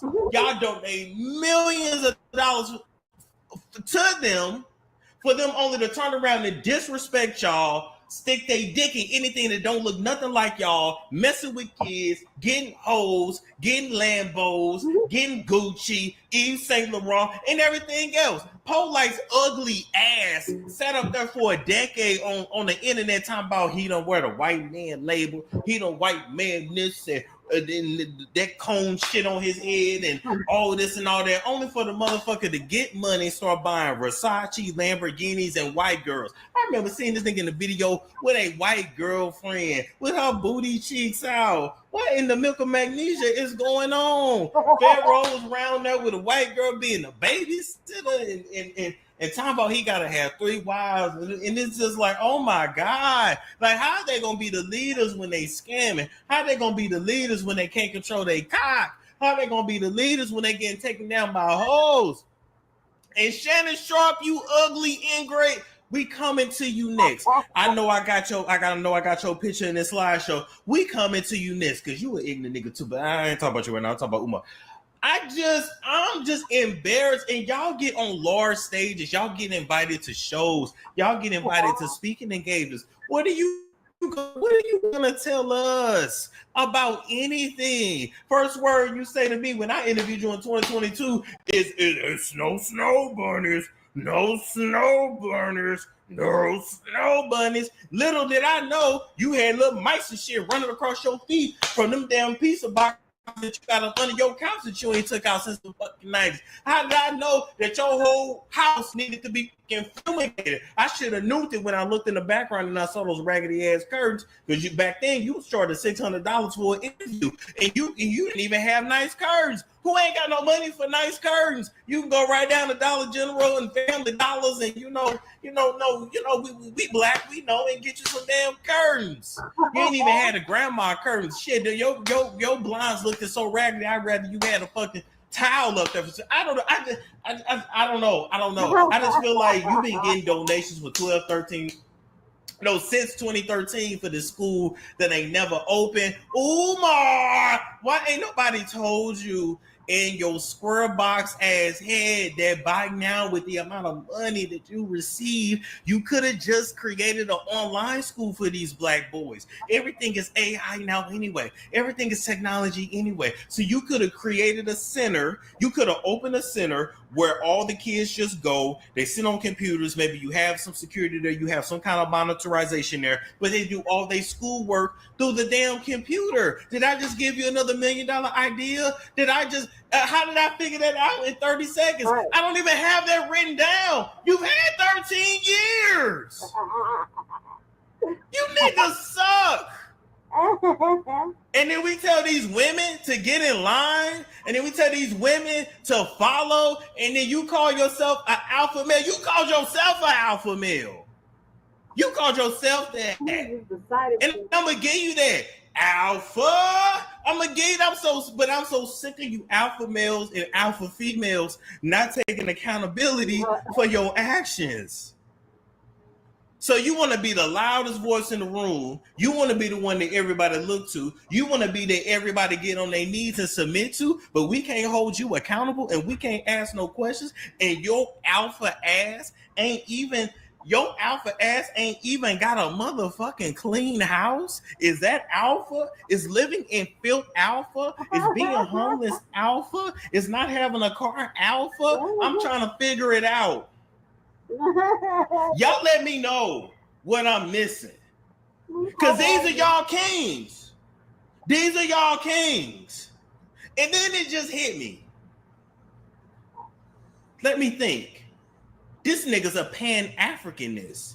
Anybody that knows anything about Africa, they're matriarchal. So why are we following you? Listen, I'm just saying. The patriarchy was created by the white man. Africans live in a matriarchal system. They live in a communal system. Women over there have businesses, run shit. And they just use men. Let me tell you something. African women really just use men for and security, but they be the brains of their operations over there. Now, if they've been, if they're of course Muslim, but they came from the Arab men, they came from the, so that's still a patriarchal system. Or if they're Christian, that's a patriarchal system. But outside of that, you talk about those people. They're matriarchal. They share their children. What? You don't even like your kids. How can I trust you around my kids, anybody kids? You don't even like your kids. Now that I think about it, you don't give a damn about them boys and saving them children. Nutting and hoes, man, when they get pregnant. You just turned out to be a dirty ass Philly, like.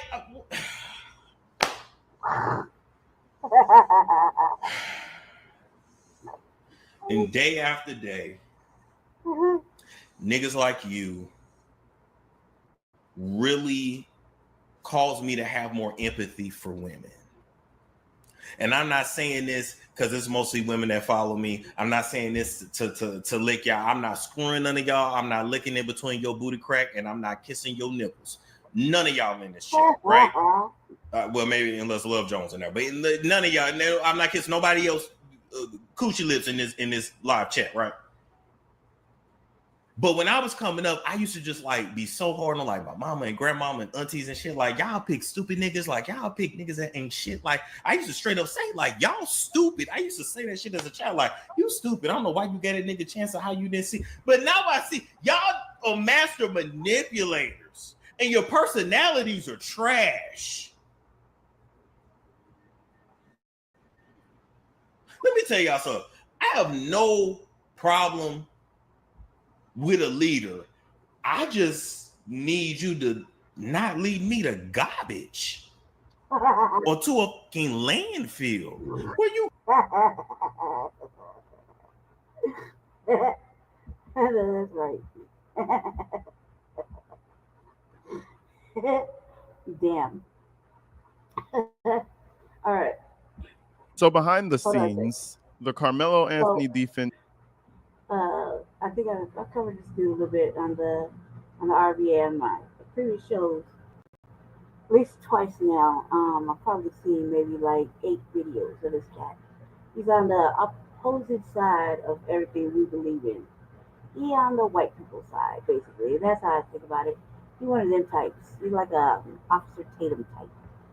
You know, black looking person. He's like that.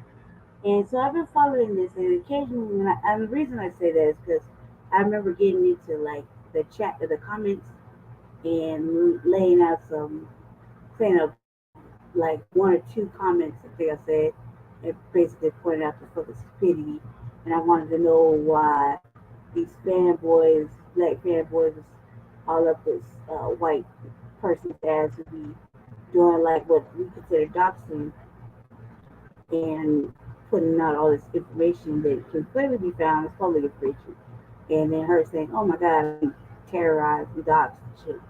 And they're ready to throw the Carmelo Anthony in jail, under the jail for life, or murder, or do something crazy to him. And they're not really seeing that what it really looked like. And I'd be like, well, you have to have a very good reason to, off a white person in a white area. It's got to be a really big motherfucking reason for that. That's one portion. And I'm like, what does anybody gain? What is this broad gaining for putting out this information? And for what? Because before all that, I didn't even know who the fuck this broad was. And I got on there to talk a little bit about Charleston White too. He was talking to the family allegedly, and pointing out, yeah, he was on there. It was on one of this week's episodes. And I was like, what is he gaining? He already got recognition, he got clout, he got a little bit of bread, enough to get a little man some books and help him get a boxing teacher and shit. But he's like, well, why that? I'm like, well, shit, man, stress. Like, yeah, like, don't you think that little Carmelo Anthony's under a lot of stress? Like, he already know that he did it. Like, don't you think that he's under a lot of stress?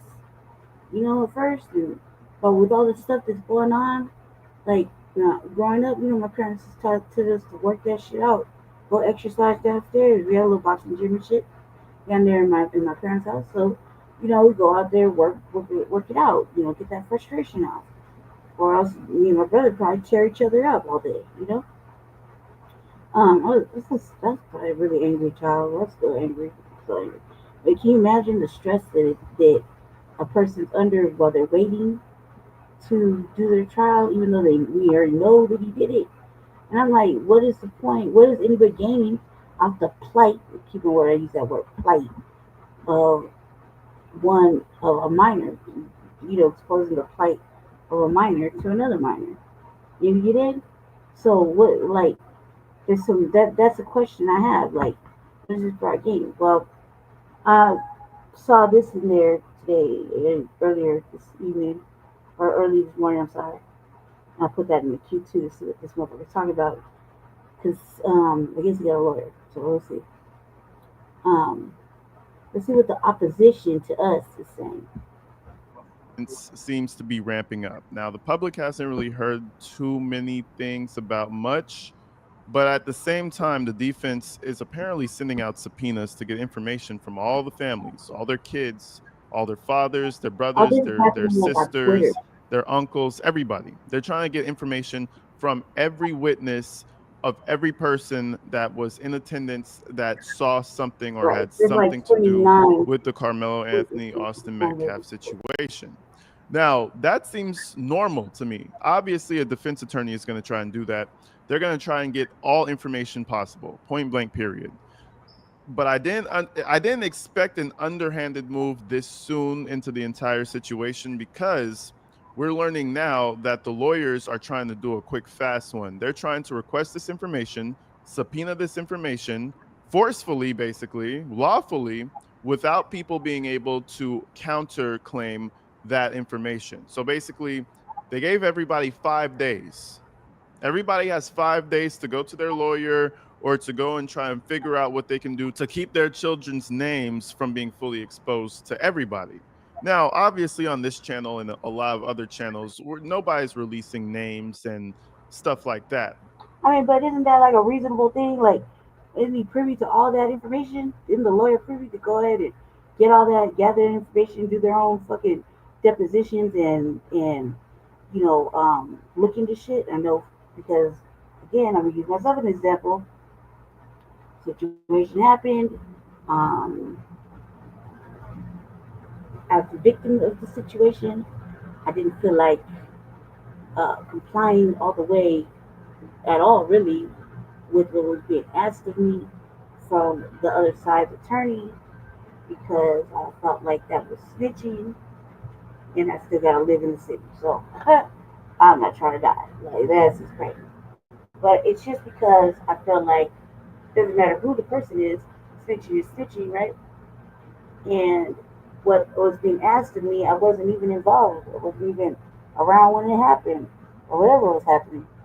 And that's how I had to make very clear that you can only ask me a certain amount of certain things that I could, you know, answer to truthfully. But in reality, I didn't really want to participate, because A, it had nothing to do with whatever the fuck was going on, and B, I wasn't there, and I had to make that clear. And they didn't like those answers because they needed a proper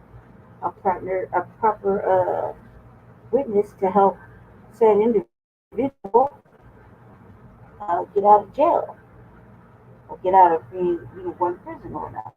But if I wasn't there and I didn't have no part in any of that, I can only speak to certain things that happened while I was with that person on different activities that the other person had brought up. You know what I mean? I can only, you know, answer to certain things. And so that they would call that a deposition for the other side, and then the lawyer would say, oh, like they did in this particular case, like they would be like, that person's not a good witness, so we're not gonna use that person. And so they didn't use me. I was like, help that guy. That sure as fuck did not want to participate in that. You did? But that's kind of like what they're privy to. They're privy to go get that information. They're privy to do their own due diligence. Like, I don't see what the problem is. But if it's out in the wild and it's able to be found, that's when all the trolls and the lowlifes and the nobodies go and get that information and start doxing everybody. So we're entering an interesting situation right now, to where it's like they're playing chess against the families. The families got this suddenly pushed on them, and I think it is necessary information that the defense team is probably going to. It's not sudden. I mean, dude, this case has been going on for like 2-3 months now. That's not sudden. Like, when they had to submit their shit, when that shit happened, they knew that were going to be questioned and asked, questions and answers were going to be asked of them. When they had to give them up on the cameras and shit, there's like witnesses to the event. So they knew that was going to, this isn't like, oh my God, the 5 days. That's like shit. He lucky you said 5. Really, that's a courtesy. You don't even have to ask. You just go ahead and issue them subpoenas. You did? You have to obtain, but the way in which they're doing it is kind of suspicious. Let's go ahead and check out what's happening. There's been a big update. I'll see you guys in there real soon.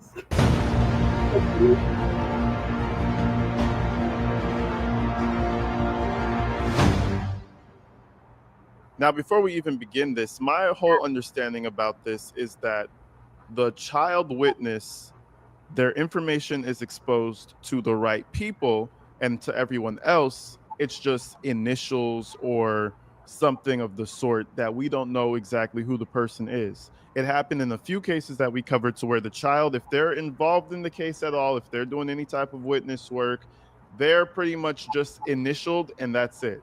So I went to the Department of Justice to check out like exactly what they're saying about the code of conduct with dealing with children, and we're going to compare it with what's actually happening with what Mike Howard, is requesting.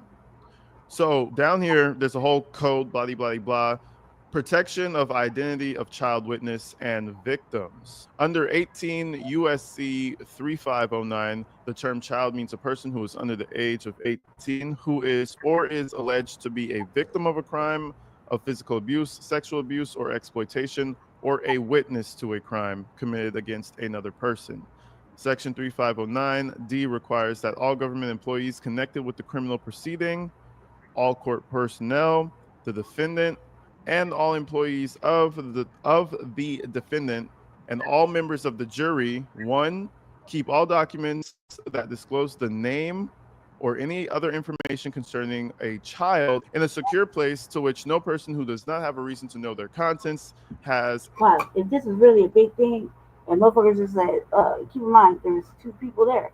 Or there was other people there. There was the other family, the son that was there, and Carmelo Anthony, right?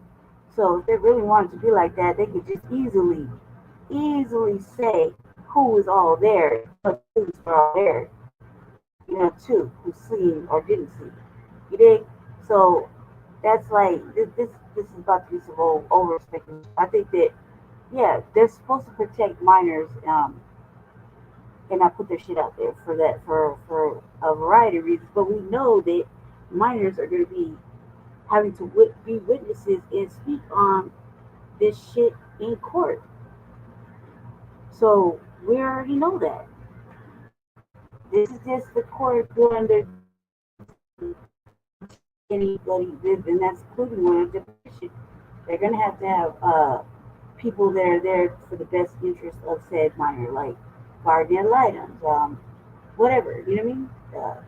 Attorneys and things like that. People there that have the authority to say what is right and wrong and how you can, talk to a said individual under age 18. You did? Access and 2, disclose documents described in the statute or information in them that concerns a child only to persons who, by reason of their participation in the proceeding, have reason to know such information. So basically, you leave the kids' names out of it, right? But I think it goes a step further, and there's a whole bunch of little exemptions when it has something to do with the whole school district of information, because now the school is kind of like the middleman between these requests as opposed to just something that happened down the street, right? So let's see what happened with Mike Howard. A concerning exclusive update involving students attending Frisco ISD, Texas, who attended the track meet the day Austin Metcalf was murdered. So this is everybody. And this is the school has these files, these records, they can just pass it off. So now it's like the school has to somewhat comply with what's happening, right? So everybody who went to attendance, that's a lot of kids. That's a lot of fucking kids. On July 9th, 2025, I reported. Check it out. Like the school that Carmelo Anthony got to go to, his school has to comply with the busing because he was on the bus, right, to go to the event. So they would have a record of who was on the bus, right? So the school would have a record. Standard. Okay? So they know what kids they sent over there for what events. So that's easy work. The other school, that's going to be the bigger piece of work because they had students coming in from other areas, right? Including their own students participating. Multiple subpoenas were sent to Frisco ISD. Please take note of this date. Mike Howard, Carmelo Anthony's attorney, requested all disciplinary counseling and school records. This is like what he's reading. Look, he's looking at Sarah Fields, who's also saying that he's not even subscribed to that file. He's just reading that shit. So it's a fanboy, not even subscribed. So basically, you know, she's like, see how she writes it? A concerning exclusive update involving students attending Frisco ISD, Texas, who attended the track meet the day Austin Metcalf was murdered. Okay, so she wrote that, like a concerning exclusive update. Well, why is it concerning? That's standard. This is standard. It's from Frisco ISD for Carmelo Anthony, Austin Metcalf, and Austin Metcalf's brother, Hunter Metcalf. Howard also requested a list of all students, athletes, and their parents' information who attended the track meet, as well as copies of all video footage taken, which is a lot. You know how many iPhones popped out during that time? That's hundreds of video, I would assume. 29. That's hundreds of little clips and all types of shit. The requested information includes full names, date of birth, address, parents' names, and contact information for those who attended the track meet at Kuykendall Stadium on April 2nd, 2025. Today, July 24th, 2025, I obtained a copy of an email sent to every parent of each child who attended the track meet, informing them that they have until July 29th, 2025, 5 days to file a motion and or notice of hearing to object the release of their personal identifiable information to the Anthony family's attorney and Collin County courts. Now, I think the most underhanded thing about this is just the time. I think he didn't, because you know when you're playing this game as a lawyer, there's gonna be certain witnesses that object to give their information, but might still show up. There might be people who want to give you a hard time with their lawyers. So there's a lot of things I feel like Mike Howard is trying to avoid by springing this up on families. Maybe they don't have the money on them right now to hurry get a lawyer and object. Maybe, you know, all these thoughts that to their municipality and file that paperwork and just pay the little filing fee. You dig? So they don't need a lawyer. This is just speculation. Again, speculation. Motherfuckers just don't know. They don't need a lawyer. They can just simply represent themselves and say why they don't and why they think it would be a bad idea and what kind of consequences and said and they can fill it out in the paperwork with a fucking black pen or blue pen, get it notarized right there at the window. It's done, it's handled, and they can just move on with their life. That's that simple. It's that simple. So then that would help the lawyer just like, all right, well, this person said this. This seems reasonable. And we're gonna ask for the footage anyway because it's there. It's in the discovery. I mean, it's part of the proceedings as the police gathered all that evidence. They have a discovery. They have all that evidence there. They've uploaded it, so it's easy to get from their from the police. They processed it. It's not really that difficult. It's almost like a courtesy. Him asking, he's not just asking the parents, he's asking for from the school, he's asking for, you know, it's a big thing. Going through his head, he's probably thinking like, yeah, let's give him 5 days. What's the minimal amount of time you need? Five days? Give him exactly 5 days and let's get all this information and let's really start going hard. Now, does that mean if he does get this information, does that mean the kids will be doxxed? I don't necessarily think so. No, he's just like, if he gets first of all, not if, when he gets this information, he's got to then put his team together to cipher through it and piece together a list of who he's going to go ahead and really sit down with and actually have a discussion with, to whether or not they think they're going to be a good, viable witness to, you know what I mean, for their portion, for the defense for Carmelo Anthony. It's not like how he's about to say, like, oh my God, these people are in danger. Like, oh, Sarah Fields over there with their fucking fear mongering, is trying to do right there in that Twitter thing. You know what I mean? Because that's fear mongering. That's like, oh my God, you guys should be totally worried about this. No, this is like standard procedure. They have to get all that. So basically, what he's doing is basically about to put a lot of pressure on his own team to look through all this. You know what I mean? Because the lawyer has paralegals, they have researchers, you know, they have a group of people to look into things, go and make these interviews. You know what I mean? You don't necessarily sit down exactly with that particular lawyer. You might sit down with that lawyer's paralegal or that lawyer's research assistant. You know what I mean? That lawyer's person that's designated to take notes and talk to the witness. You know, there's people that do that work, and the lawyer then builds his case. There's people that help the lawyer, you know, with the case building. So these might just be individuals that actually work for the firm. They work for that particular attorney. That attorney, you know, they gather all the research. They look up statutes and things like that. You know what I mean? So these are he's about to add all this pressure to his own team while they're talking about the wrong shit. But a lot of people seem to believe that, which, hey, you know, you're dealing with a case like this. It is very possible. Frisco ISD appears to have given little consideration to the serious concerns of parents regarding their children's safety. Activists and operatives have already threatened and targeted the Metcalf family, including their son, Hunter, and have escalated threats toward me as a prominent reporter on the case. A defense attorney may subpoena school records of non-party, but they must demonstrate the relevance of records to the case and adhere to legal procedure for issuing and serving subpoenas while respecting individuals' rights to privacy and protections under the FERPA Family Education Rights and Privacy Act. And this is the one thing, you know, we read that definition in the beginning, how, you know, certain kids, you know, you can have their name, but it needs to stay within certain limits. FERPA... Well, you can't really act like the subpoena don't matter. Subpoena matters.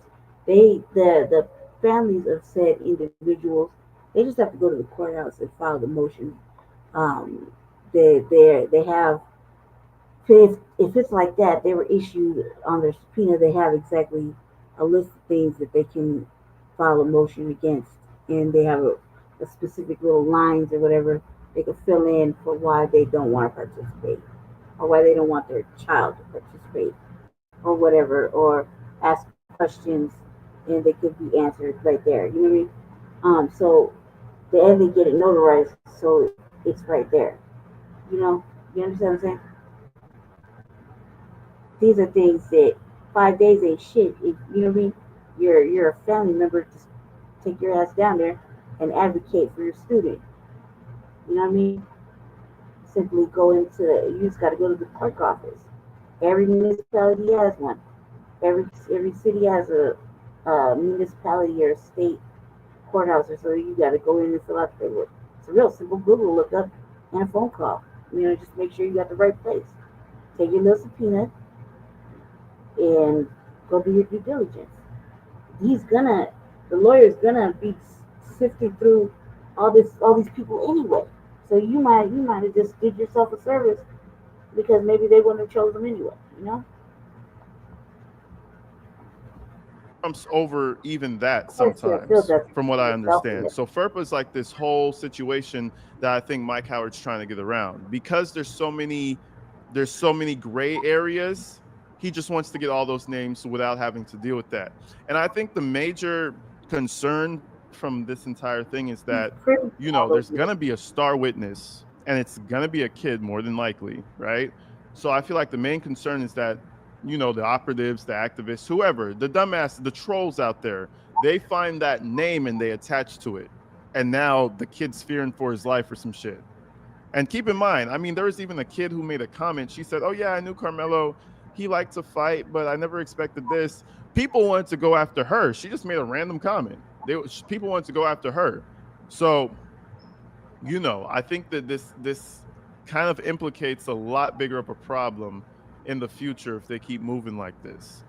The school is required to make a reasonable effort to notify parents if the student is a minor before complying with the subpoena. And That was their what was the word? That was their reasonable effort. I guarantee you, if somebody goes and emails the school, they're gonna be like, "Well, we gave you a full business week. We gave you one Yeah, full that's the business school week, doing it, and but the and that's individual pretty much all we can do about it." That listen, the school doesn't want to have anything to do with this case just as much as the Anthony family doesn't want to. I feel like the school he's going to, the whole school district sees this as just overall a tarnish to their name, and they just want to get rid of it as soon as possible.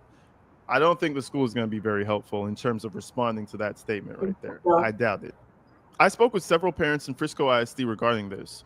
One parent stated, given the heat that surrounds this case, not to be overdramatic, but every student that was there could be exposed to every nut that would have them swatted or followed or otherwise intimidated. The defendant, of course, has a right to his defense, but I don't need someone in Wisconsin calling the SWAT team because my son might be a witness. We didn't ask for this. We want to keep our lives private and have our kids be able to attend school without any more anxiety than high school life itself presents. Now, I get what the parents saying, but from the start, I already said, in my opinion, Mike Howard is going to get those names, regardless or not if they're going to be allowed to be public or if the witness is going to speak. Mike Howard's going to get those names, and I think this is just one of the moves that we're going to start to see from this, quote unquote dream team that they're going to start pulling. They're going to start doing a whole bunch of underhanded shit, quick shit, fast, to where it's like, well, it's not illegal, so I guess we have to give it to them. We're going to be seeing a lot more of that. But mind you, prosecution can do the same thing. So remember, there's Mike Hunt and the Dream Team, but there's also prosecution, and they can do the same thing. So we'll see what happens as this progresses. The parent continued, I wish I would have gotten earlier notice. I have contact information for an attorney who will fight vigorously to protect parental rights in this matter. If you, the parents, would like to join together and fight this invasion of privacy and short notice, please contact me for more information. And one reason why I'm kind of skeptical about this is because Mike Howard and that other lawyer, these lawyers know what they're doing. So I'm kind of skeptical on how much can actually be done to stop this, other than, gathering that money, getting that attorney, and trying to fight against it, which a lot of parents probably don't have the money to just go ahead and do out of nowhere. So this is the notice posted right here. It says, notice of subpoena for student records. Dear parent of the 2024-2025 Memorial Track and Field athletes, pursuant to FERPA requirement found in 34, blah, blah, blah, blah, blah, the district is providing you with a notice of subpoena it received in case number, blah, blah, blah. Our records indicate that your student attended or was scheduled to attend the track meet in Cukindale Stadium on April 2nd, 2025. Therefore, the record responsive to the subpoena contains what would be considered your student's personal identifiable information per FERPA. The subpoena is requesting the following records. And then in bold words, which is our kicker right here, which is what we got to focus on. Please provide a list of all student athletes from Memorial High School, including their full name, date of birth, address, parent's name, contact information. So that's email, that's phone number, that's everything.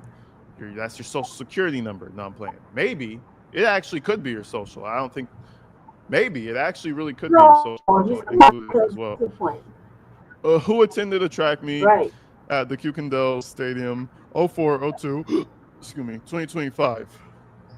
Now, again, they cited. So this email went out to parents, right, who already automatically their child was either on the bus as a fucking athlete or whatever. They were there. So this is not like wrong at all, not even a little bit. So the school's already making an identification by submitting it to or emailing the students. They had mentioned the parents because the parents probably on the buses, like, aides, or they probably went to help with the event, or they're just helping supervise the students, because You know, when I remember a long time ago when I was in school doing an event somewhere, you know, they had a couple parents on the bus to just keep everybody in the line. You know, like so we could behave ourselves going to another school or whatever. You know, so we're not acting out. So we can sit down and behave ourselves. You did, so maybe we might be invited again. That was the thing, to be invited again. So, you know, them saying that to the parents and whatnot, again, doesn't sound really like he's doing anything wrong. Like, they're not doing anything wrong. They, he's adding all this other extra fluff that is not really something to be upset about. Like I said, all the parents got to do, they don't want to participate, and they go file that paperwork. 5 to 7 days is 5 to 7 business days, 5 business days, right? Business days. So if they got sent on a weekend, you shit, get it done by Wednesday, Tuesday, Wednesday. Send somebody up there with it. That's easy to do. You know what I mean? The case law and all that shit. The requirements found in 34 CFR 9931A9-2 or whatever. You know, so if the school is actually sending this out, it's sin and it's legal. I feel like the courteous thing to do would have let the parents know a month ahead, 2 weeks ahead, you know, 2 weeks at the very minimum. Known when But again, when the shit happened and the kids had to give up their fucking phones, and when they had to talk to the police and give their witness account statements, they would have known then that this was going to come back. The lawyers decided to do it. They would have known that somebody has to have some fucking common sense in everybody's family to be like, man, this ain't, you know, it's what they do. You know, the lawyer's probably gonna try to, you know, have us sit down and be witnesses because you already did your witness testimony when you during that time during the crime scene. Police asked for witness account. They got the witness account. When they asked to have your phone because you were doing whatever, filming or whatever, you got it on camera. And you said you took a video of it. Well, yeah, the police took that camera. They took that phone. Did so. They're privy to that knowledge. If somebody should have said, you know, this is going to come up again, you were going to be asked your witness account to the best of your fucking ability. You know what I mean? Someone's going to ask me, what do you think happened? The 2029 students, they had to give up their goddamn cameras and whatnot and their phones and shit after they did their little witness testimony with the police, and it'd be like, oh yeah, this is what happened. Woo woo, came in there, blah blah blah. You know, shit got contentious. Kids said this and that. Woo woo woo. And you know, one thing, next thing you know, a little white kid on the ground crying, another little white kid holding them crying and shit. One ran out and said, I did it. Okay, cool. You know, you might be asked to appear in court, right? Yeah. Can we get your camera? Yeah. All right, here you go. You know? So it'd be up to the police to tell that little individual when they had to hand over their phone what were the possibilities were of them having to go to court and be called as a witness. And therefore, the parents of said individuals would have been on their due diligence to say, look, man, I don't want the kid don't need to participate. What I got to file with the court, you know what I mean? Because this is happening, and all this is happening. And, you know, this is good. This is good for us.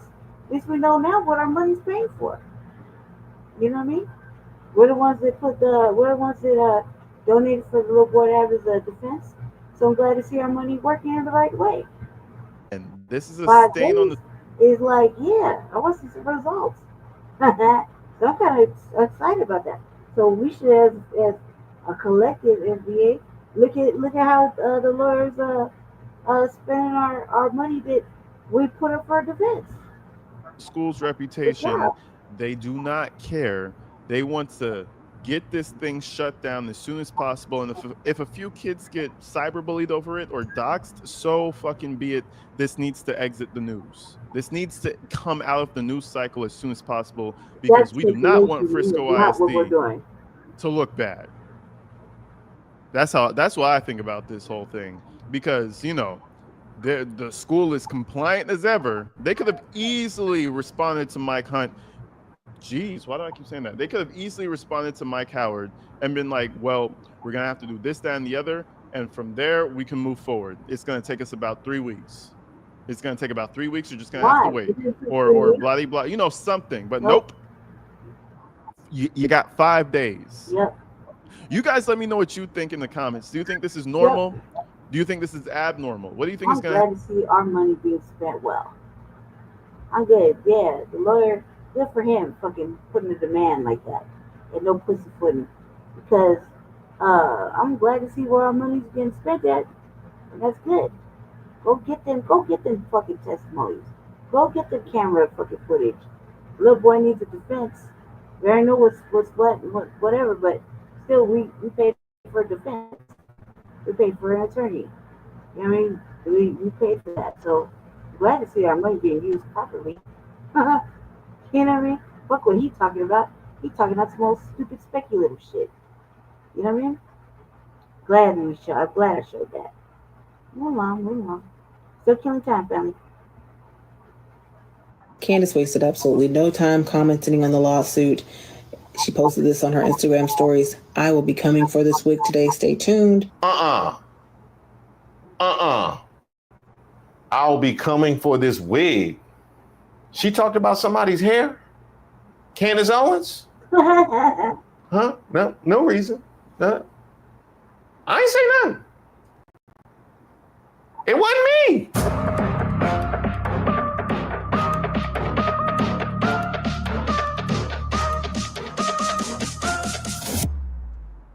Hey, shout out to all of the subscribers and the members here on the channel. Don't forget to like the video. My name is Reese Waters and I'm troubled. Occasionally, folks, I come to you with the man bearing down on one of our very own. And they have come to get Candace. I know. I hope they get her. French president sues Candace Owens. Oh my God. She was fucking with them people. Hold on a sec.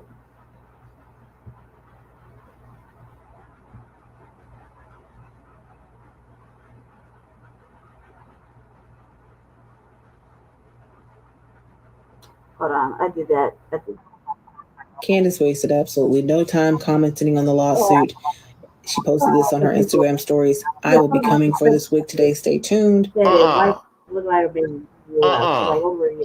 I'll be coming for this wig. She talked about somebody's hair? Candace Owens? Huh? No reason. I ain't say nothing. It wasn't me.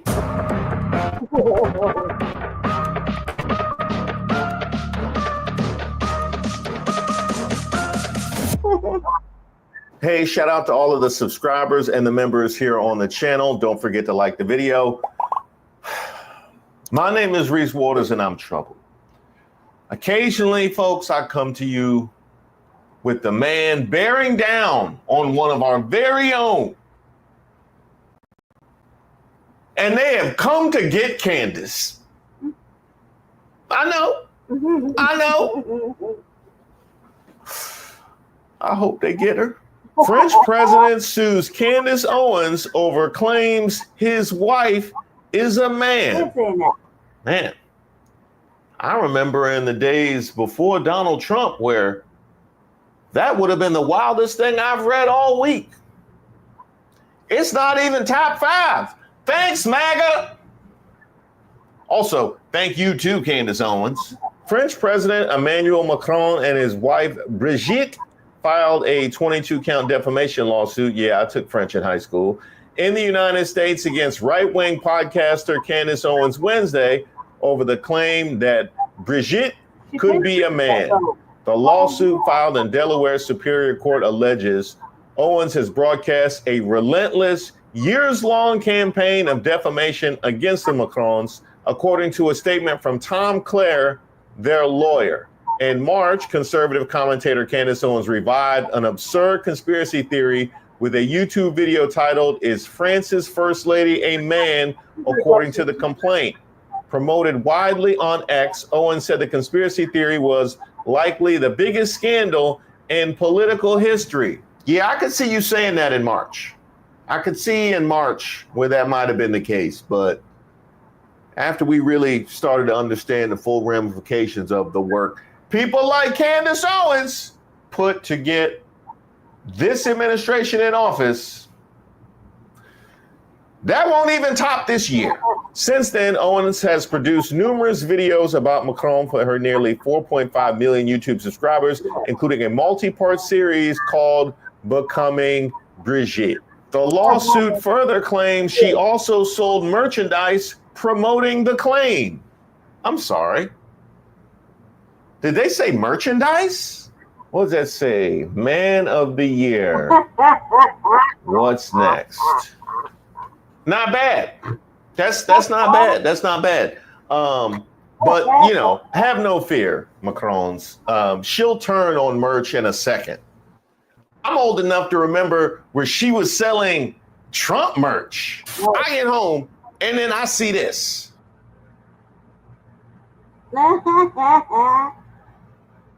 You would do that. You would do that. You would interject yourself into this, talk about Batman and Superman, didn't he?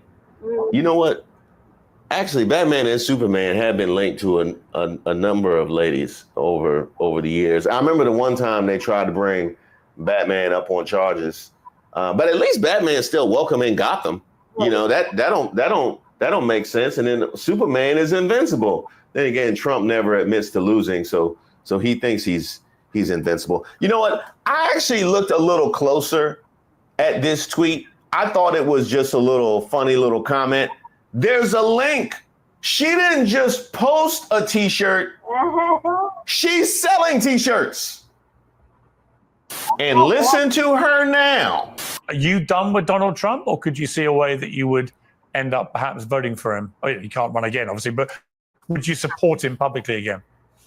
So I want to be clear. I don't regret voting for Donald Trump above Kamala. I think he was the better candidate, certainly a better candidate above Joe Biden. But what I will say is that he's been a chronic disappointment. And I feel embarrassed that I told people to go vote for him because this wasn't going to happen and it is happening. But I just think that the picture of politics in America is going to look very differently because of his actions. So I don't know where we go from here. I really don't. But this is not the candidate that I voted for. And in fact, while we're on the topic, she only became obsessed with. Yeah, I just the RVA, the last episode that I didn't get fucking put up. I did a little thing where she was interviewing with Nick Fuentes. He's getting that little bit of that work too. And that's the same mindset. Man. This shit is fucking crazy. But they're equally both pissed off of fucking Trump. They feel betrayed. Brigitte Macron is a man after she ended her obsession with Kamala Harris and investigating her family. Remember all that work you did? You remember all that work that you did about Kamala Harris and her family that you just magically dropped? Yes. And then turned on Trump immediately after the election? But when I told y'all Candace Owens was getting paid to run one of the largest smear campaigns against Kamala Harris, I was crazy, right? But now she's trying to backtrack and blame it on Christianity as to why she no longer supports Trump. It's not Christianity that's got her concerned. It's the fact that they're not paying her anymore. And she thought that her husband in proximity to whiteness and slandering Kamala Harris was going to get her on the up and up with Trump. Promised her a seat, just like they promised everyone else a seat. But guess who didn't get one? Because they're still a black woman.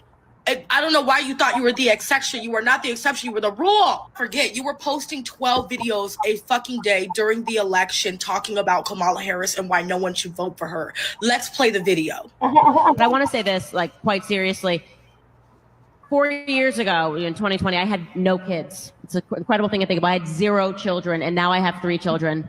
And I'm so serious when I say that I was so concerned about Kamala winning that my husband and I were having serious discussions about what will happen, what can we do, what is our option. And I know that we're not the only family that truly thought about where will we go if you want to get on here and cry baby tears and say no one told you that Trump was going to be like this. He was never like this. Everybody told you. And you were going to college campuses with fucking Charlie Kirk debating feminists and black women, calling them wrong and saying they had equal privilege as a white man. They paid you for a job. You did that job. But see, just like everybody else that the Trump administration took that job from that they were offered during the election, you're not going to get that seat that you wanted. You're not getting the seat in the administration that you thought you were going to get. No Black person ever was, especially not a Black woman. And now you're trying to go back to your other blogging page to try to rekindle some of that money you were making during the election. Not happening, Candace. We know who you are. No way. Not Candace getting passed over and feels discriminated against. Now, a woman of the integrity of Candace Owens would never sully herself with a victim mentality. Not Candace Owens. This is just torturous interference. This is basically like, I want to make it so that nobody will work with you. And since I know that Candace is a really hard worker, and I know that people actually love her, that her entire team loves her, we're going to pretend it's the opposite so that other people who might want to work with her go, maybe not. She's like throwing canned drinks at people. She just gets angry at makeup artists and just like throws a soda pop. She's just like, take this Coca-Cola. I don't like the way my lashes are done today. That is the actual phase that we are at now, in the absolute desperation to defame me and to tarnish my name. And as far as we know who you are, oh, we most certainly do. Candace Owens is racist. Don't tell me about how Black people don't have enough power to be racist. This chick is actively working in support of white supremacy. That is her project. I am trying to get Black people to understand that Black people absolutely can be racist, because the notion that we can't is exactly what gives more power to someone like Candace Owens. Her whole shtick is it can't be racist if a Black person says it, which is obviously not true. She says racist things in order to mollify and help give comfort to white racists. She's working in service of white supremacy. That's racism. She's always there to put a Black face on any message white supremacy wants to send. If a Black kid gets killed by the police, she's there to say he should have complied. She consciously and actively aids and abets white supremacy for her job. Guys, that's racism in action. It doesn't matter that she personally lacks the power to incarcerate someone or arrest someone or deny them a home loan or create wealth inequality. No, she is like, if white supremacy turned into an action verb, it would be like her. This is Black racism. And if you can understand that Candace Owens is Black and racist, then you can understand that many people can be Black and racist. Being Black doesn't prevent you from being racist. Being racist means working in service of white supremacy. And even though I know it literally just happened, I still cannot believe we let this lady get away with questioning somebody's Blackness. We let this lady get away with questioning somebody's Blackness. Hold on. In West Philadelphia, born and raised on the playground is where I spend most of my days. Okay. Chilling out, maxing, relaxing, all cool and all, shooting some b-ball outside of school. When a couple of guys, they were up to no good, started making trouble in my neighborhood.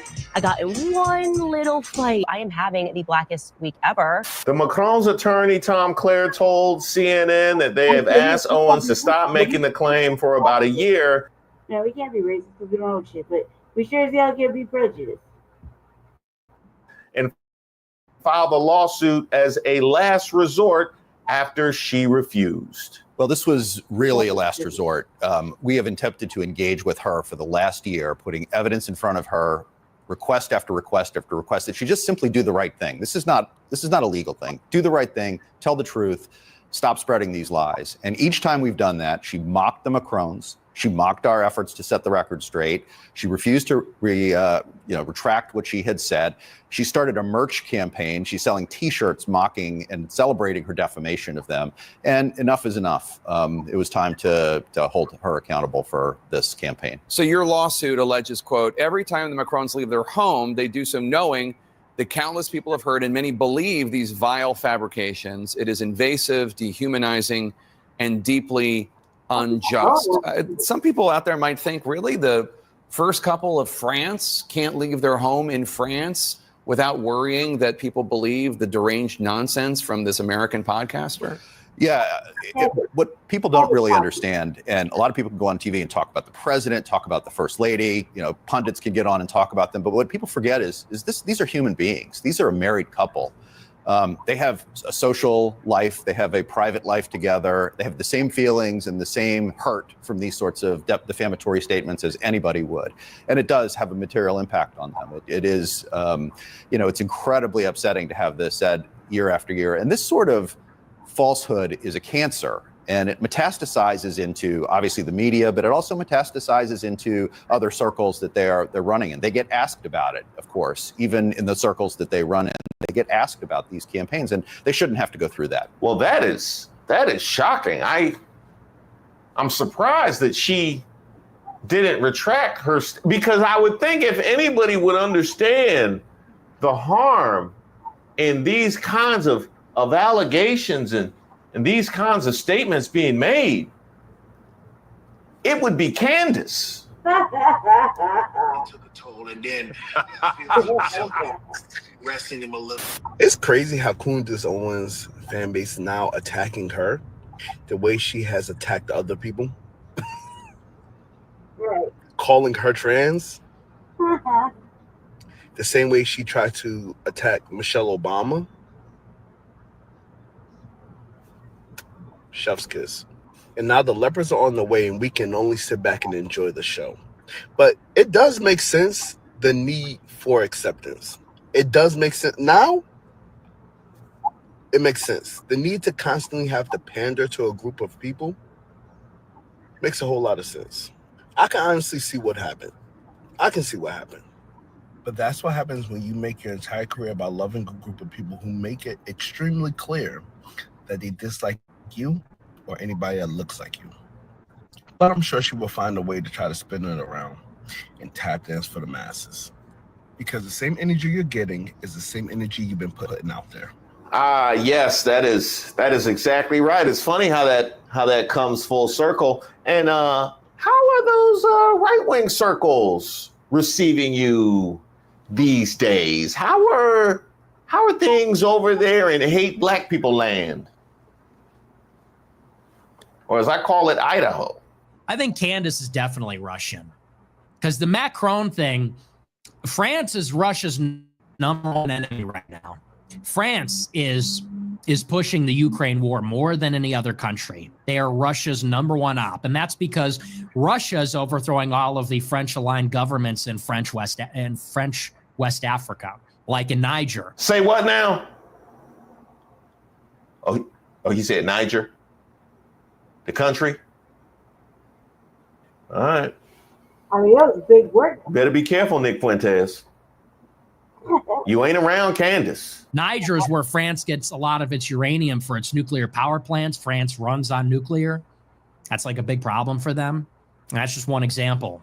So France and Russia are effectively a war. And so you have Candace going out there spewing all this stuff about Brigitte Macron is Emmanuel Macron's dad, and Emmanuel Macron is a Jewish agent. And yeah, it just stinks like Russian propaganda. So I totally buy that. I totally believe. Yep, that sounds about right, Candace. That sounds about right. The exact same energy you've been putting out. This complaint truly reads like a crisis communications masterclass. They don't just say she lied, they provide birth announcements from 1953, wedding photos, inauguration footage showing Jean-Michel and Brigitte in the same frame, and court records from France where people pushing these same lies have already lost defamation cases. But here's the legal standard that they have to meet. Because the Macrons are public figures, they have to provide proof of actual malice, meaning that Candace either knew her claims were false or acted with reckless disregard for the truth. And the complaint argues that they have exactly that evidence.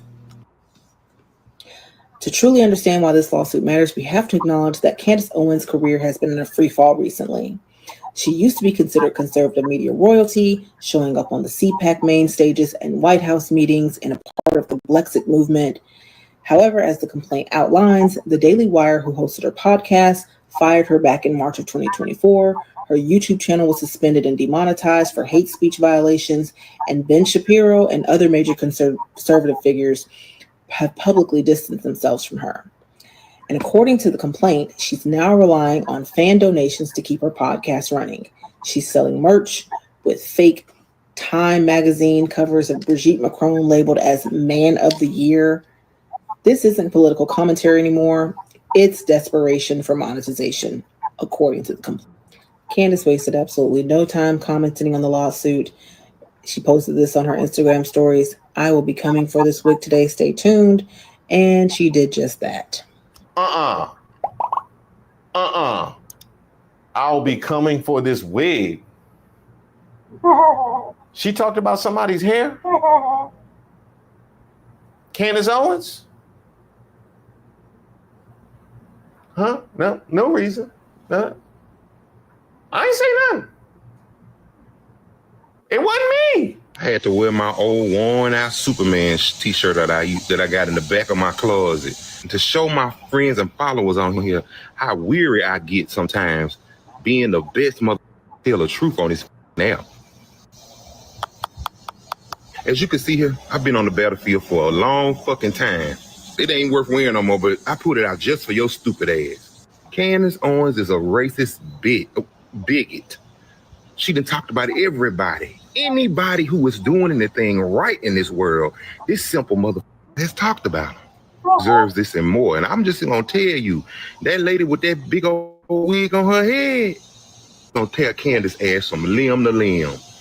The president of another fucking country suing your ass? Huh? Say goodnight to that hoe. The other people who talked about this woman and her husband over there ward over there, they done sued them and they done settled and lost everything. Karma is a bitch.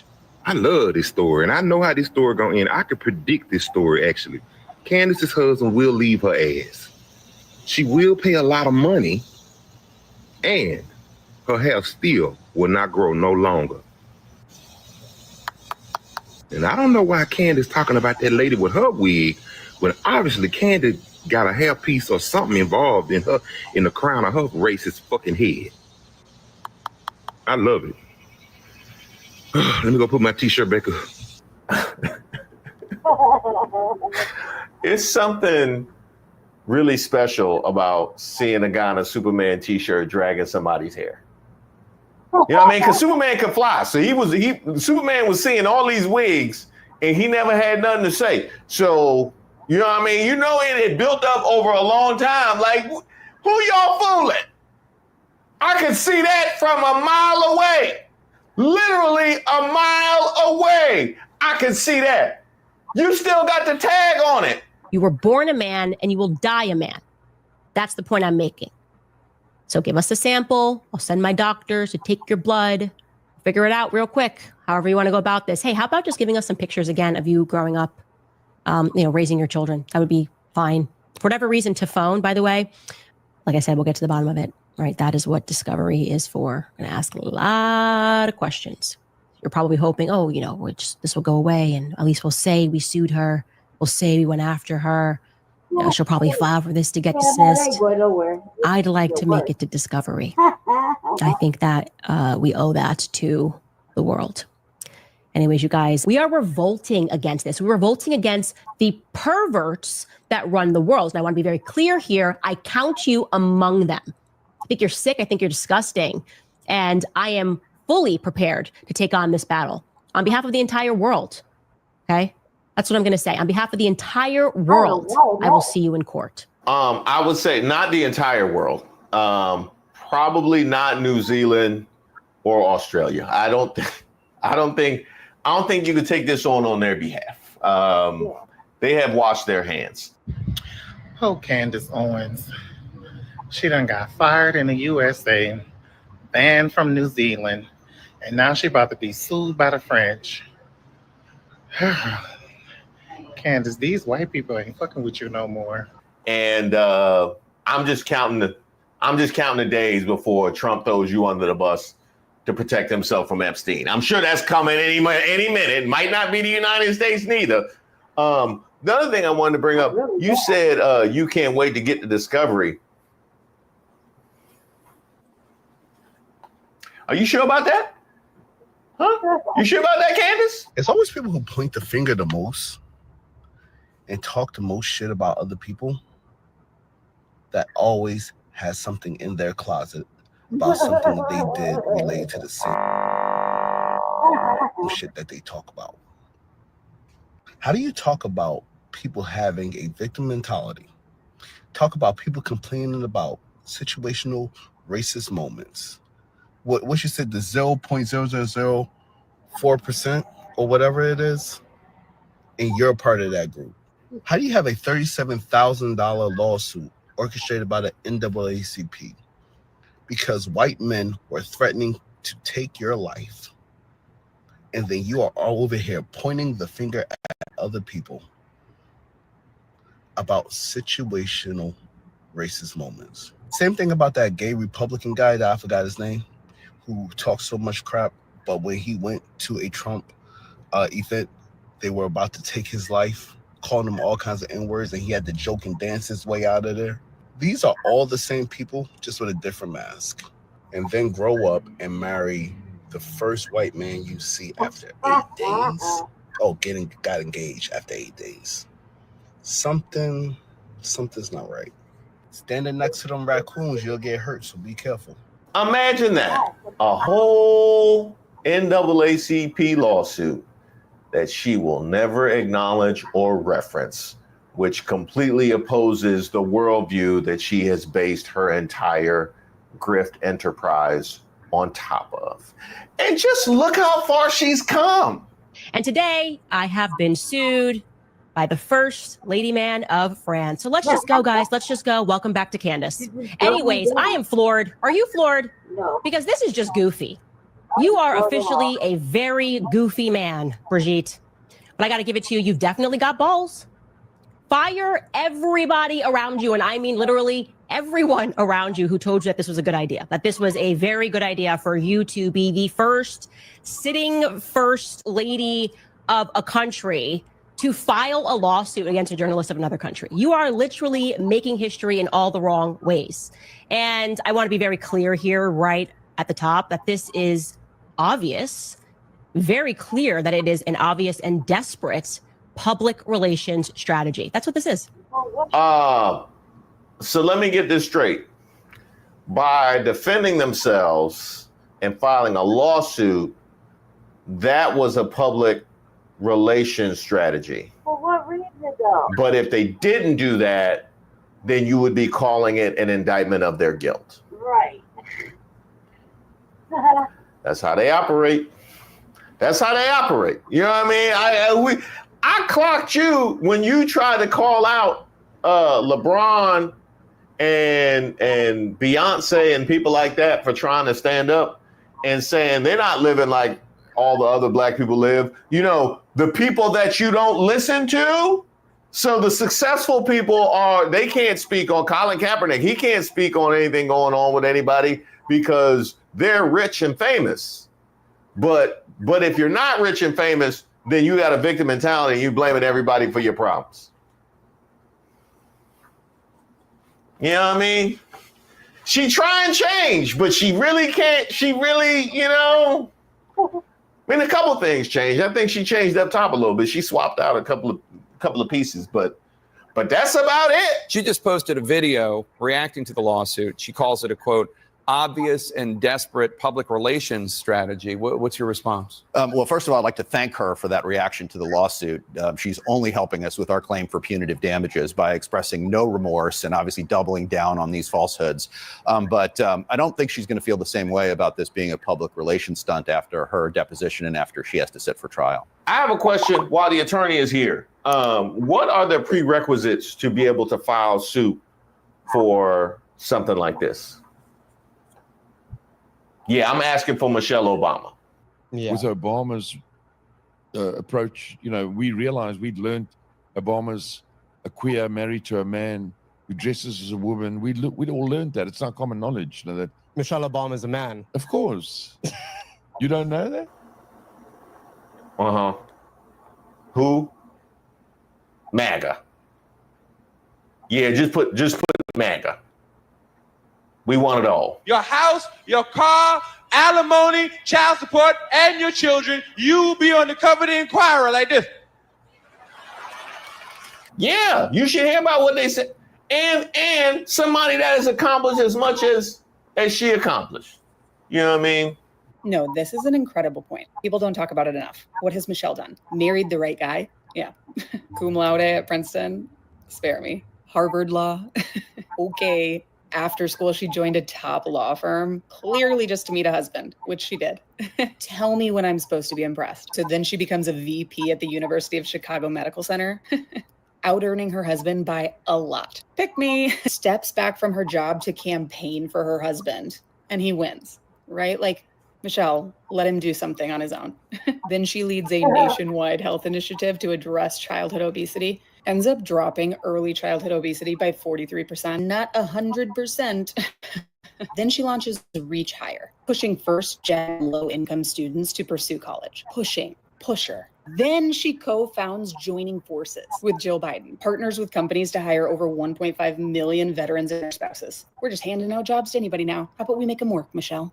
Then she launches Let Girls Learn, driving girls' education in over 50 countries. What about America, Michelle? What about America? Then she thinks she can write a book. Sells over 17 million copies. I know we're all thinking it, so I'm just going to say it. Money grab, right?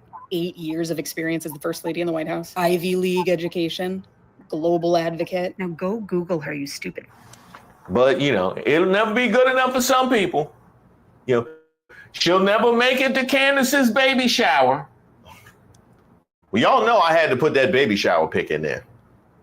I can't make a Candace video without that. It's in the terms and conditions. Thank you guys so much for watching the video. Don't forget to like and subscribe on the way out. And be sure to send me an email at admin@reesewaters.com if you have any suggestions for content. Stop it. Get some help. And so many of you have responded when I put out the call to action for people that were interested in participating in my lives. I said, if you have something you... They said it. We warned people. Yeah, y'all shilling. Y'all shilling. Yeah, y'all know who y'all are. Y'all know. If I had to do a roll call. Listen, it's been making its rounds, man. Started out, I think, last week. Fat ass Roland Martin. Oh, stupid beetle looking ass. He got on this platform and started sitting up on his high horse with his little motherfucking cruel fucking shield and tethers to badmouth and disrespect FBA. And it was not received well, obviously. And it's the weekend, so we're waiting on what the Black Authority got to say. Because we already know what everybody else has been saying. And I think Tariq was the first one to have a response to it. And he laughed as usual. It's kind of like, you know, I can't find it. I gotta actually go look for it. He actually had a response, and I'm pretty sure that Jesse probably showed on his show later on tonight, or our show later on tonight. I'll have to ask about it. But this has been making its rounds. And we know that, you know, he loves to keep fucking the Black Authority, Vicky Gillard, Tariq Nasheed's name in his mouth. He loves that shit. He lives to fucking be a dick. And, you know, this is the same motherfucker that took motherfucking money from Kamala campaign to bring black people to the yard. And he didn't do it. He couldn't do it. He's not influential like that. You know what I mean? He's the one that took the money. He took the money, y'all. Take the money, y'all. That's a fact. Him and fucking, there's a whole bunch of people that took our money to be influential to bring black people to the yard to vote for motherfucking continuance of fucking benign neglect and stupidity on the appearance of she a black woman. And we don't respect black women. And no. And I kept saying no, that she is not a black woman. Definitely not black first minded. And she asked, like, we got just look that fog. First one is saying that over here on from my Black News Group, the RBA obviously. And we weren't gonna go along with that fucking narrative that the Democrats were pushing, because that was a narrative, that was an agenda, that was a talking point. We've seen that many, many times, even in our own city, with these motherfucking raccoon ass Democrat shills that we got here in Colorado that we have to deal with religiously. So we knew the narrative, we know the play. So yeah, he constantly living with shit talking, and that's why, and him amongst others were the reason why she lost the election, because we decided we were not going to vote for the couch. And that's what we did. And Democrats ain't been right since. Yeah, but he lives to talk shit about us. So let's see. I'm glad that urban politicians spoke on it. All them simple Simon. By the way, and a few other of his lives where he's been having dialogue about this. So this is not like unusual, but he's gonna get the facts. That way, when we also too, I mean, this is also too goes to when we show new black media content, and we're talking about tangibles, being black first, et cetera, et cetera, et cetera, the lineage and foundation of Black Americans, what we built, what we didn't build, what we do, you know, motherfuckers are tethered and all this extra shit. This goes along. He's like basically saying everything that has been said. We're just message boosters of it all. You know what I mean? New black media message boosters. And there's a lot of us out here. He could be considered one of them too. You know what I mean? Negroes? Yeah. If I had to, don't get me started. I could run the tables on Vicky Dillon, Boyce Watkins. Come on now. Vicky's been giving him that work forever. Tariq Nasheed, Umar Johnson, Philip Scott. Oh yeah, Black Authority. All y'all. Look at them, they shilling. Look at them, they shilling for the Democrats. They just chill. Yeah, look at y'all just. We gonna have a topic coming up next. They ain't saying nothing how under a Democrat appointee on the FCC changed the law when it came to how many folks were getting overcharged for making phone calls in prison. Republicans got in and said, no, we throwing that out. We just gonna discuss that next. Oh, I'm sorry, I forgot, Nola, what no tangibles. Yeah, all y'all FBA, B1, ADOS, assholes. Well, guess what? All that complaining y'all did, welcome to Trump MAGA America. Speech on the floor. I want to know, are you going to pay? I want to know, is a Democrat going to go to the floor and say, I'm shutting this down? I'm putting a hold on every single confirmation, every single nomination. I'm going to make y'all have to go through every procedure to get anything passed. You mean to tell me there's not one Senate Democrat that has the guts to do that? This is why people are saying, listen, weaknesses going on here. Black Pack has a new poll out we're going to talk about a little bit later that shows that black folks are ripping Trump and they ain't got no confidence that Democrats got any fight in them. He said, I'm recruiting some folks that got some dog in them. They ain't got no dog. They ain't trying to swing at all. Yo, it's Big the spokesman, man. We back. Another edition of Urban Politicians TV, UP TV. Make sure you stay on your pivot at all times, man. Had to come tap in as look what the wind and the algorithm done reeled in. None other than Roland Fortin undermining and disrespecting FBAs and Democratic shilling as he always does once again. And I had a link in the description where you can watch that at full on his YouTube channel. And I didn't even know that he went out there and jumped out there to this level on it now until I see Tariq Nasheed had a video on it this morning where he had already dropped it, but I had just seen it as of late.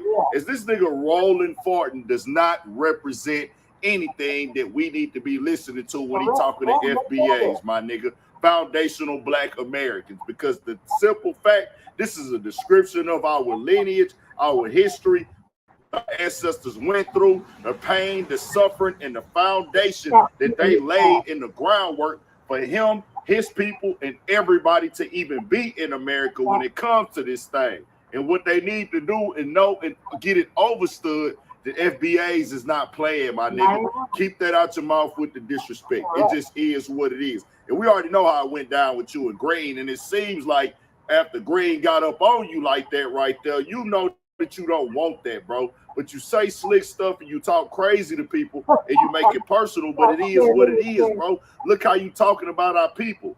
Black Americans, my nigga, knock it off. And I do know this as well. Make sure I want this understood to my supporters, the people that watch and support me. There's never going to be a time as me being an H-Town nigga, I'm going to look at another H-Town nigga like Roland Farton or anybody from Houston where they speak against FBAs, and I'm going to be H-Town biased on this. My lineage overrides everything that come with this, my nigga. So when he go at FBAs, oh no, we calling it out, Roland Farton, because of the simple fact you talk in circles, bro. 1 minute you want to go at the Democrats for how they moving soft, they moving weak. But you keep talking about the same talking points, trying to talk about tangibles. When nigga, let's get this understood. Prison calls is not a tangibles. Black Americans are not the only people in prison. That's that undermining sidewalk talk. A tangible would be something specifically to help Black Americans, not something that affects everybody. So when the Republicans, I don't even know if they did that, if they took the phone call things away, but niggas like you want to associate prison. Again, what I keep saying is what we read every fucking Saturday at 10 o'clock on the Frontline Black News is tangibles. That's the start of the fucking program. Every Saturday for 5 motherfucking plus years. Okay? That's the thing. So, you know, when motherfuckers act, you know, whatever, and then they gotta get talked to or whatever, not talked to. They try to put them in the right direction. They want to get upset. I don't want to hear it because we've been doing the motherfucking work and they've been participating for 5 motherfucking years. You think so? Not brand new information. None of this shit is for motherfuckers that are on code, on point, know what's going on. With Black Americans, my nigga, FBA is a lineage. It's a description of a lineage. The adjectives, foundational Black American, meaning you have bloodline ancestry that connects to the American soil that went through slavery on this land, meaning your parents or your grandparents are not immigrants from another country. They came right here in America. They were either already here before the Europeans came, as there were a lot of Black people on this land already that were natives, or they came through hundreds and years ago, hundreds and hundreds and hundreds, centuries of years, hundreds of years ago through the slave trade. So we not doing this. We have our own culture. We are American, bro. We not taking no disrespect. We not letting nobody tell us how to feel. And you got to respect our people, bro. And the ones that's online trolling you, the ones that I call them our FBA crash shots, the one that's crashing out, you just got to take it as that. Are they doing that? You can call it that. But every group got those. We see the white supremacists on these apps. We see the other groups on these apps. They just be on there trolling and crashing. Some of these people that are rappers and actors or entertainers, they have these followers that be crashing out on everybody on the internet with these tribes and this worshiping and everything like that, that'll beat up your comments, troll you, do all type of disrespect on the internet. They got artists that got tribes like that. So this ain't just no FBA thing, but they want to try to make it an FBA thing. But that's that undermining talk to try to disassociate or diminish or make it seem like this ain't nothing. Yes, he talks about Tariq Nasheed. Tariq Nasheed coined the term foundational Black American off of Dr. Claude Anderson, and what he was pushing with Native Black American. Salute to the OG Dr. Claude Anderson, most of them. And then what Tariq Nasheed did, he came in and said, hey, bro, we got to tighten that up a little bit. We don't want to get people confused. So he's pushing this, and you can feel how you feel personally about Tariq, but the message is the message, the meaning is the meaning. It don't matter how nobody feel about it, what type of experience they had with it. It's a description of who he is. Our ancestors fought in every war on this land. They sacrificed everything. They made it possible for everybody to come over here because this country did not want all these immigrants or everybody else coming over here. We don't have those issues. We don't gatekeep our dollar with nobody. We never did that. We only did that. We had to boycott stuff to force America to give us the opportunity to do things and to let other people over here. But now you see, when do black people gatekeep their culture? When do black people gatekeep their dollar? When do black people not shop with people from different races or different groups? We spend with everything. We spend money outside the country. So you can't push that type of talk with us, bro. Our blood, our ancestors are their blood, their souls, their pain, their suffering is what makes up the rivers, the lakes, the ponds, the swamps, the soil, the dirt, the mud, and the clay of the history of this land, bro. For half a millennium plus. Some of our people was already here way before the Europeans came, my nigga, and they fought in every war, contributed to everything that makes America what America is. They have an identity when it comes to this in America. Just know that, bro. We are part of the history, everything that went on. You can't come over here and talk down on us and try to undermine us and try to treat us like we less than and disrespect FBAs. My nigga, you done lost your mind rolling forward, but I guess you didn't learn. You're going to keep getting pulled up on with that. I'm not going to pull up on you. You ain't worth my time, bro. You go to college, get all your degrees. This right here is common sense and logic, my nigga. My grandmother is 96 years old. My grandfather is 95. Rest in peace to my other grandparents. But, nigga, I'm not letting nobody disrespect what they went through, how they went through it, the racism, the segregation. Nigga, my granny's mother on my pop's side probably, and I never talked to her about it, and I need to one day. Did her mother catch the end of slavery? Very, very possible. But if not her, with her being 96, her grandmother caught it, nigga, and that all made everything go over here possible, bro. So we not having these type of talks, and then you're pushing the word semantics. Cut it out, my nigga.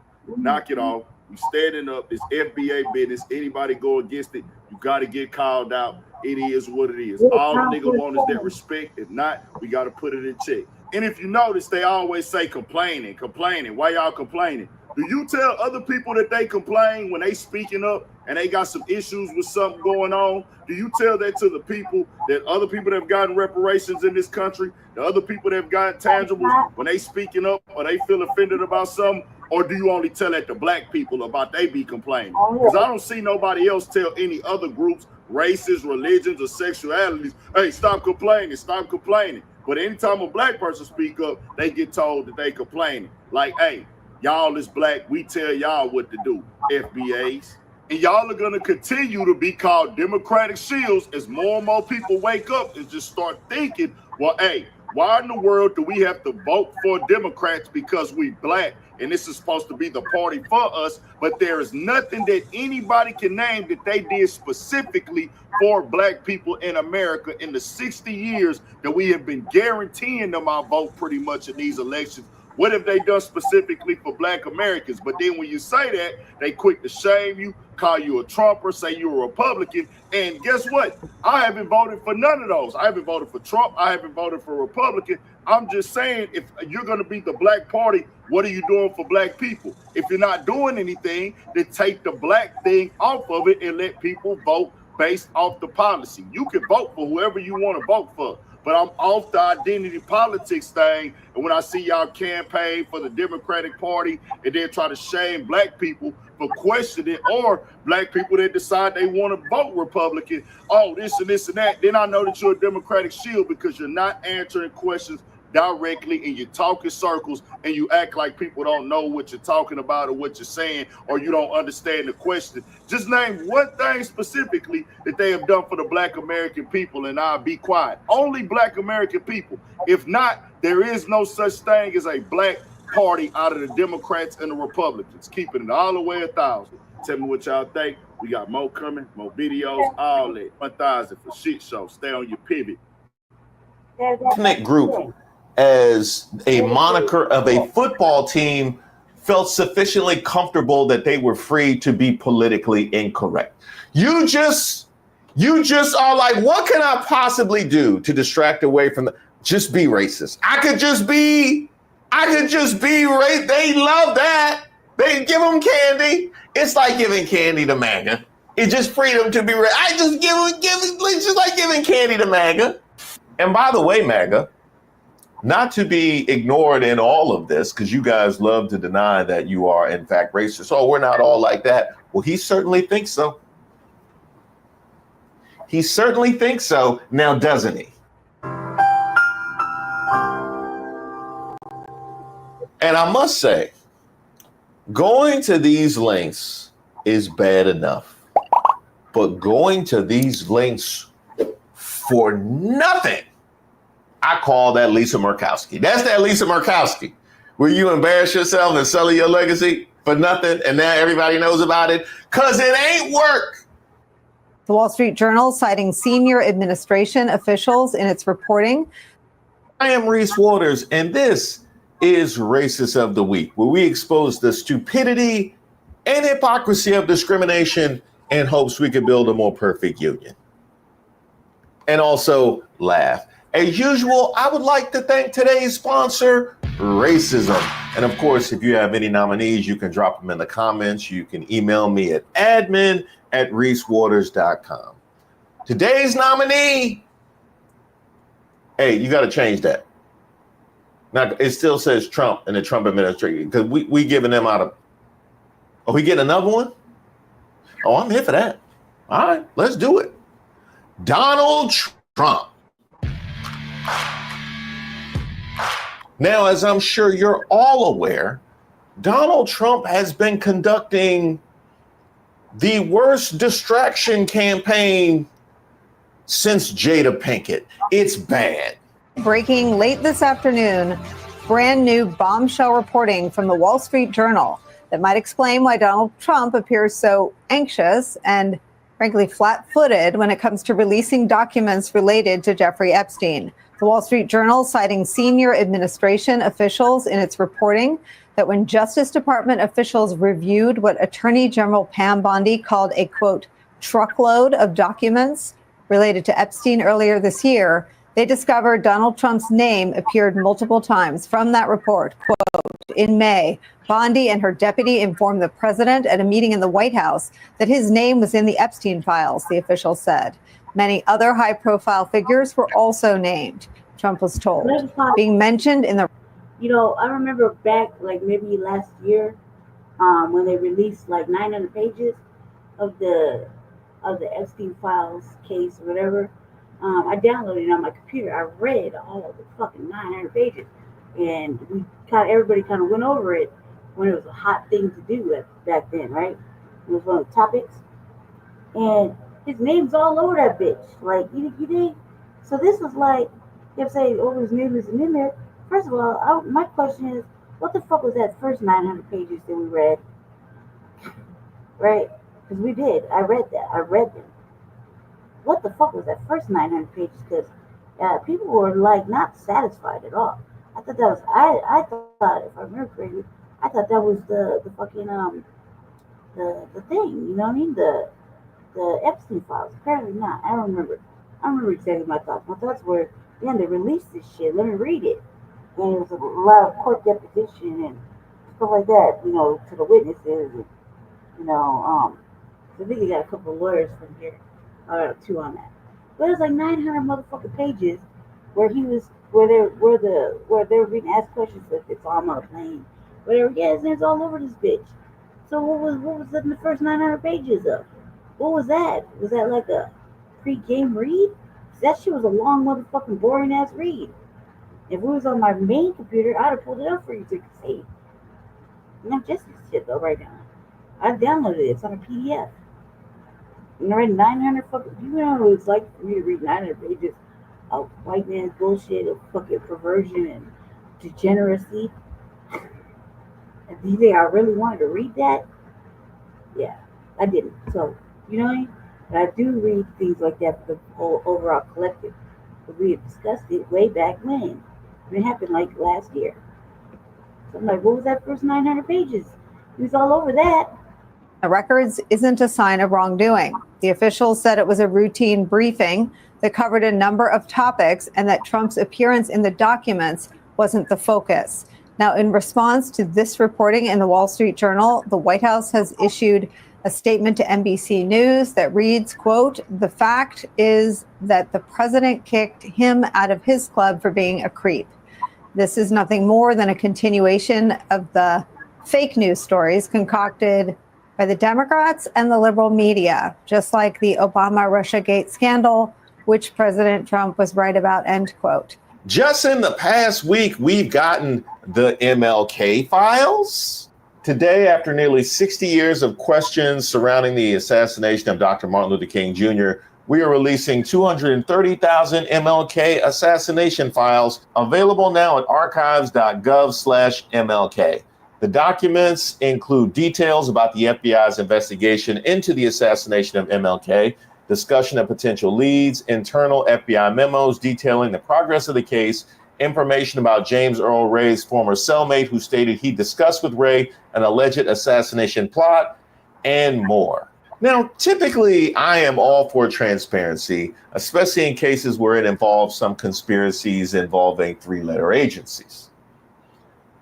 That said, I also take note of Donald Trump's consistent and thorough attempts to sully Dr. King's legacy, which is what we know this is mostly about, also about the distraction method in campaign. And that part of it, sullying Dr. King's legacy, that's really going to upset the MAGAs. Because who are they going to misrepresent and misquote if you take Dr. King away from them? Matter of fact, Tim Scott, hey, come look at this. The whole notion of judging a person on the content of their character, not the color of their skin, has happened.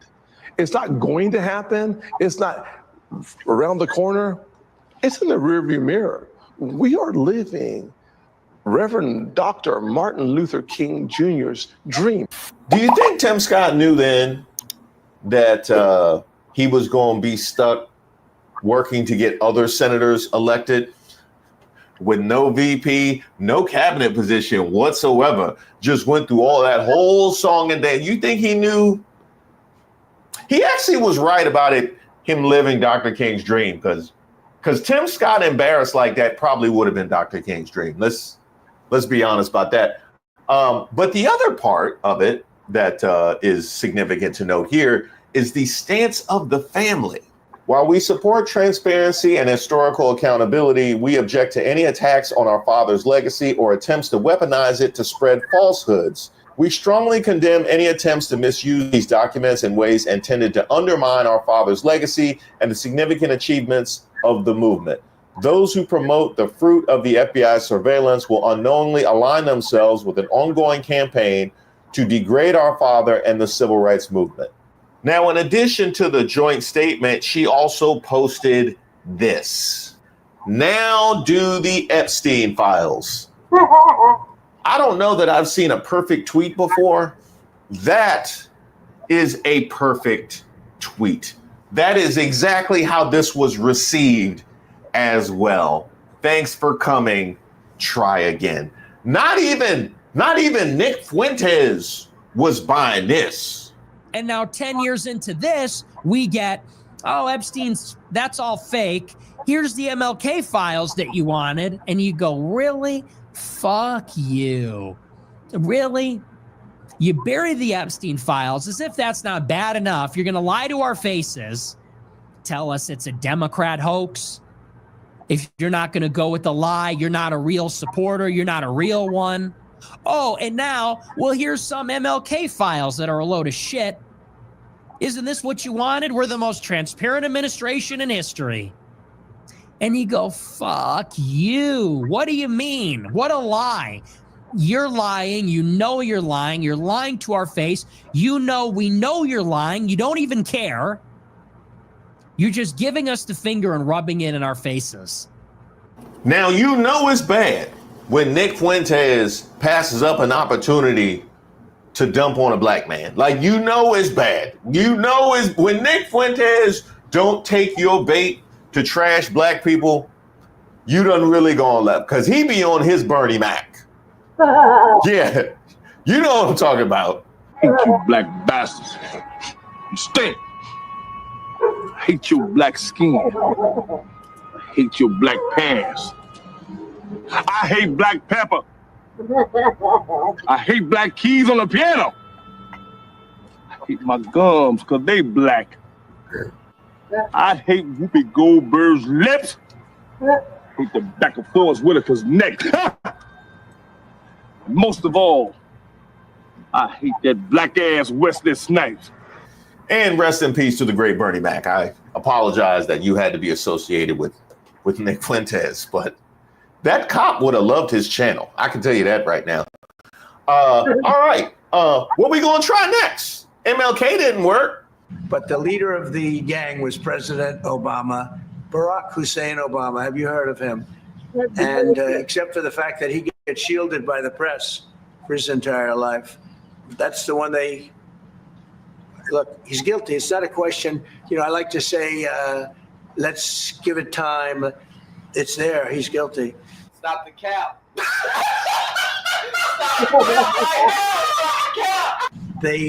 This was treason. This was every word you can think of. They tried to steal the election. They tried to obfuscate the election. They did things that nobody's ever even imagined, even in other countries. You've seen some pretty rough countries. This man has seen some pretty rough countries, but you've never seen anything like that. And we have all of the documents.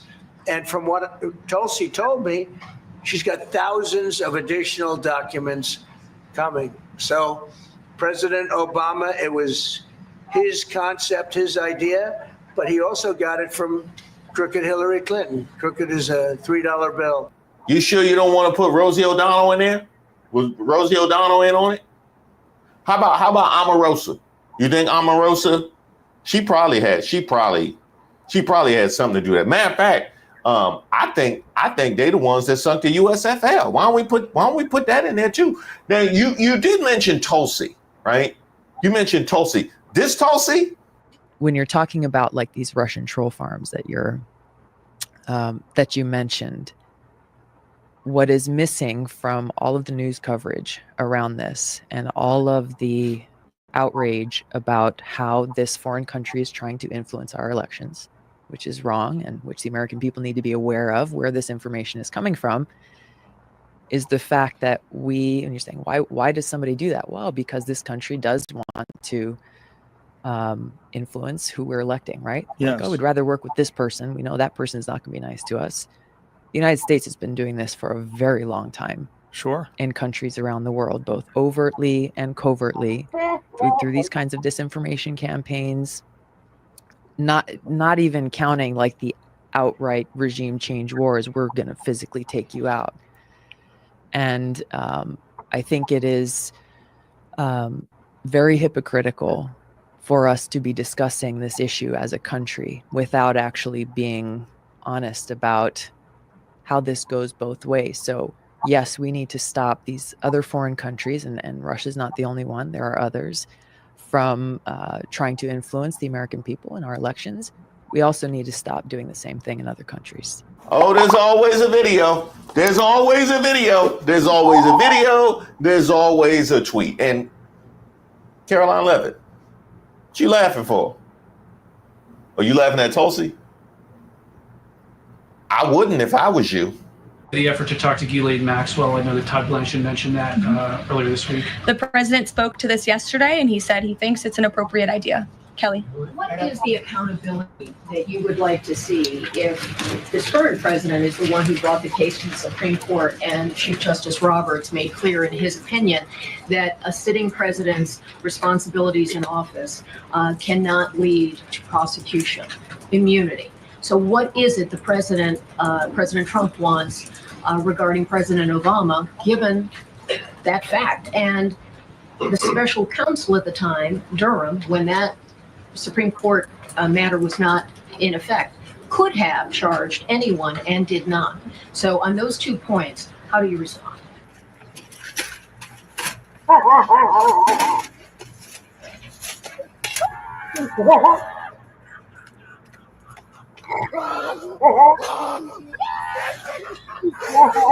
Look, the president has made it clear that he wanted these documents to be declassified. He wanted the American people to see the truth, and now he wants those who perpetuated these lies and this scandal to be held accountable. As for what accountability looks like, as the director said, it's in the Department of Justice's hands, and we trust them to move this ball forward. Well, you would agree President Obama cannot be charged based on that immunity. Again, I'll leave that to the Department of Justice.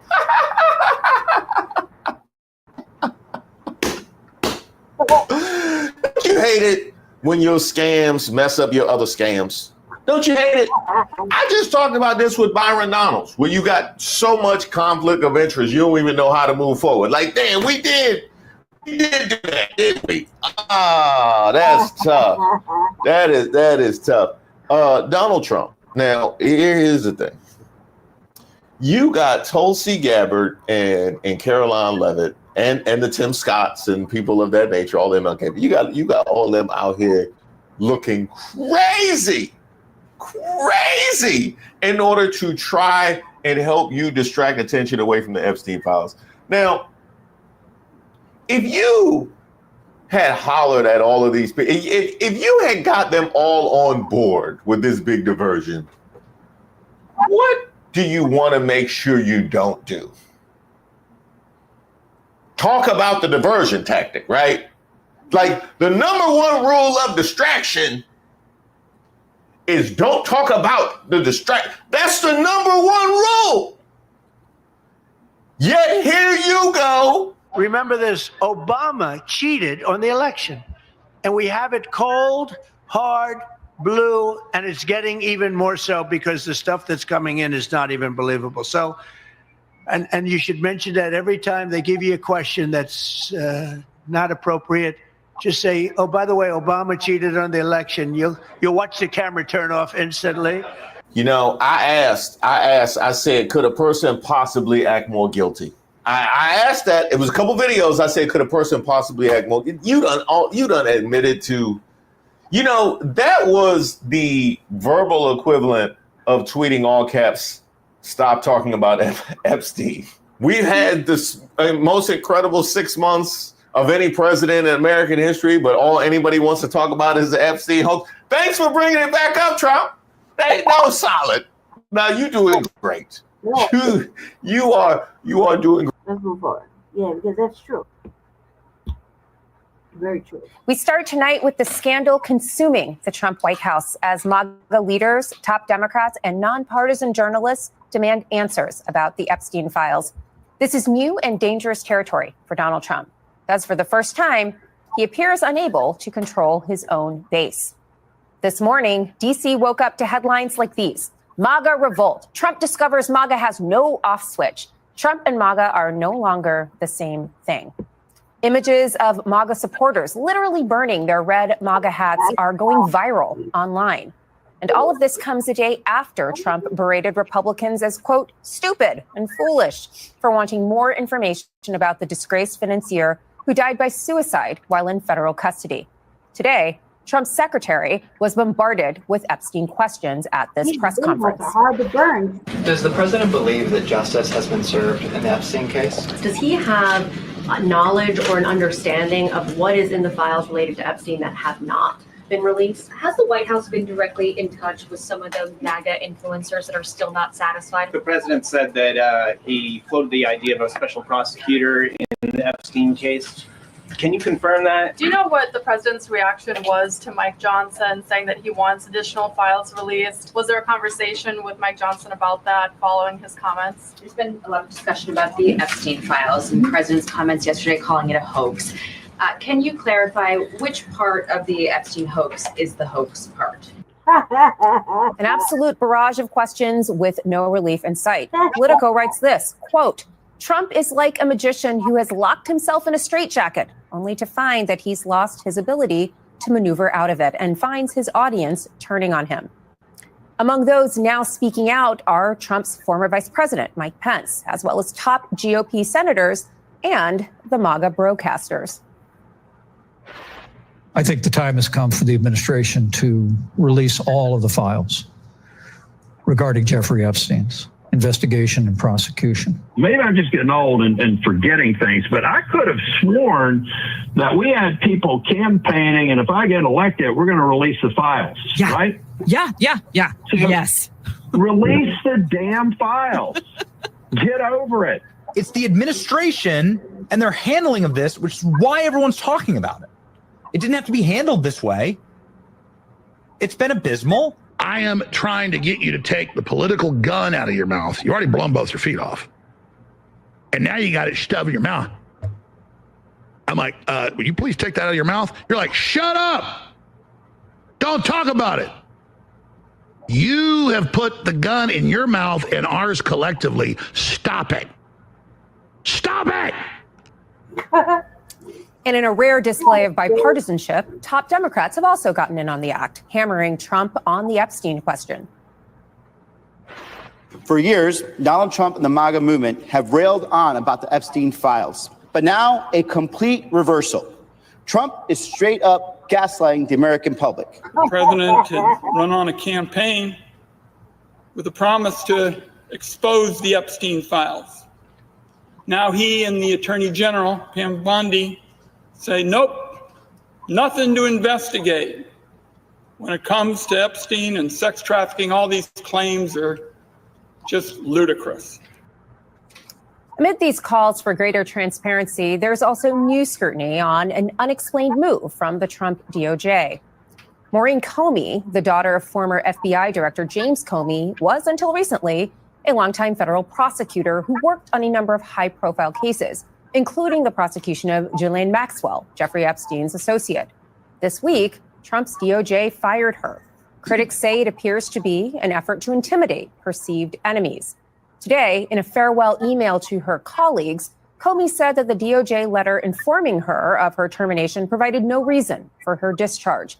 In the email, which MSNBC has obtained, Comey issued a sharp warning to her colleagues in the Southern District of New York, saying, quote, if a career prosecutor can be fired without reason, fear may seep into the decisions of those who remain. Do not let that happen. Fear is the tool of a tyrant wielded to suppress independent thought. Instead of fear, let this moment fuel the fire that already burns at the heart of this place, a fire of righteous indignation at abuses of power, of commitment to seek justice for victims, of dedication to truth above all else.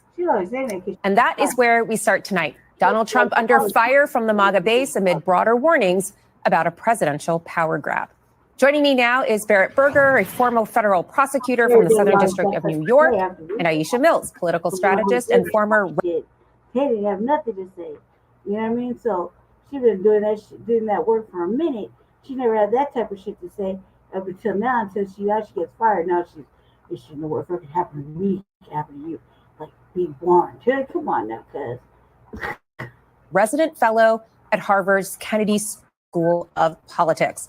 Aisha, you saw Donald Trump's press secretary faced with a barrage of questions over the Epstein files.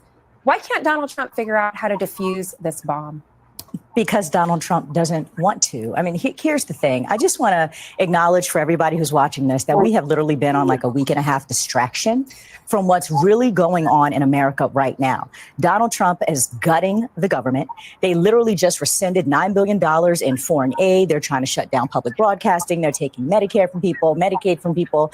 And here's where we are, is we're talking about this. We know that Donald Trump doesn't actually care about the victims, about those poor girls who are human trafficked. I think right now we need to be focusing on actually the victims of this and trying to get justice for them. And that's not something that Donald Trump is ever going to talk about. I don't disagree, but he is losing his base over this. Like, there are folks in the MAGA faithful who are angry and they are baying for blood. Barrett, do you think the DOJ actually has more information than they're letting on here, and that there's something to these calls for transparency? Well, I'm sure the DOJ has, thousands and thousands of pages of information that they produced in discovery. But the problem is not all information is sufficient to be released to the public. Here you're going to have hours and hours of child pornography that was captured on these recordings. You're going to have information that identifies victim, that gives personal stuff about them. You're going to have information that was gained through judicial process, like a grand jury, that simply cannot be disclosed according to law. So I think the big problem we have here is one of an explanation, explaining exactly why certain things can't be released, what the basis is. It may not satisfy people who really had their hearts set on getting their hands on this, but just because they can't see it doesn't mean they should. Well, that's a great question, Aisha. Like, so there's a lot of information here for lots of different reasons. Much of it likely cannot be released, but we are seeing people online burning their MAGA hats. These are people who are deeply with the president. It seems like they would be receptive to an explanation, any explanation from this man whom they revere. Why won't this just go away? Why can't they give the explanation? Well, listen, I think that Donald Trump, well, we all know, actually, let me not, say, I think Donald Trump is guilty of a variety of things and hasn't been held accountable for them, period. What his base does and our distraction with that is literally that. What I'm interested in, be it Republican or be it Democrat, is why isn't anybody talking about the fact that if they were so riled up about this Epstein case and getting justice for these victims, why is Donald Trump defunding, literally just completely dismantled the Violence Against Women Act and completely defunded all support for people who have been trafficked, for human trafficking? There's so much that could actually happen that would be with regards to policy that would actually support and protect people that we could be talking about. And right now it just feels more like a political circus that I don't think is going anywhere. So Barrett, this is a political circus, and it actually doesn't feel like Donald Trump is necessarily in the middle of it. The one person who does seem to be getting the brunt of all of this is Attorney General Pamela Jo Bondi. How much trouble is she in from this base that's calling for her ouster? I mean, seemingly a lot. I mean, it seems like she still has the support of the president, but as we know, you have the support of the president until you don't. And right, I mean, too anxious, but like the fact that anyone who actually cares about protecting victims and standing up for them and doing something about sex trafficking, the person who cared the most about doing that was the person they just fired. Maureen Comey, more than anyone else, was somebody who not only, talked the talk of wanting to protect victims, but spent the last decade doing the hard work to do that, not just in the Epstein case, but as we just saw over the last 2 months in the Combs case. This is somebody who's dedicated. This is the P. Diddy trial. Correct. Yeah. So this is somebody who has just dedicated her career to standing up for victims, to doing the work that people are talking about. And the fact that they've fired her while also saying we care about this is just wildly inconsistent. And keep in mind that this president has spent most of his life trying to avoid accountability for the things that he's done against women. So here we are. Well, let's go to Maureen Comey.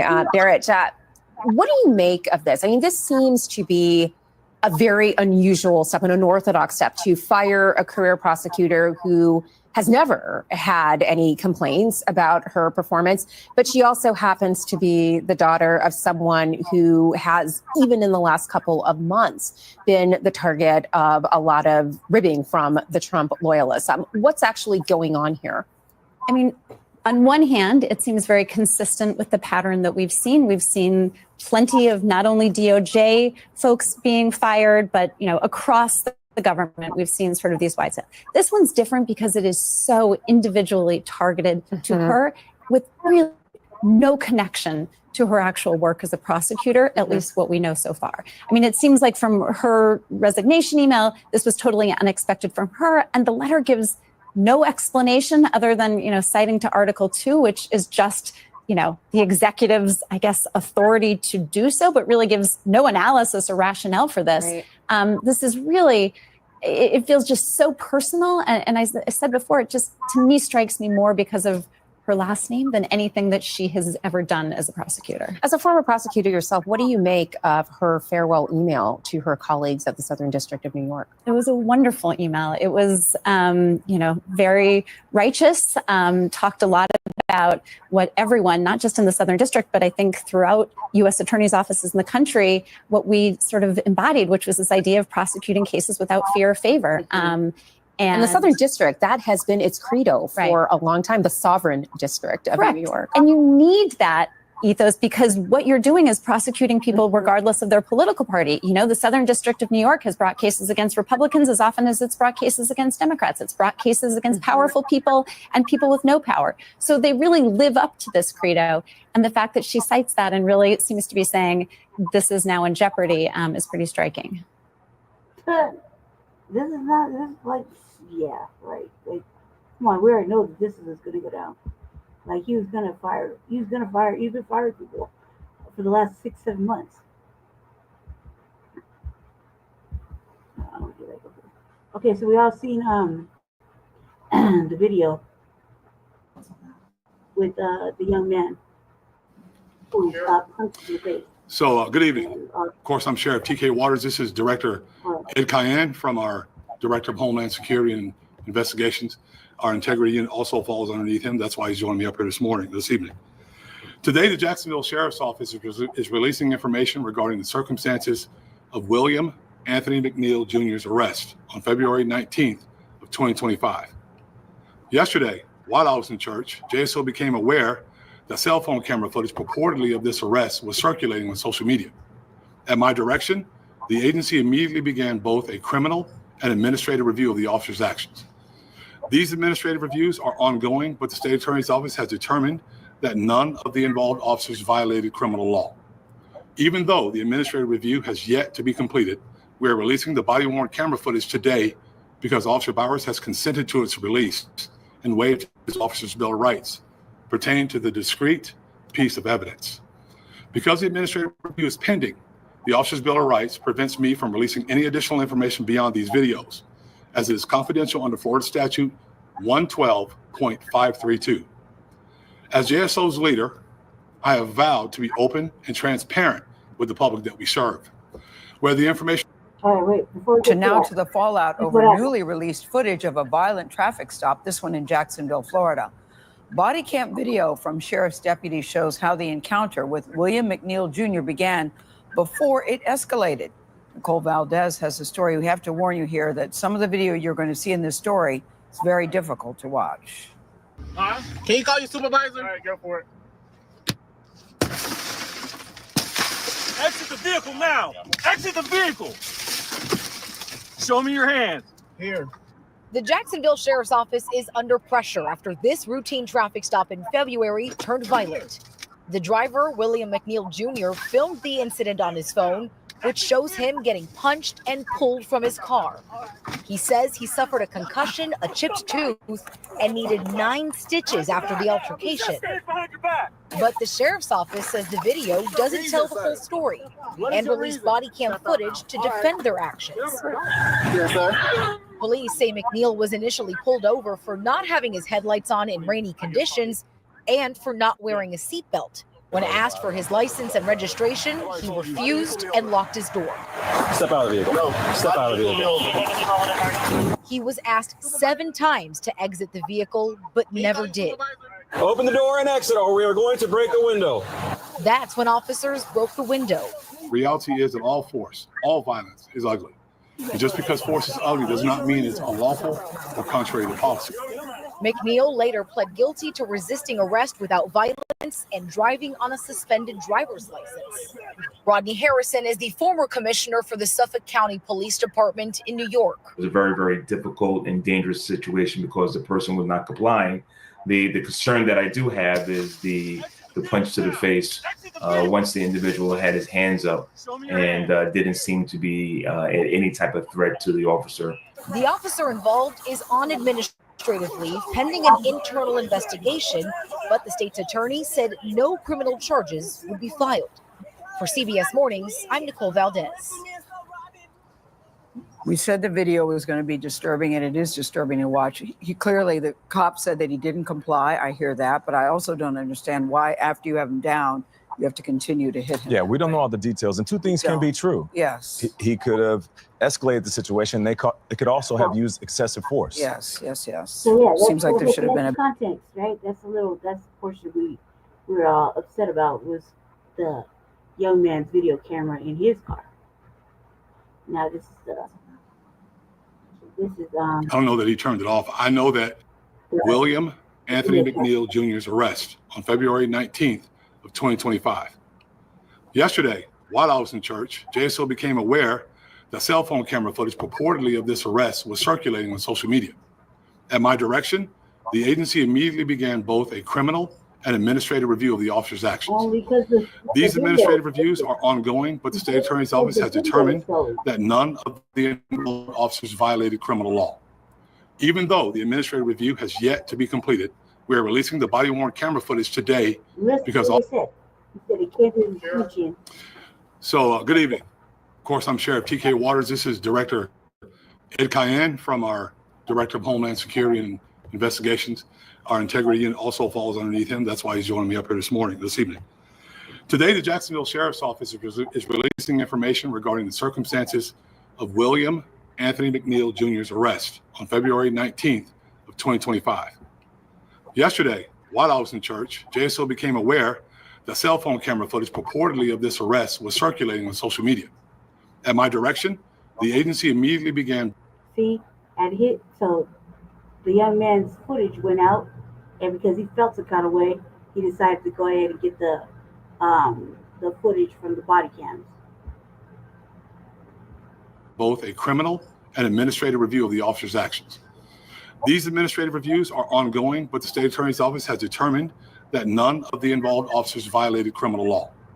Even though the administrative review has yet to be completed, we are releasing the body-worn camera footage today because Officer Bowers has consented to its release and waived his officer's bill of rights pertaining to the discrete piece of evidence. Because the administrative review is pending, the officer's bill of rights prevents me from releasing any additional information beyond these videos, as it is confidential under Florida Statute 112.532. As JSO's leader, I have vowed to be open and transparent with the public that we serve.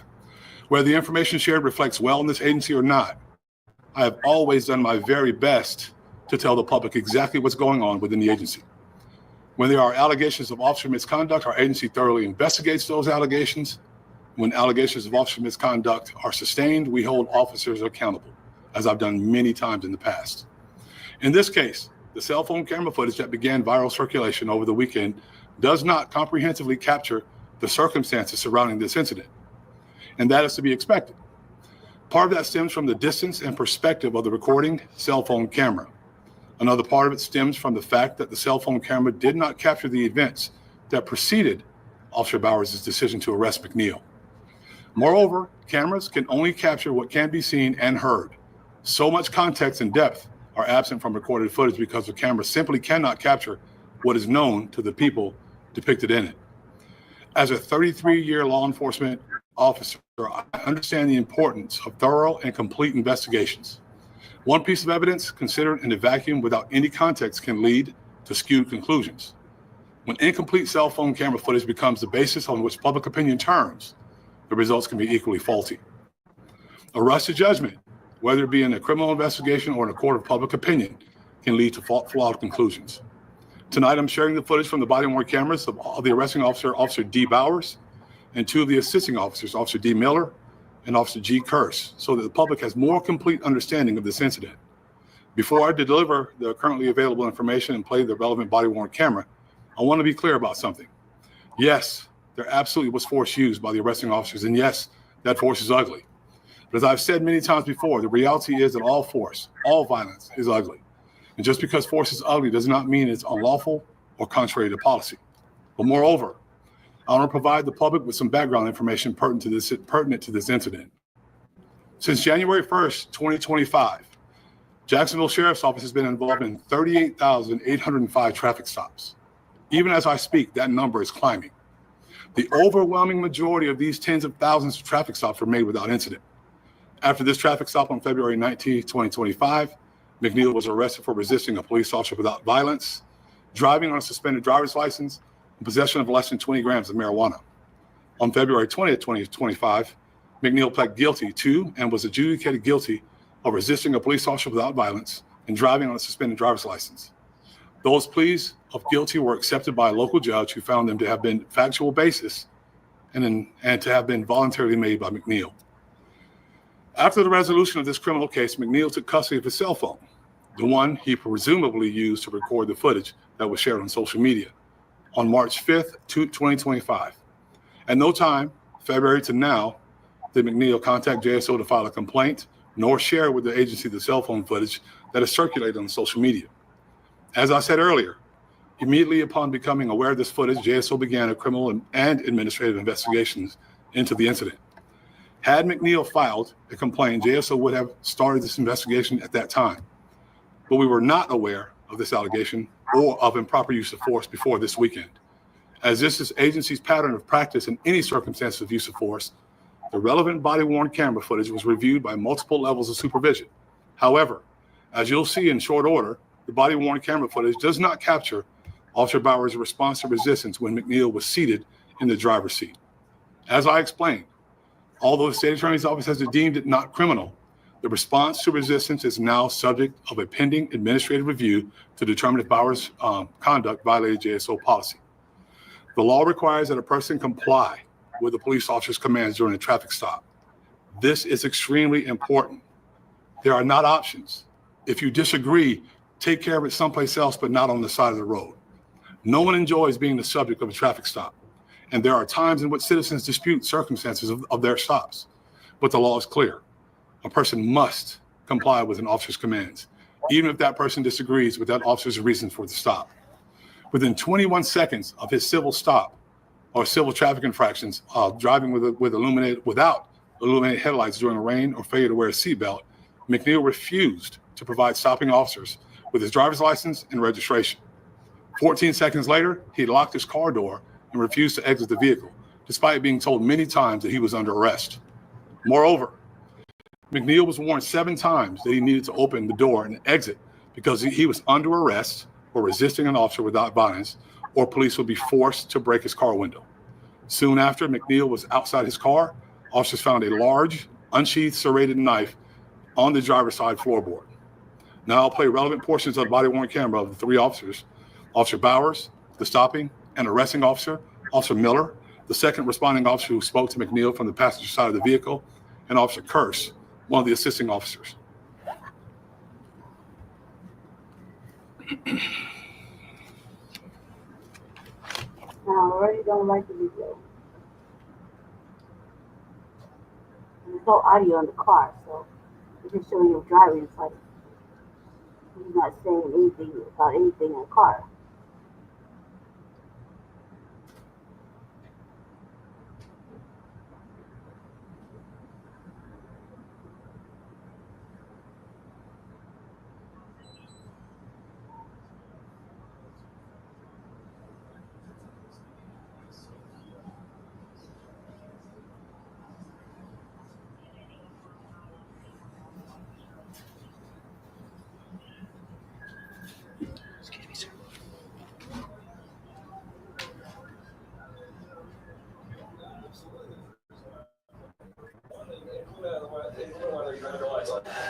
You're not wearing your seatbelt. I don't need the lights. It's not wearing. This is included. Okay, I'm not arguing with you. I'm telling you, I'm pulling you over. Give me your driver's license, registration, proof of insurance. Excuse me?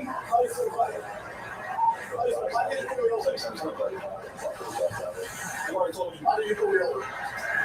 Step out of the vehicle. Stop out of the vehicle.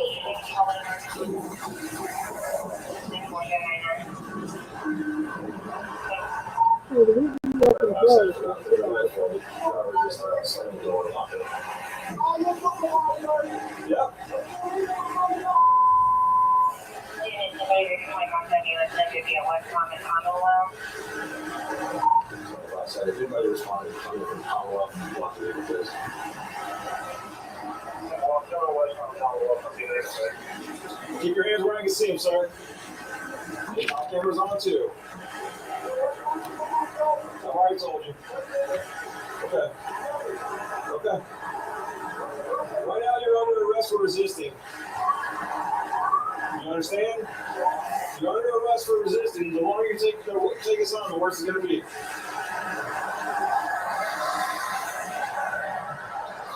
Keep your hands where I can see them, sir.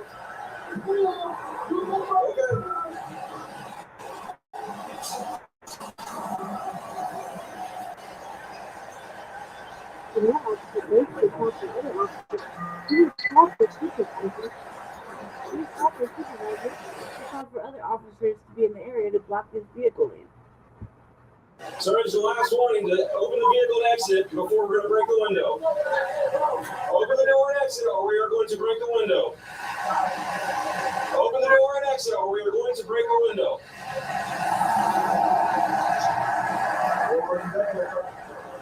No, he's under arrest.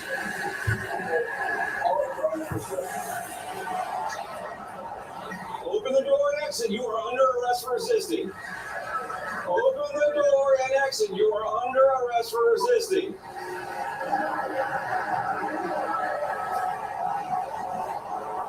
Open the door and exit. You are under arrest for resisting.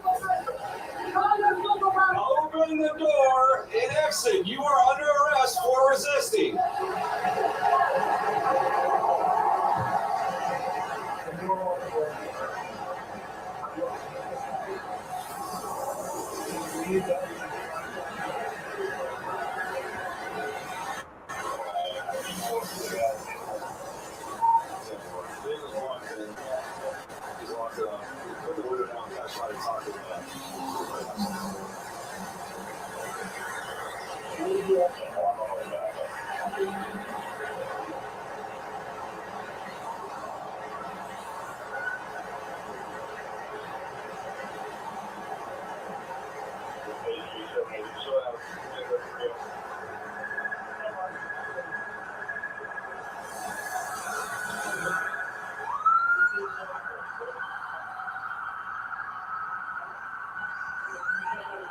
Hey, I'm about to break the window. I'm about to break the window. Exit the vehicle now! Exit the vehicle! Show me your hands. Here.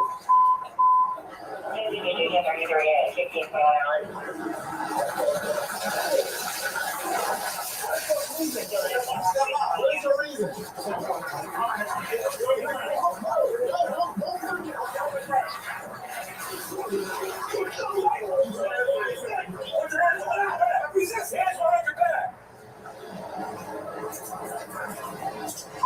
You. What do you mean? I was putting my hands behind my back. I was going down, man.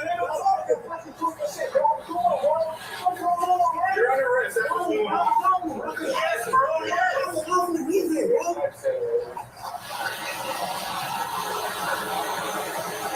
want to throw a ball like that, bro? Yeah, I'm going to throw it off now, man. And I'm just trying to have a window.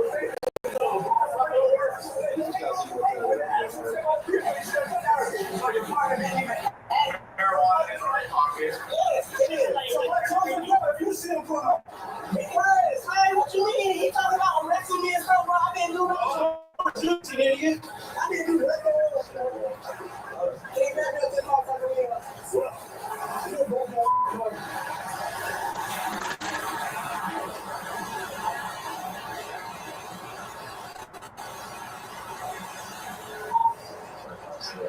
Rescue 1067.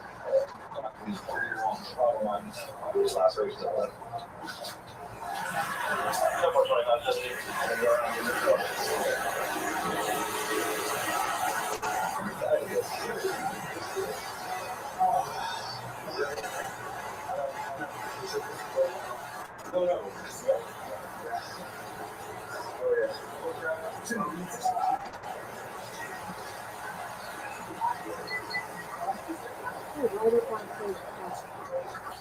He's good. You were in. Okay.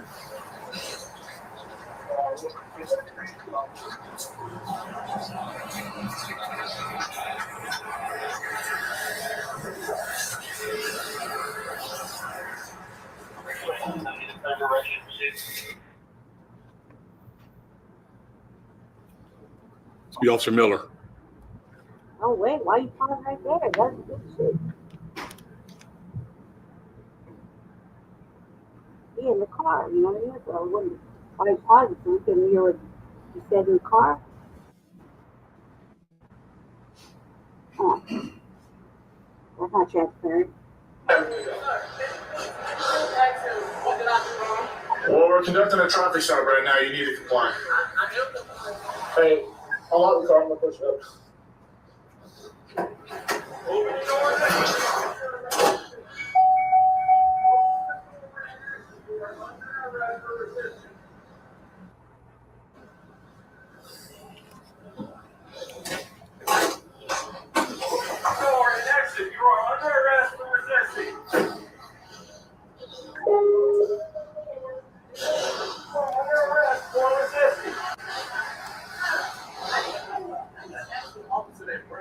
Can you unlock the door and step out? I will. Can you step out? You're being done. There's a traffic stop being conducted. You're required to comply. So, yes. Correct.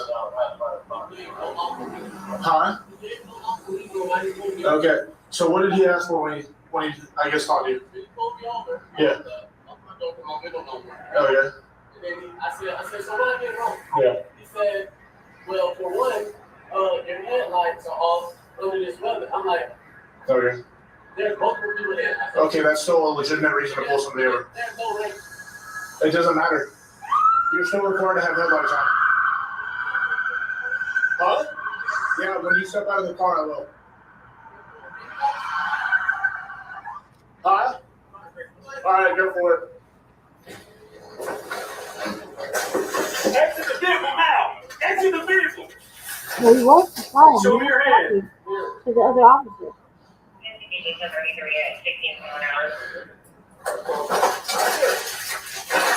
What's your reason, sir? What is your reason? Step out now. All right.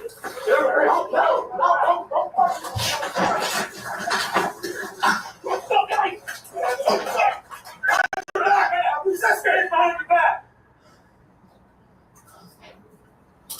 Wrong with you? 4574, let's enter this everyone. Stop. Leave it.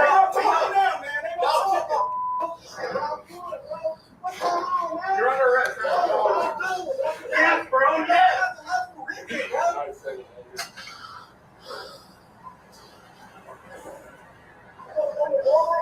Yeah, let's take it off you, bro. Yeah. That's how it works. When the accident step out of the vehicle, you should have done that.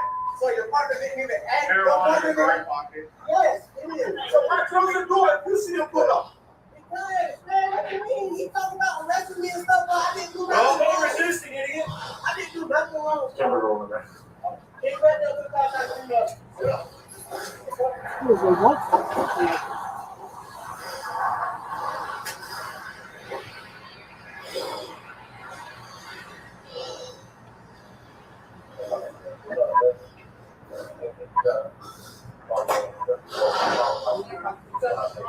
I did.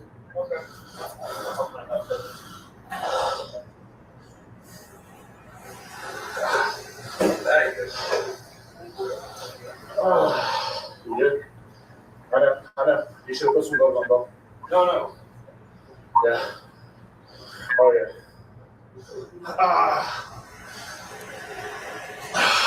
Here. Huh? What? The knife? Yeah, I see it.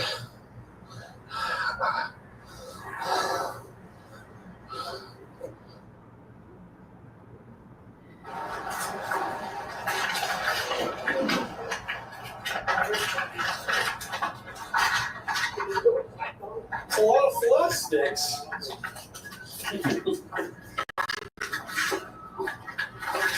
From you?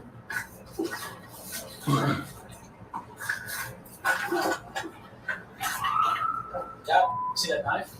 Yeah, that's one of the biggest concerns. And you see with rather closely.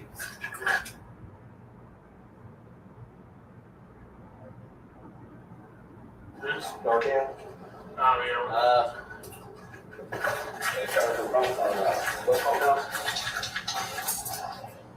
I wonder if that camera was still filming and all this shit was going on. And on the inside.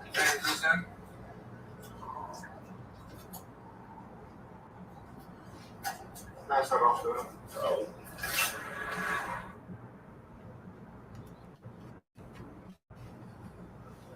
Okay. So I've said many times before, No big deal. social media is not reality.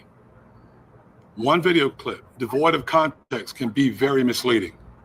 Given that McNeil never brought this incident to JSO's attention, but rather pushed the cell phone camera footage that he had in his possession since March 5th out on social media, one can only assume, and I'm saying I assume, that he intended to inflame the public. The administrative process is still ongoing, and as such, I will neither defend nor commend Officer Bauer's response to resistance until all the facts are known and the investigation is completed. However, as the leader of this agency, I will not remain silent while important facts and information are buried to advance an anti-police agenda. The truth is, William McNeil Jr. was non-compliant with JSO officers within 21 seconds after he was stopped for multiple civil infractions. His non-compliance quickly rose to the level of criminal resistance to a police officer. McNeil was arrested and pled guilty to resisting a police officer without violence. Force absolutely looks ugly. And because all force is ugly, whether or not the officer involved acted within outside JSO policy, that's still what we're investigating. The state attorney's office, once again, has reviewed the case materials and determined that Officer Bauer's actions are not criminal. Now, JSO will conduct a thorough investigation to determine whether Officer Bauer's acted appropriately with respect to JSO policy. When an officer does wrong, and I think every one of you know this and everyone that's listening, I will stand up here and tell you straight.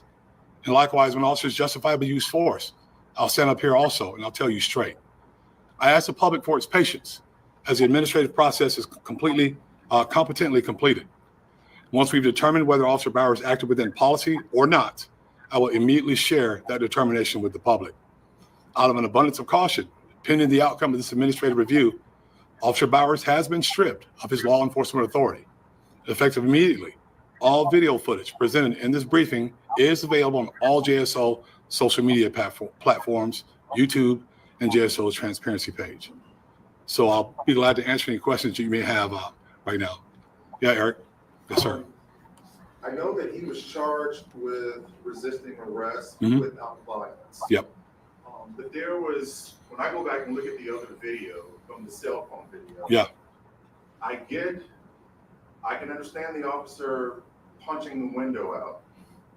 But what I don't understand is, and I know you said that this was not ruled criminal, sucker punching the guy in the jaw. First of all, let me stop you. Not a sucker punch. I'm not excusing that administratively.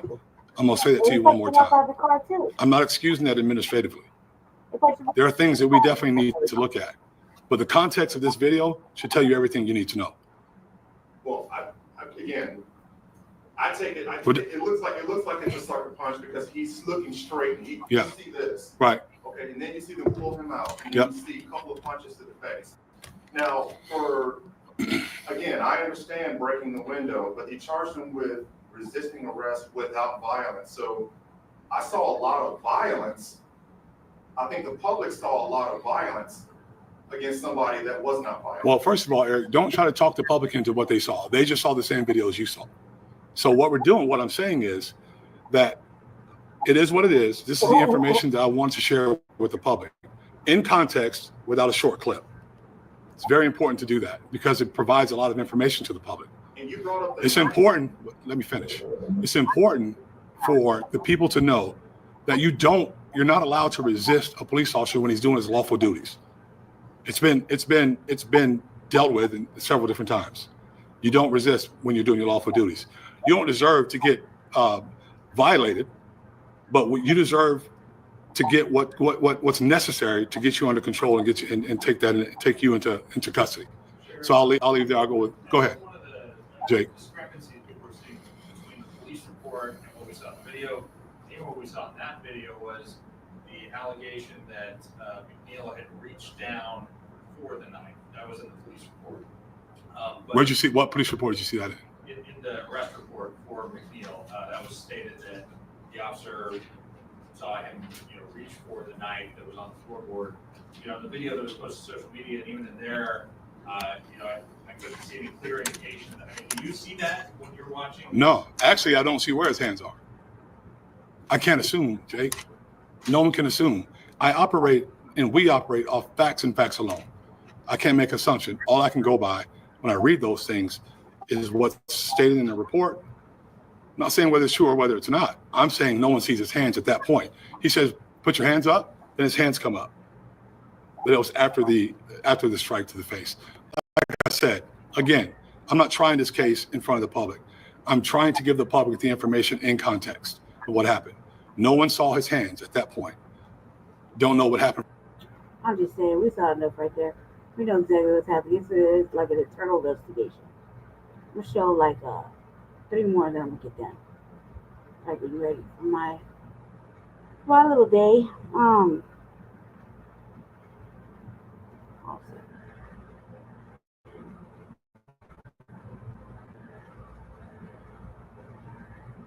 Pretty much no one wanted millions of undocumented migrants rushing the American border. Republicans didn't vote for it. Democrats didn't vote for it. Yet in 4 years, nearly 10 million migrants crossed America's southern border. That's the entire population of Los Angeles, Chicago, and Houston combined. And it wasn't some accident caused by outside of events like a war or a natural disaster. The surge happened because of deliberate choices made by American politicians. But why? Politicians survive by knowing exactly what their voters want. They study polls, they watch the news, they listen to supporters. So the elephant in the room is this: how did America's political leaders veer so dramatically off track, essentially handing Donald Trump a lifeline back into the White House? Hey, I'm Ken LaCourte.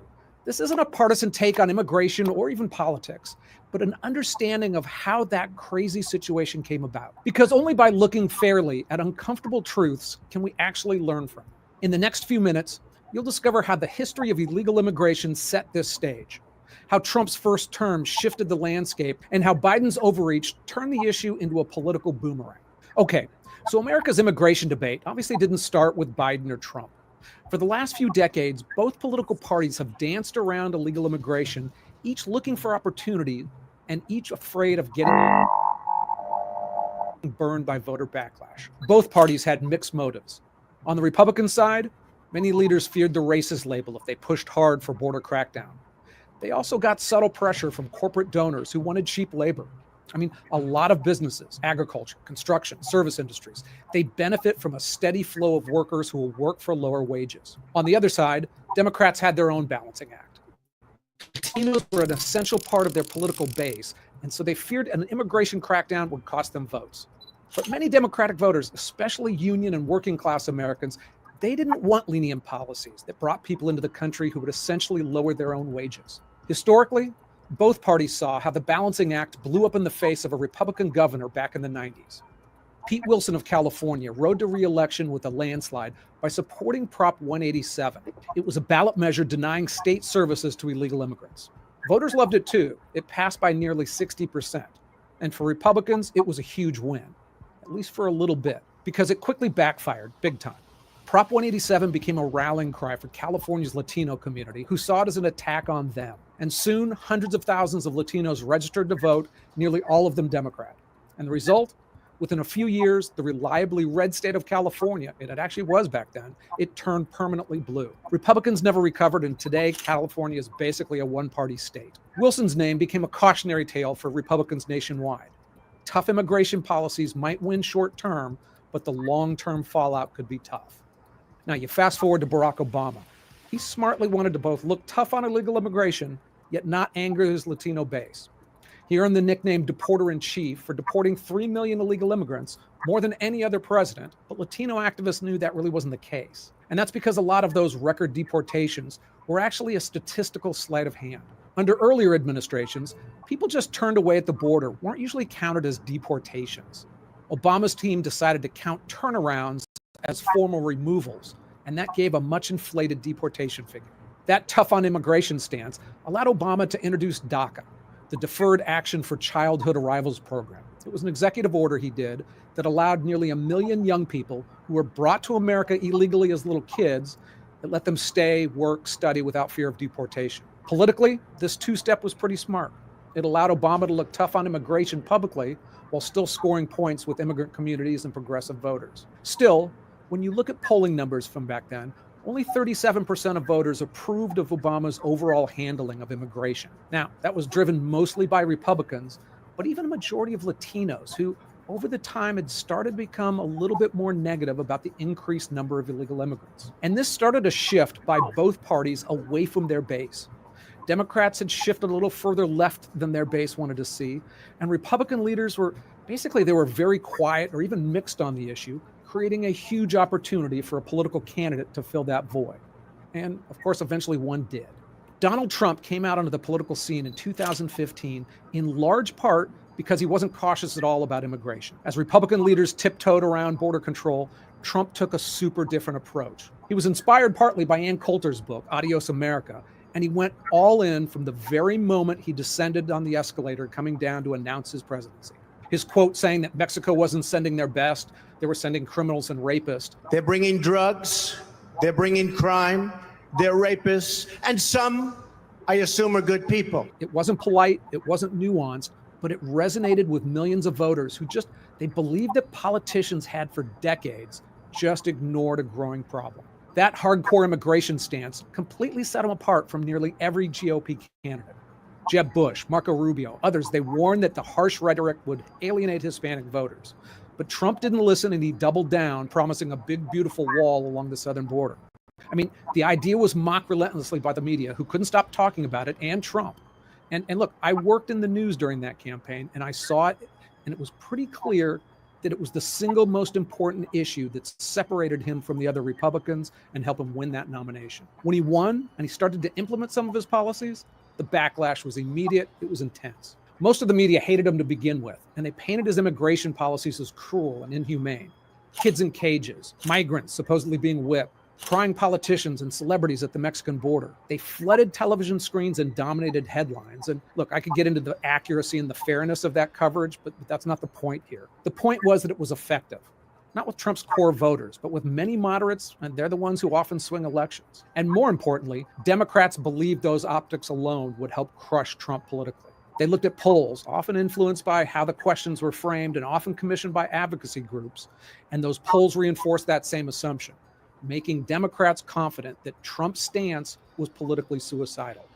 But while a lot of Americans didn't like the concept of child separations, they still supported stricter enforcement overall. The numbers were still driven more by Republicans, but by the end of Trump's presidency, 80% of Democrats wanted more, not fewer, resources to go police the border. But by that time, the major Democratic candidates were going all in on the other way. None supported building a physical barrier, and instead their policies were more about pathways for citizenship, or decriminalizing border crossing, softening the force at the border, and offering illegal immigrants more services, not fewer. All of these beliefs, and some miscalculations by the Democratic leadership, set the stage for the Biden administration. And it might not have hurt them as badly as it did, whose name isn't Donald Trump. I'll explain that in just a second. First, though, let me talk just a bit about the politics of illegal immigration, specifically among that Democratic leadership. Now, I'll keep this part short because it's an important part of the equation, but it's in the realm of things that I can't document with a poll or a statistic.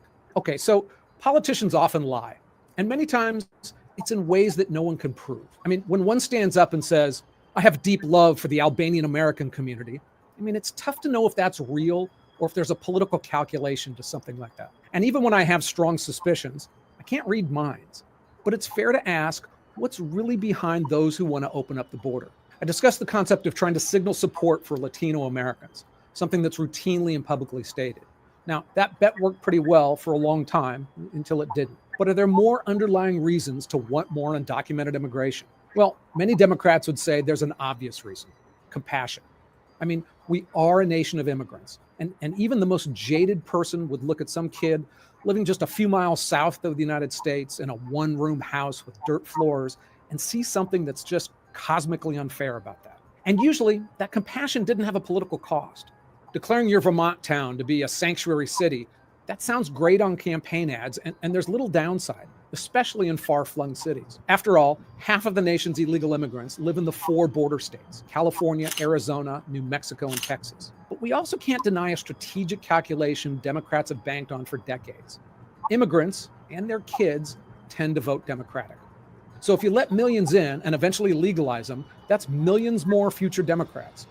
Now, politicians never quite say it that bluntly, of course. They talk about paths to citizenship or comprehensive immigration reform or whatever euphemism they use that won't spook people, but most people understand the game.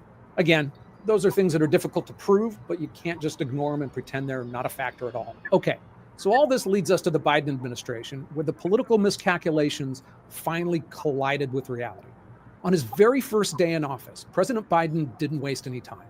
He was determined to prove that he wasn't Trump, and immigration was his top target. With a few executive action signatures,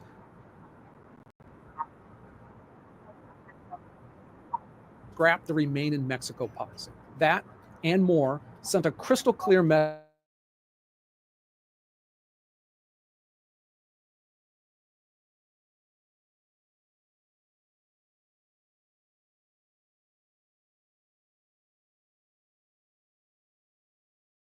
like poverty or violence or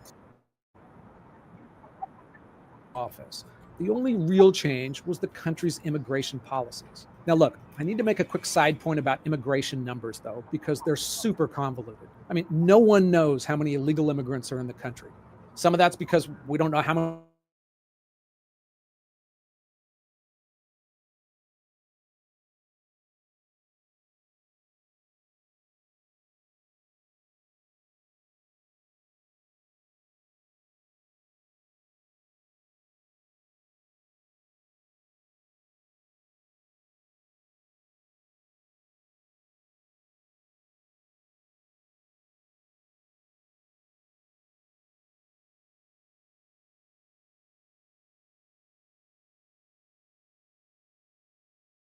men would never show up. But now, for instance, that status under Trump has been revoked, so now they're illegal again. So look, if you want to play games with immigration numbers, they're so squishy, it's easy to do. And both sides do it all the time.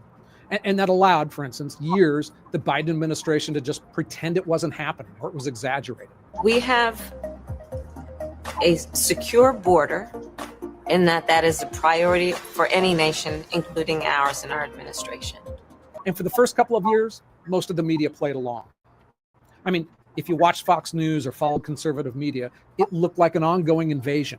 But if you watched other outlets, you might have hardly even seen it at all. One conservative media watchdog group looked at the coverage in August 2021 when border encounters had shot up to 200,000 in just a month. The national news networks that month, ABC, CBS, and NBC, they covered it combined for a total of 6.5 minutes over the entire month. But one man eventually made the entire media pay attention.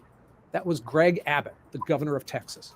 In April of 2022, he started busing migrants from Texas to cities throughout the United States. He started with Washington, D.C., and then expanded to sanctuary cities around the country, mainly New York, Chicago, Denver, Philadelphia, and Los Angeles. Abbott's actions may have been political theater, but it undeniably changed the conversation. In 2 years, he had sent out over 100,000 migrants to these cities, and it forced these mayors to grapple with the same chaos that Texas border towns had dealt with for decades. Let's look at one example.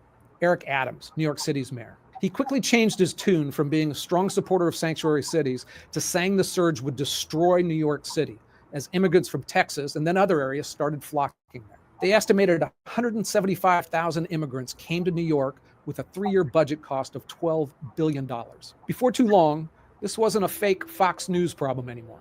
Across the country, you had urban Democratic voters experiencing the masses of immigrants firsthand, displacing job markets, apartments, and overcrowding schools. And if you're struggling to make ends meet and then see your city spending tons of money on people who came uninvited from other countries, that's the kind of thing that changes minds and changes votes. We have homeless, we have veterans that we're concerned about. Our vets and our homeless in America need to be prioritized. By the time the Biden administration realized the size of the political backlash, it was too late. By mid-2023, 2/3 of Americans disapproved of his immigration policies. Immigration had shot up as a top voter concern, sometimes even overshadowing inflation. By June 2024, polls showed Americans trusted Trump over Biden on immigration by a 13-point margin, 44% to 31%. Overall, the fundamental mistakes the administration made, listening to pro-immigration groups and their polls more than they should have, and just paying attention to the press that agreed with them. And that's a lesson we should all pay attention to because the press is just partisan these days. The border wasn't just a short-term political problem. Biden inadvertently gave Donald Trump the perfect campaign weapon. Suddenly, Trump's message of controlled borders, which Democrats once mocked as fear-mongering, that started sounding pretty reasonable to everyday voters. And it helped hand Trump exactly the comeback opportunity he needed. It's a story very similar to what happened with the transgender movement. In my lifetime, I haven't seen any kind of social movement that rose in importance so quickly and then lost power so dramatically. It's a fascinating story. Hey, I gave this to you as straightforward as I could. If you got something good out of it, come back again for more. Bye-bye. That's crazy, right? Hold on a second. I lost my job, huh? Because I stopped going. I stopped going. After they found that loud in my locker. You know what I mean? After they found my stash in my locker, I just stopped going to work. But the point is, I need emergency funds now.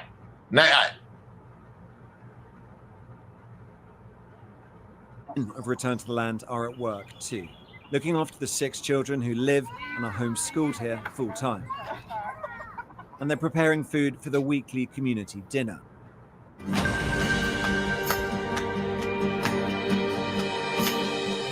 Over the last year and a half, high up in the Ozark Hills in the state of Arkansas, dozens of people have been working hard, leveling the land, building houses.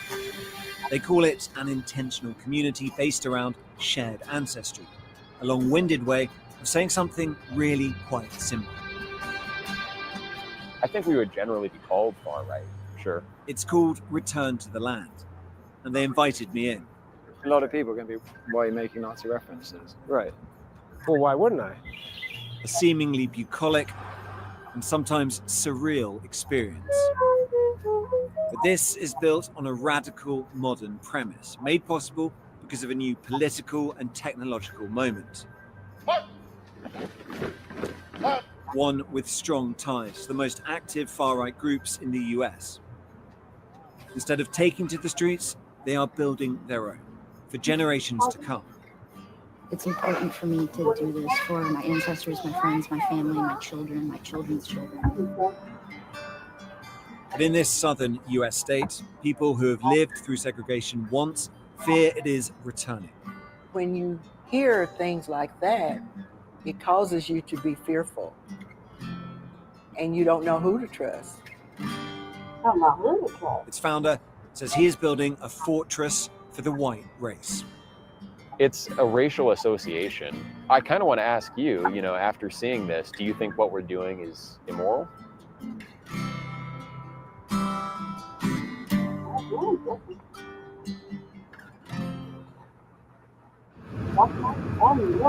Arkansas, in the southern United States. Welcome to Little Rock, where the local time is 4:27. For the last few years, I've been exploring how an ethno-nationalist movement has been organizing online. A network that aims to define countries by ethnicity, but which links across borders. And this is the place that one group has chosen to put that into radical, real-world action. You want a white nation? Build a white town. It can be done, and we're doing it. It is an extreme view, but it draws on more familiar arguments. That mass immigration is out of control, that Western societies are in danger of losing their fundamental character as a result. So one of the arguments here is that this isn't about persecution of an ethnic identity, but protection of an ethnic identity, and that identity happens to be white. So we're going here now up into these pretty remote woods to really put that to the test. We are driving deep into the Ozark Mountains. The group's leaders are not from Arkansas, and they've chosen these remote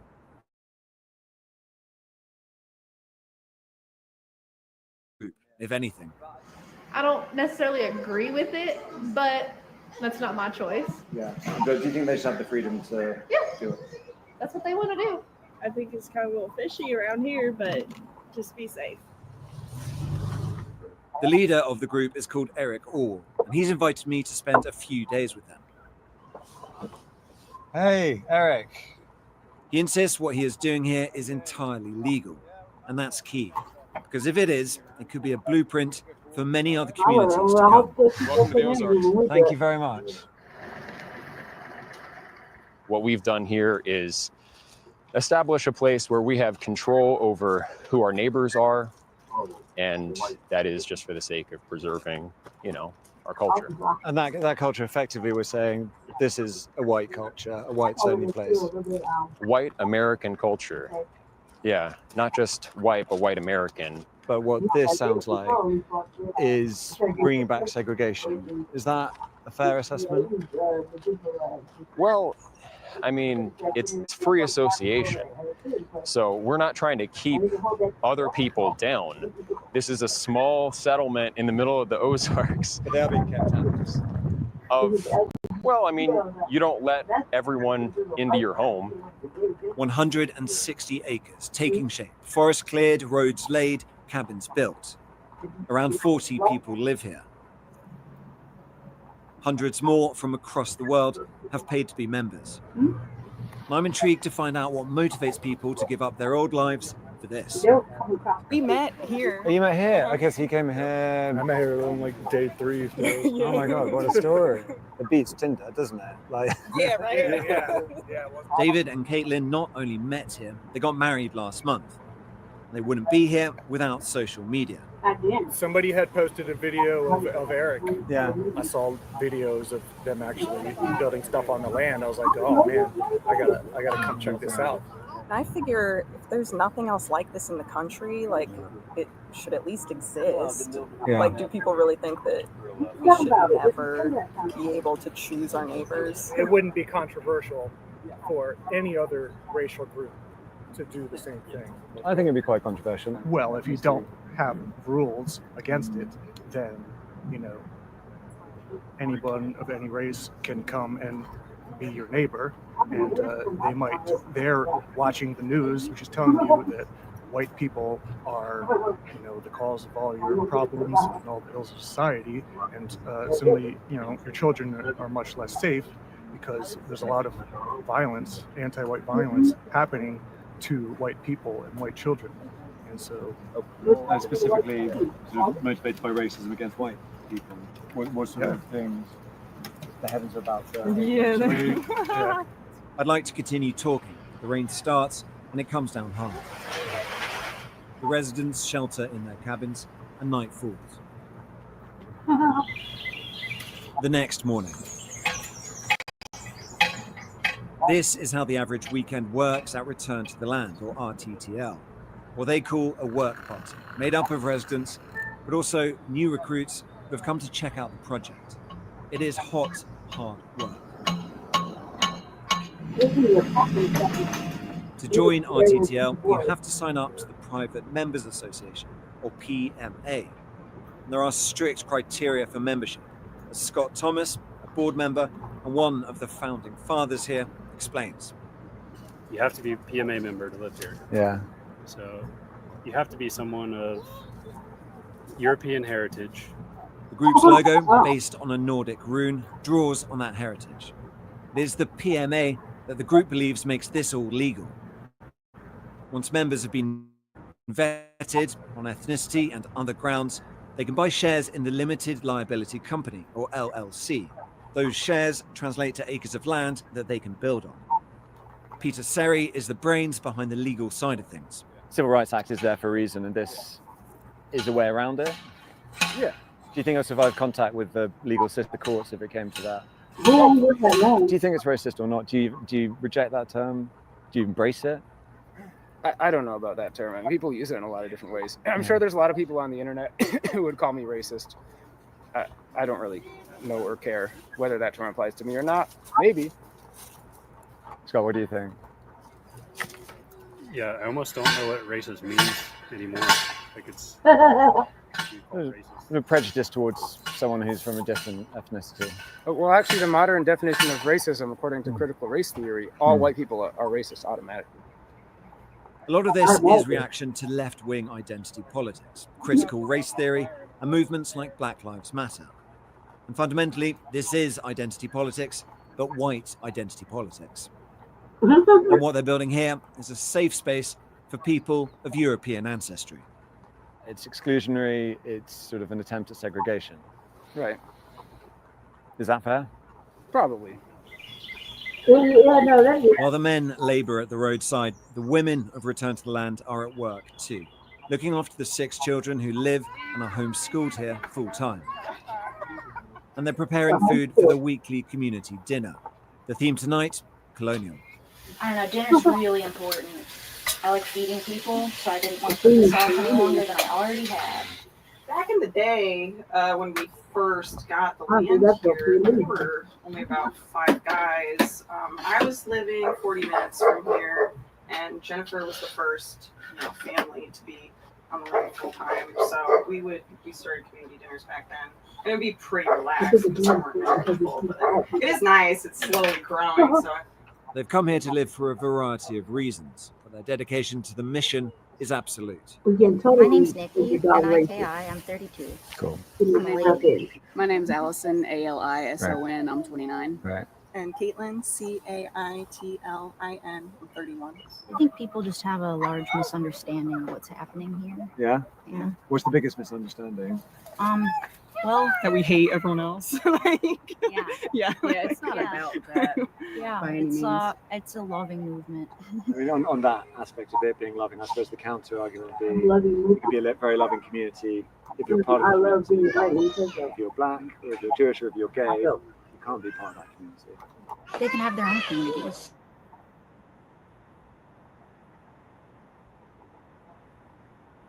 To do it, it doesn't make any sense. But the goal is to have lots of these communities and for it maybe not to be real for the cities on the same basis, right? Yeah, that would be neat. I look forward to seeing how this movement grows over time. There are other ways to increase numbers. Nikki, Caitlin, and Allison all met their partners at the community. And RTTL is explicit about this. It has an online fundraiser to give cash rewards to parents of newborns as a means to incentivize population growth. Just before we arrived, they donated $1,000 to a family for having their 6th child. Is that part of the mission as well, to sort of have big families, to make the community bigger? Is there a sort of pressure there? I don't think so. I don't feel particularly myself. I don't feel any pressure to like have a big family. I think there's a kind of expectation there that you do want to as part of helping grow this thing that you're going to have kids. Scotland, they'll check me on it, but one of them was saying. There's not a lot to show around here. I basically just have the whole pasture area. Peter is unattached. This is his homestead. He's been on a journey. He told me he used to be a liberal, a hippie even. The knife is a tool. It has to be very sharp in order to cut properly. He founded a commune in Ecuador, an intentional community based not on ethnicity, but veganism. So this is your lot? Yeah. He's also immersed in internet culture, someone who delights in provoking reactions, a troll. On the group chat on the messaging app Telegram, he's posted the numbers 1488. The 14 refers to the 14 words, a white supremacist slogan. And H is the 8th letter of the alphabet. So 88 means HH, which means Heil Hitler. Because you've put that in the Telegram, for instance. What does that mean when you place that in Telegram 1488? Well, I use it as kind of like a funny comment throwback. As part of that Nazi discussion, another frequent topic on the online chat is the Holocaust. Usually minimized, sometimes even mocked. But the Holocaust, stands as a unique crime in the history of Well, that's your humanity, opinion. really. I think the Holodomor was much worse than the Holocaust. That's my opinion. I mean, we're allowed to have opinions. Yeah, well, I mean, we can say they're both bad. The Holocaust was bad. But do you know anything about the Holodomor? Yeah, in Ukraine, Right. the famine, I know a little bit about it. And I know it was awful too, and Right, it's sort of right. deliberate. But we can also agree the Holocaust is bad. Well, we don't have to say that one was objectively worse than the other. I'm not saying but- one. I'm not saying that. I'm saying was the Holocaust a bad thing? So basically all I'm saying is that I don't really see it as concerning that people are talking about Hitler when it's acceptable, it's publicly socially acceptable in the United States for leftists to support German Mao. It's quite difficult to agree on even the very bare minimum here. It's just interesting, sort of, when we're coming to talking about the Holocaust, it's always about something else. And I think most people would agree the Holocaust was a bad thing. Right. But you're not willing to agree with that. What, do you want to talk about the whole? I mean, it's it fine. seems No, like an yeah. interesting subject, but It is an interesting subject, but I also think that was a bad thing. But I think the Holocaust was a bad thing too. Right. Yeah. Well, are you But- asking? Are you asking well, me a no, question? yeah, I'm asking you, do you think the Holocaust was bad? Yeah. Yeah, I think the Holocaust is bad. RTTL is based on exclusion, but that also means building community for those allowed inside. This isn't just for our camera's benefit, to present a veneer of clean, healthy living. It's central to the project. Like many far-right movements before them, RTTL's mission is to show that by excluding others, they can live purer, more natural lives. As they put it on their website, to cultivate wholesomeness, beauty, health, and hope.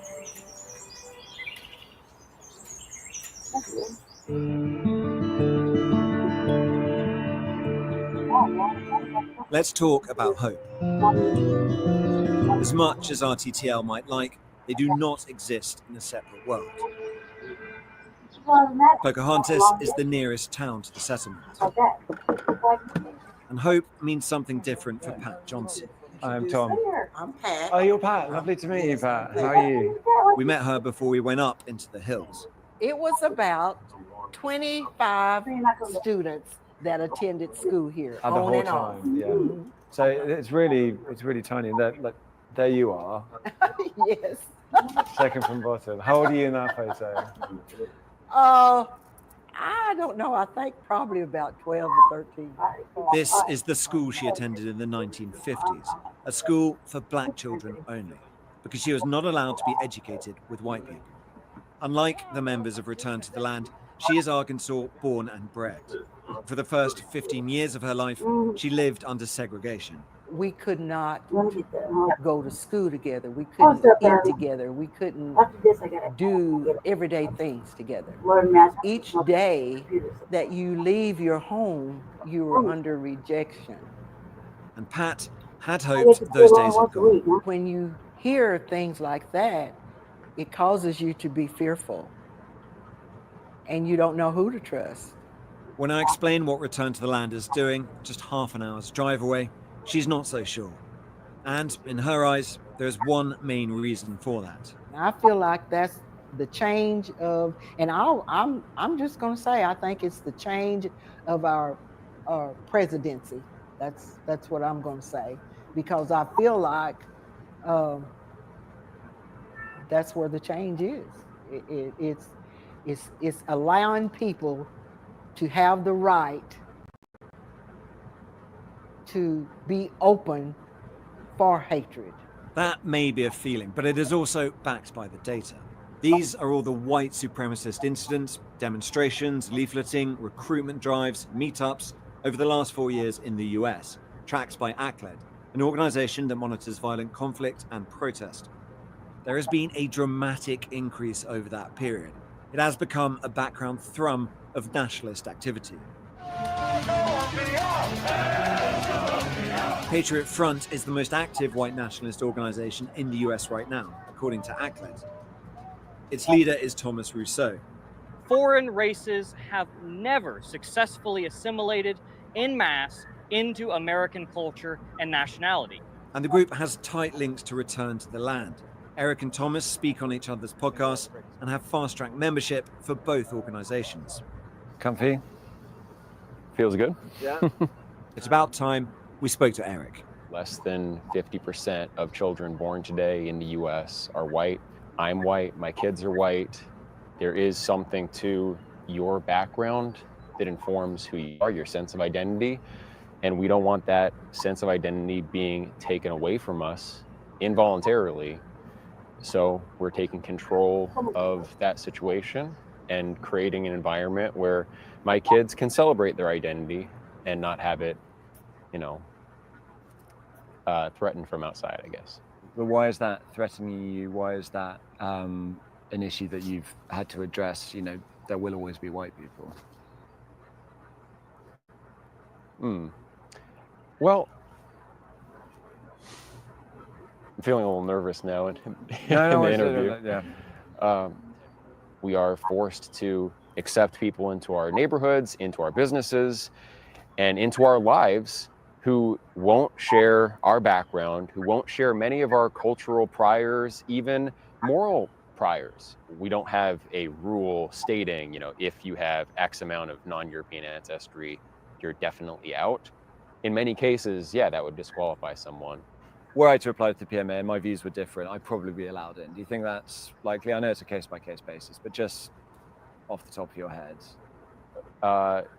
Yeah, possibly we would accept you in the PMA. I don't understand white American culture, but you'd rather have me in that case. I just wonder, though, whether some people watching this, having heard all this intellectualizing, this rhetoric, would say, fine, but actually at heart, this is just, you know, it is just prejudice, it is just bigotry, it is just lowest common denominator racism dressed up in these arguments. And I would just question the moral frame. Why is it wrong to identify with your own people, want an integrated culture where you can be yourself? Just to boil it down to what for you is the definition of racism? When I was a kid, I suppose I interpreted racism to be judging someone solely on the basis of their race. And is that a good or bad thing? I think this basic moral consensus treats it as automatically a bad thing without a lot of reflection. This is my last day here, and before I go, I want to speak to John, not a leader like Eric or Pete or Scott, but an acolyte, a young one and newly arrived. He's only been here a month. I'm trying to knock off some of this more good topsoil, give it some more. We'd seen him when we first came up. He guided us in on his bicycle. It's just you have a community where you feel like you belong here. You have people you can talk to, and I can't explain it. It's too beautiful. It's nice. He'd been working on Scott's new house over the weekend. In return for his labor, he gets cheap rent. John dropped out of college, and he's worked jobs all over the United States. He's 26, younger than the leaders who are all in their 30s. If they are the recruiters, he is the perfect recruit. And for John, the primary motivation was financial. To me, it's economical. It's an economic decision, right? And you know, everything else just kind of falls in line. Yeah. But the main thing to me is cheap land. Everything else is a bonus. You've got 2 levels here. Yep, got a loft up top, and this is the main area. It's a living area down here, so it's quite comfy, right? It is quite comfy. As for excluding people, I don't see it that way. We're trying to embrace our culture and our heritage. It's been denigrated, if you ask me. We've turned into a melting pot of a country for a long time now. There is one last thing before I go. A concert put on in honor of our visit. This first piece that Peter and I are performing, it's called The Virginia Colonies by Fred Cooper. The English governor returned to take his place.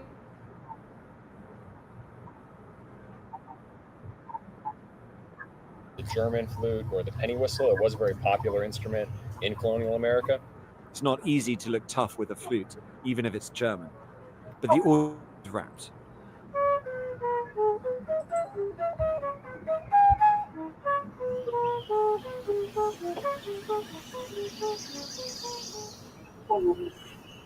Would America be better as a white nation state?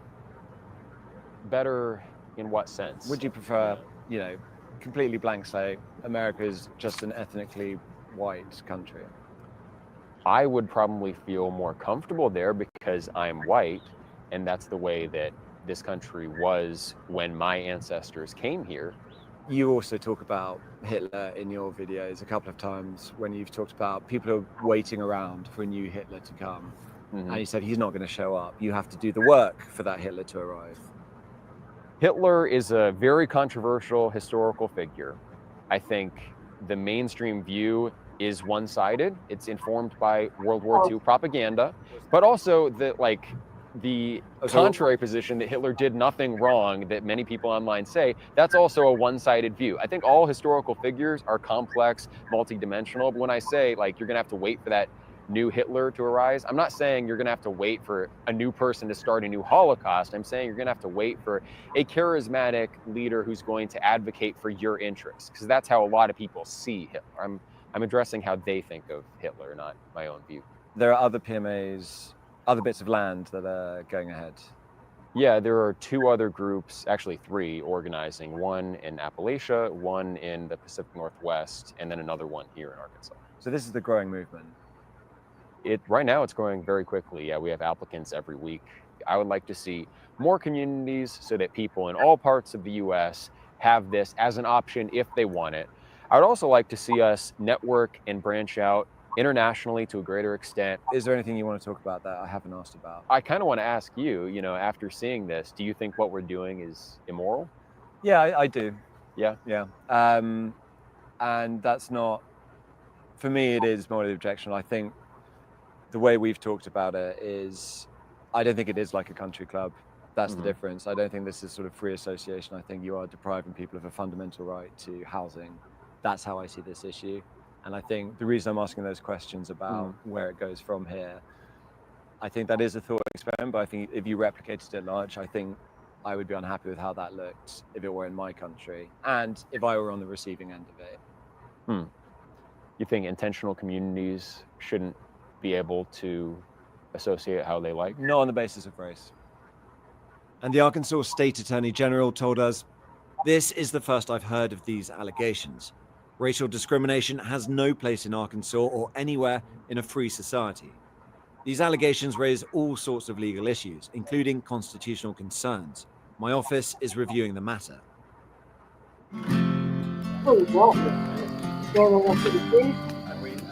This is how members of Return to the Land often spend their evenings, around the campfire.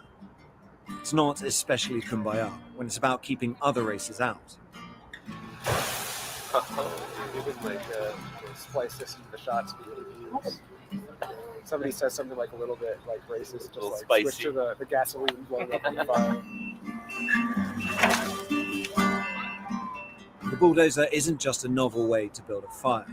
It's also a reminder that this group's ambitions extend far beyond cozy get-togethers in the hills. Scott's bringing wood over. Yeah, we might. Well, thank you. Okay, so I gotta end it right here. Hope you enjoyed yourself, family. Sorry about that. Hope you enjoyed hanging out with me with the RVA, the Revolutionary Agenda. Thank you for visiting. Thank you for hanging out. Thank you for watching. I know we covered a lot today. It was basically killing time. So now that that's over, we'll go ahead and say goodbye now. Thank you again for watching the Revolutionary Agenda. Your host, Seduction Dog, the Black Villain, Late Che, whatever. Join us tonight for Frontline Black News at its regular scheduled hour, 10 o'clock. Okay, thank you.